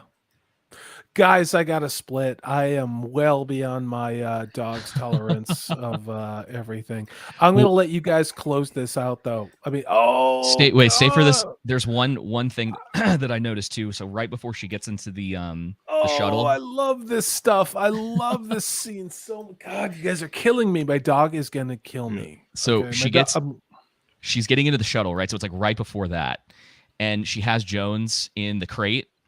And the way that she like tosses the crate in a way that it's like if there was actually a cat in there, the cat would have been really pissed about being thrown. And then she takes the crate, and there's actually a shot of it where you can see there's nothing in the crate. And obviously this is just from slowing it down, so you almost never know. But I noticed when I was watching it for this, she like tumbles the crate inside the shuttle in a way where it's like that cat would be very mad at you for doing that. Had you done it's just this weird little thing that I noticed as she's getting in there, and it's like the crate's clearly empty because there's no weight right there. You see how she throws it down like that? Like it's over on its side. Yeah, and then she takes her hand and she kind of like pushes it inside, so it's like this cat's getting tossed around as she's trying to get into the thing. I just thought that was kind of interesting. So she throws it in, she gets the thing going, she's already moving. And the ship goes up in a ball of flame. Yeah. Look at it's a beautiful ship. Yeah. I love this. I love this energy shot right here. I include this in my original trailer. And then we get one of the best shots in the movie, which is Sigourney Weaver in a with her clothes in off. her panties and a really cool like shirt thing. So dudes, I gotta go for real. You guys have been awesome. You guys wrap this one up. I'm gonna shout out my channel real quick, but Nerdporeal, dude, I will be your wingman anytime. This has been one hell of a dude. I love this stuff. I will do this with you again if you will have me on. This has been so much damn fun. The Underground, dude, you're awesome. Like this has been so much damn fun. Thanks you for doing this with me. Seriously, this is like it's like my favorite thing ever. Dude, I don't do this very often on my show. We cover a lot of things with a lot of people, and it's great, and I love it. But this is cool to do a deep dive on a movie. You guys, this has been really a lot of fun, and I genuinely really do appreciate the opportunity. Well, you're invited next time for the. I mean, apparently, we'll find out. We'll get to the end of the movie and we'll see if there's a sequel. Maybe Ridley Scott got his way, and maybe Ripley dies at the end of this. Bring me back for Aliens, because I was there in the theater when I was 16 years old watching this. That's next week. Yeah, you're definitely invited. Yeah, so. Cool. I'm going to actually end this with an outro that has something to do with Aliens. I don't want you to end your show. You guys can go a couple more minutes. Well, no, once I'm done. But once I'm done with the stream, I'm going to end it with a preview of what we're going to talk about next time. All right, cool. Well, let me shout out my channel real quick. I am Salty Texas C. I am at 1,760 subscribers right now. I'm deeply honored that I have had this many subscribers. I work really hard to put out different content, like content that I want to watch, and that's not dissing anybody else. And it's not rage farming. It's we try to have some really good conversations to do exactly like Nerdporeal and the Underground do, which is to say why we like things and why we don't like things. So pretty much check me out, watch my videos. I'm dropping another Lord of the Rings movie video tomorrow, and it's going back to Christopher Tolkien interviews from the early 90s, as well as other actual Tolkien scholars. And it's not something you're going to see on a lot of other channels talking about things that are in direct contradiction to what Amazon is doing and how Amazon is marketing this film. So you guys, please take a look, give me a if you like it, thumbs up my video tomorrow, and love to have you on our Tuesday live streams with Zaxx, Purple Valkyries there, Maxfield Von Priestley, a whole bunch of other cool people. We just like to hang out and have a good time. So Nerdporeal, this has been a lot of damn fun. Thank you. I needed this. This is a wonderful pre-birthday experience. So thank you. You're welcome. It was a pleasure. It was a pleasure having you on, and I look forward to having you on. I look forward to having you on for Aliens next time. Next week. Dude, I'm there. Chat, thank you so much. Zaxx, thanks for the, oh, Jesus. Zach is talking about Sigourney's Bush. So I'm going to leave. I was there. I was there On that 3,000 years bombshell. ago. On that note, you all have a good. Happy birthday. Yeah, happy birthday, man. Okay. All right. So let's wrap this up. It's already past midnight. Yeah. My time. battery on my camera just went dead. So perfect. Okay. All right. So let's get this We're get this one done. So okay, so looks like the day's been saved and stuff. Looks like they got the alien and they blew it up and stuff. The ship's gone. Looks like the movie's practically over with, right? Oh, you think so? I mean, she's putting the cat to bed. She's taking off her stuff. Don't want to show too much because of YouTube. And look what we see with here. There looks like something that looks familiar. Oh yeah. There's an arm. No, it's there. It's sleeping in the machinery. It's sleeping in the equipment. She freaks out and she runs to the closet. And this is a very like slow scene. She's basically very quiet. She's putting on the spacesuit. The spacesuit. And she's looking at the looks like this is what the alien does in its sleep. It does a little I don't know if it's like trying to do what a snake does, because a snake uses its tongue to smell stuff, I believe, or sense stuff. I don't know if this is the same idea or something. Yeah, I can imagine that was what they were going for. Obviously using some sort of rail or something to guide the actuation of the puppet or whatever it is, the head, keep the head by going straight and stuff. Yeah. So I'm just thinking mechanically here. So what they had to build in order to get it to go straight and stuff. So she puts on the outfit. She has this little what's this, like a harpoon, basically. Harpoon gun, basically. Yeah. So she needs the arm because there's nothing else. It's either that or an axe, and she's not going to use an axe on the alien. That's like, this is a nice shot right here. So a nice big shot right here. She's walking. She's nervous. She's singing. I don't know if like they can hear her outside or something. I don't know why I would not be singing. I'd be totally silent with the alien in the room. Did you happen to see anything about why? Because sometimes they put songs like that in there for a purpose. Whether it's something that, because I don't know what the song she's singing is. I don't know either. So I did not look into that. Yeah, it's cool. I would be curious to know what if there was any sort of reason for that, or if it had meaning to like Ridley Scott or. That would be a good thing to find out. I'd have to go look into that, because now I kind of want to. Yeah, I kind of want not between that and the bloody nose that you talked about. Yep. I need to look into that now. I had no idea there was another scene with the bloody nose where they tried to trap the alien. So my mind is blown right now. So she gets to the panel. She's trying to smoke the alien out. So she's pushing a bunch of buttons, and one button causes the alien to react in pain and basically, knocks it out of its bed, that I'll call it.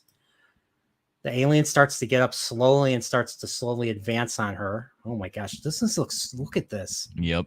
Look at that. I mean, who would not be scared? One of the nice things about a lot of those shots too is that they had to have done some of that in order to hide some of the practical like the practical costuming on the alien.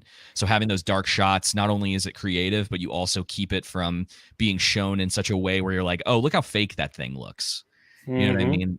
Even the shot where Dallas gets I guess technically just taken by the alien. It's so fast, and I love the purpose that they had behind that, where it's like, we're not trying to show you this thing outright pretty much ever, except until like pretty much it gets shot out in a second. Yeah, so right now she's still singing, she's nervous, she turns around, the alien's right next to her, like it's like literally like it's like about to grab her and stuff. Yep, it's a good shot. Then she screams and then pushes the button, and opens the airlock, and it sucks the alien out, but the alien doesn't quite. It holds on for dear life. She obviously hits it with the harpoon. So now and then the door closes with the harpoon hitting it. So it's basically tethering the alien. So he's kind of like, kind of just like swinging around, hitting the side of the shuttle. Tries to climb into the engine right there. She blasts the engines on and basically knocks the alien into space. And that's the end of the alien. The alien, that son of a bitch, is finally gone. So I was surprised that they did, because I saw Aliens first. I was surprised that they did the same thing to the alien in this movie that they did to the alien queen. Yeah. Spoiler alert.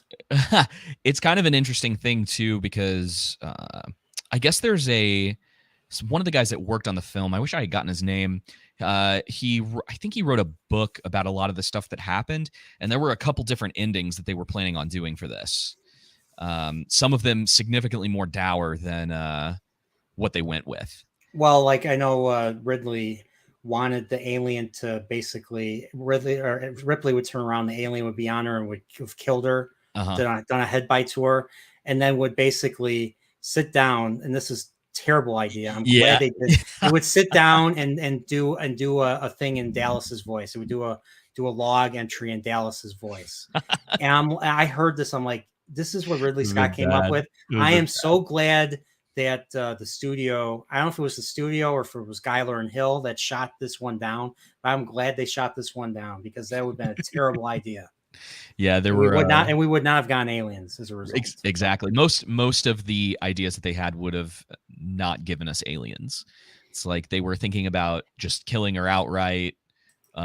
There was one that I heard where they were saying that they were thinking about something similar happening, where the alien gets to her and then like rips her head off.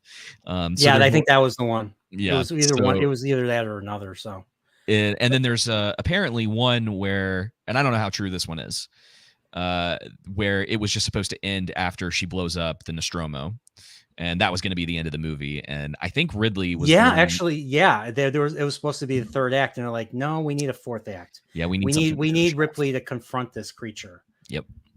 If they would have done that, it would have been terrible. Yeah, it would have been so unsatisfying. Yeah, I agree. Like it would be something that would be done now. Exactly. A decision like that would be done now. Yeah. I saw something. Once again, I'm giving so much crap. I'm giving so much crap to modern movies for this. But I mean, a lot of the times there are some gems out there. There's some real good movies out there that are done by people who are passionate and take the time and stuff. And I respect that. And I mean, it's just like, people, the things that we respect from filmmakers is that they improve their craft as they go along.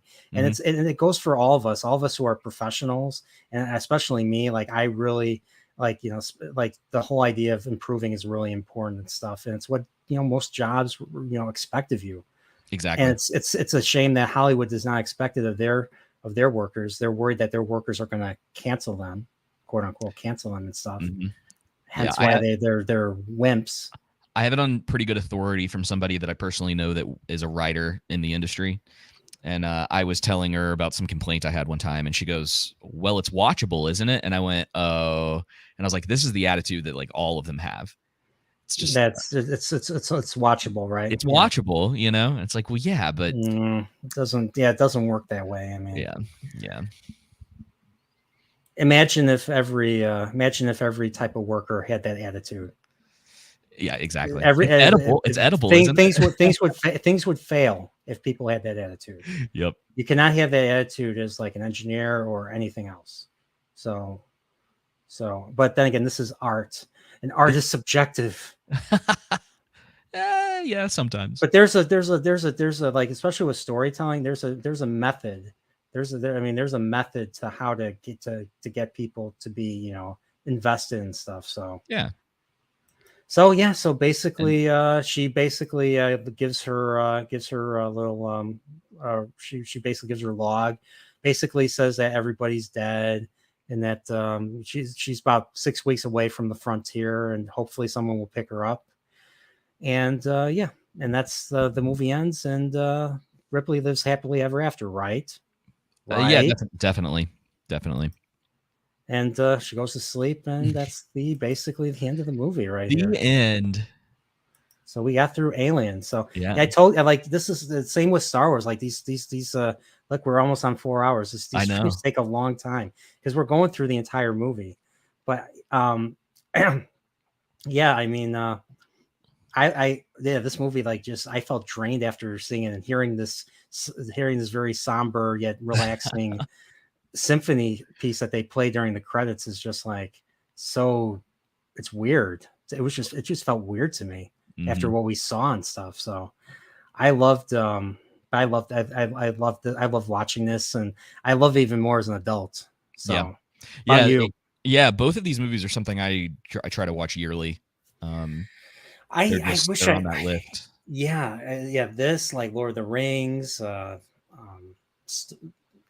Star Wars, even though certain certain company did stuff, but but the original movies are still enjoyable to watch, and if you can kind of cut it off your mind, then it'll work and stuff. So but yeah, I mean, I really enjoyed this. I thought I love the atmosphere.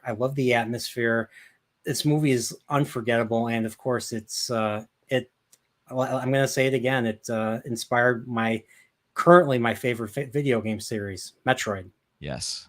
Yeah, Metroid. I wasn't a Metroid fan as a kid. I didn't become a Metroid fan until I was an adult.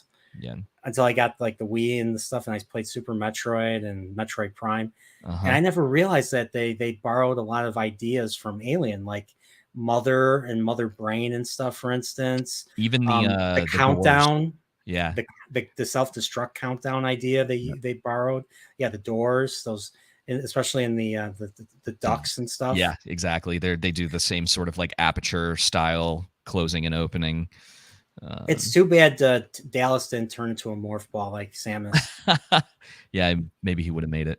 He might have made it. Like, he could have probably got away. Probably could have laid a few of those morph ball bombs and stunned the alien, to get away and stuff.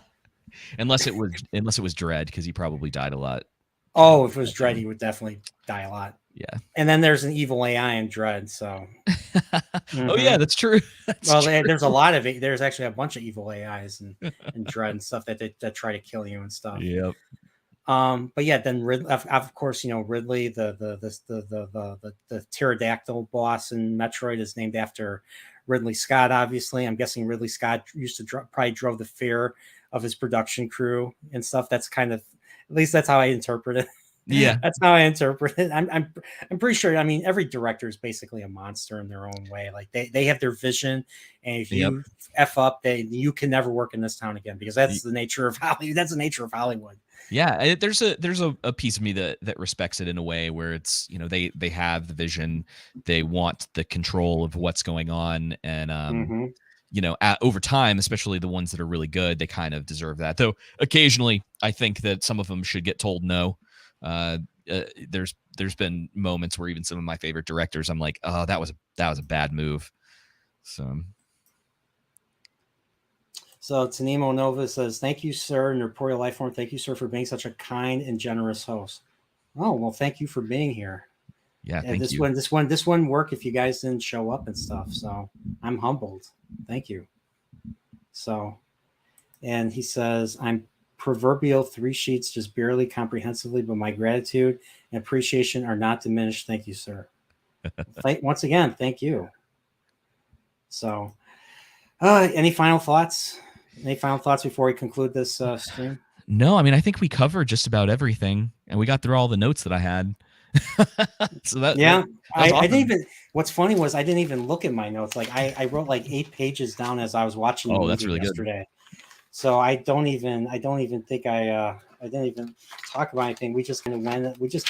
Oh. I just kind of went and just kind of played it by ear and stuff. So J1 Media says, "Did I miss the AC Alien Isolation talk?" Oh, I forgot to talk about that. Yeah. Okay, let's talk about that really quickly. That's definitely you like on this, you, because I've watched people play Isolation. If you like Alien, you have to play Alien Isolation. it's just that good of a game. I played it. It's scary. I went the stealth route. Like I didn't even bother using any of the guns because they're basically useless. They're useless against the alien. They're useless against the I forget what those androids are, but the androids in that game are so creepy because they have the shiny eyes. They're not like Ash. No. They have shiny eyes. And so if you're in the dark and they spot you, it's like one of the scariest things ever. And you try to hit them with a pipe and they'll just catch your arm and hurt you and kill you and stuff. So melee is useless too. You have to like hide from them and you have to hide from the alien and stuff. So well, if I ever beat Elden Ring, I'll add it to my list, but I feel like I'm going to be playing that for the next. Oh, you're playing Elden Ring? Yeah. I still have to I have Dark Souls for the Switch, the first one. I've never played a Dark Souls game or any of those type of games before. Yeah, it's a good place to start. I am not. I'll be honest. I haven't gotten into it yet.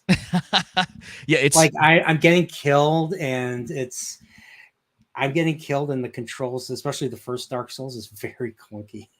Oh yeah. So I hear Elden Ring's supposed to be the best in the series so far. Like it's really good in terms of controls and stuff. Yeah, it's awesome. Content. It's weird. I really like the horse in the game. Just the way that it works, because you click a button and you have your horse and you click it and it goes away. It works really well. It's a dumb little thing, but it's the details, right? But I'll have to play Isolation. Give it a shot. So I have to say this. I know DJ Ronnie G said this earlier. When I was a kid, I was afraid that if I ate too many shark bites, that a monster would chew its way out of my stomach. Jeez Louise. Jeez, oh my gosh. That's messed up. I can't even think about that. So I swear when I saw that chest thing, I was like, I think I clutched my chest when I saw that. I was like, I looked down, I was like, no, I'm fine. It's disturbing to watch, even all these years later, and a lot of that is the acting in that scene for sure. So Nemo Nova says, "What alien game do you recommend for a noob?" I recommend Alien Isolation. If you like the original movie, you will like Alien Isolation. It doesn't go in the route of Aliens where you're just like killing a bunch of aliens. The alien is basically unstoppable and you have to evade it to accomplish your mission. That's basically what the game is. And it will come out of nowhere, and it's hard. It's impossible to predict what it'll do. And it just comes out randomly out of like random ducks in the game. So you have to, and all you have is that tracker from Aliens to find it or to locate it. Yeah, that is one of the things that's cool about the game, is that it looks really good. All the design, it's like they spent the time really looking at all the sets and like meticulously getting the stuff, like you were saying, with the tracker. Like they had all the production drawings and stuff from the movie, from the movie. They had access to all that, so they were able to, like, you look at the game, it's like down to a T. The detail is out of this world. Is there actually any other games that are I guess like Alien licensed games that are good? Aren't they all pretty terrible? I know Aliens Colonial Marines was terrible, and mainly I know because of the game itself. The game was like broken. I those games don't. There was like a Alien versus Predator game that came out in like the 90s. That I think people liked, but for the most part, I don't think any of those have ever done very well, except for Isolation. I think that's the first time anyone's actually like truly praised one of those games. But I mean, I heard Alien 3 on the Sega Genesis is supposed to be pretty good platformer. I think you can find that. I think I might have it. I might have the ROM or something. Right. That's probably about the only way you're gonna. I'll have to check. I haven't touched my Sega Genesis Mini in a while. Maybe I have it. Maybe I have it. Excuse me. Maybe I have it on there. Yeah. But I other than that, I don't know of any other Alien games that are good. They came out with an Alien game recently. Yeah, it's like some sort of fire team, something. Yeah, and I think it's supposed to be like online or something. Yeah, it's like co-op. I've seen a few people play it. It looks like your generic going through corridor shooting stuff. nothing to. Yeah. So by the way, I invited your underground partner for next Yeah, week. it's Joseph, So he's gonna the king of the was the king of King to the Nations. King to the Nations. So he's gonna be on. He's gonna be on with us, and I might get DJ Ronnie G is gonna join us too. Sweet. And so there's gonna be more of us next time. So you have anything you wanna plug? You know, don't you have a channel or? Yeah, so just the channel. You can find all the links to our other stuff. We actually do a podcast every week, and so I post occasionally videos from that, and then do some B-roll a lot of the time to our YouTube channel, because for now we're trying to just get as many eyeballs in front of our content as possible. So the podcast covers a lot of different stuff. Some of it we definitely can't put on YouTube, so for now it stays on in the podcasting realm, just on audio, so that we can actually talk about stuff without having to worry about strikes or any of that garbage that you get from all these mainstream places. Yeah, and I do, we do reviews. A lot of what we do is just like deconstructing media. So going through whatever it is, whether it's more on the political side or like stuff like this, and just kind of talk about it and see what people are doing. And we try to be as moderate's not the right term, but just as fair with that stuff as possible. Right. Really dig into what people are actually trying to do, what they're trying to say. It's like with all this stuff going on with Lord of the Rings, it's more of it's a criticism of the way that they're handling it, just as much as it is the race baiting or whatever they keep doing with making tokenized characters. And so it's a lot of that. And yeah, I and then I stream on Fridays a lot of the time. I've been streaming Elden Ring on there. So yeah, okay, that's about it. So you can channels in I think in the link below. It's in the description. Yeah, I have your link. I have your link to your channel in the description. So so I'm gonna say subscribe to the Underground. Yeah, please. Okay, that's $5. Okay, that's $5. I owe you 10 now because you did that last week on the live stream. Yeah, that's right. Yeah, I don't even keep track. So is there just an option for a horse head instead? A what? A horse head, like the Godfather. So instead of $5, a horse head instead. Yeah. No, I did. That horse was worth like thousands of dollars, I think. Okay, so I have a little while before that's the option instead. That's good to know.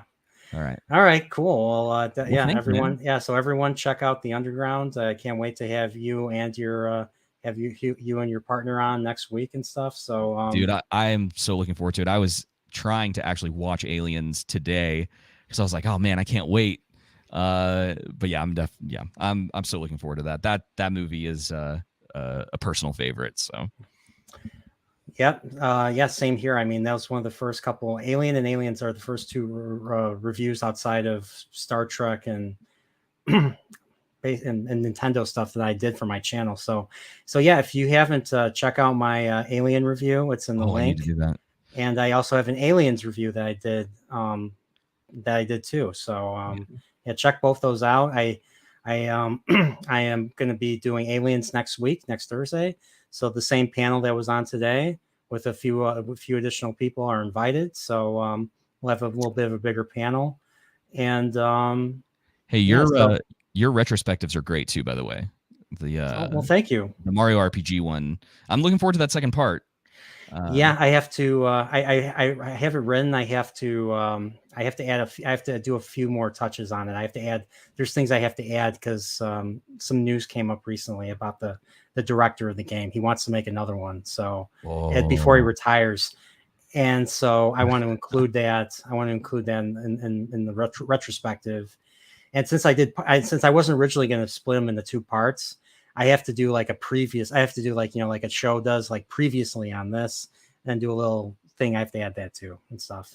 And then now the conclusion, like in Star Trek. So go for it. but yeah, so that's my current video that I'm going to be working on, and the game I'm playing, them streaming is Pokemon, Pokemon Arceus. I haven't played a Pokemon game in a long time, so I'm going to play that again. Hopefully, I'll get more into it.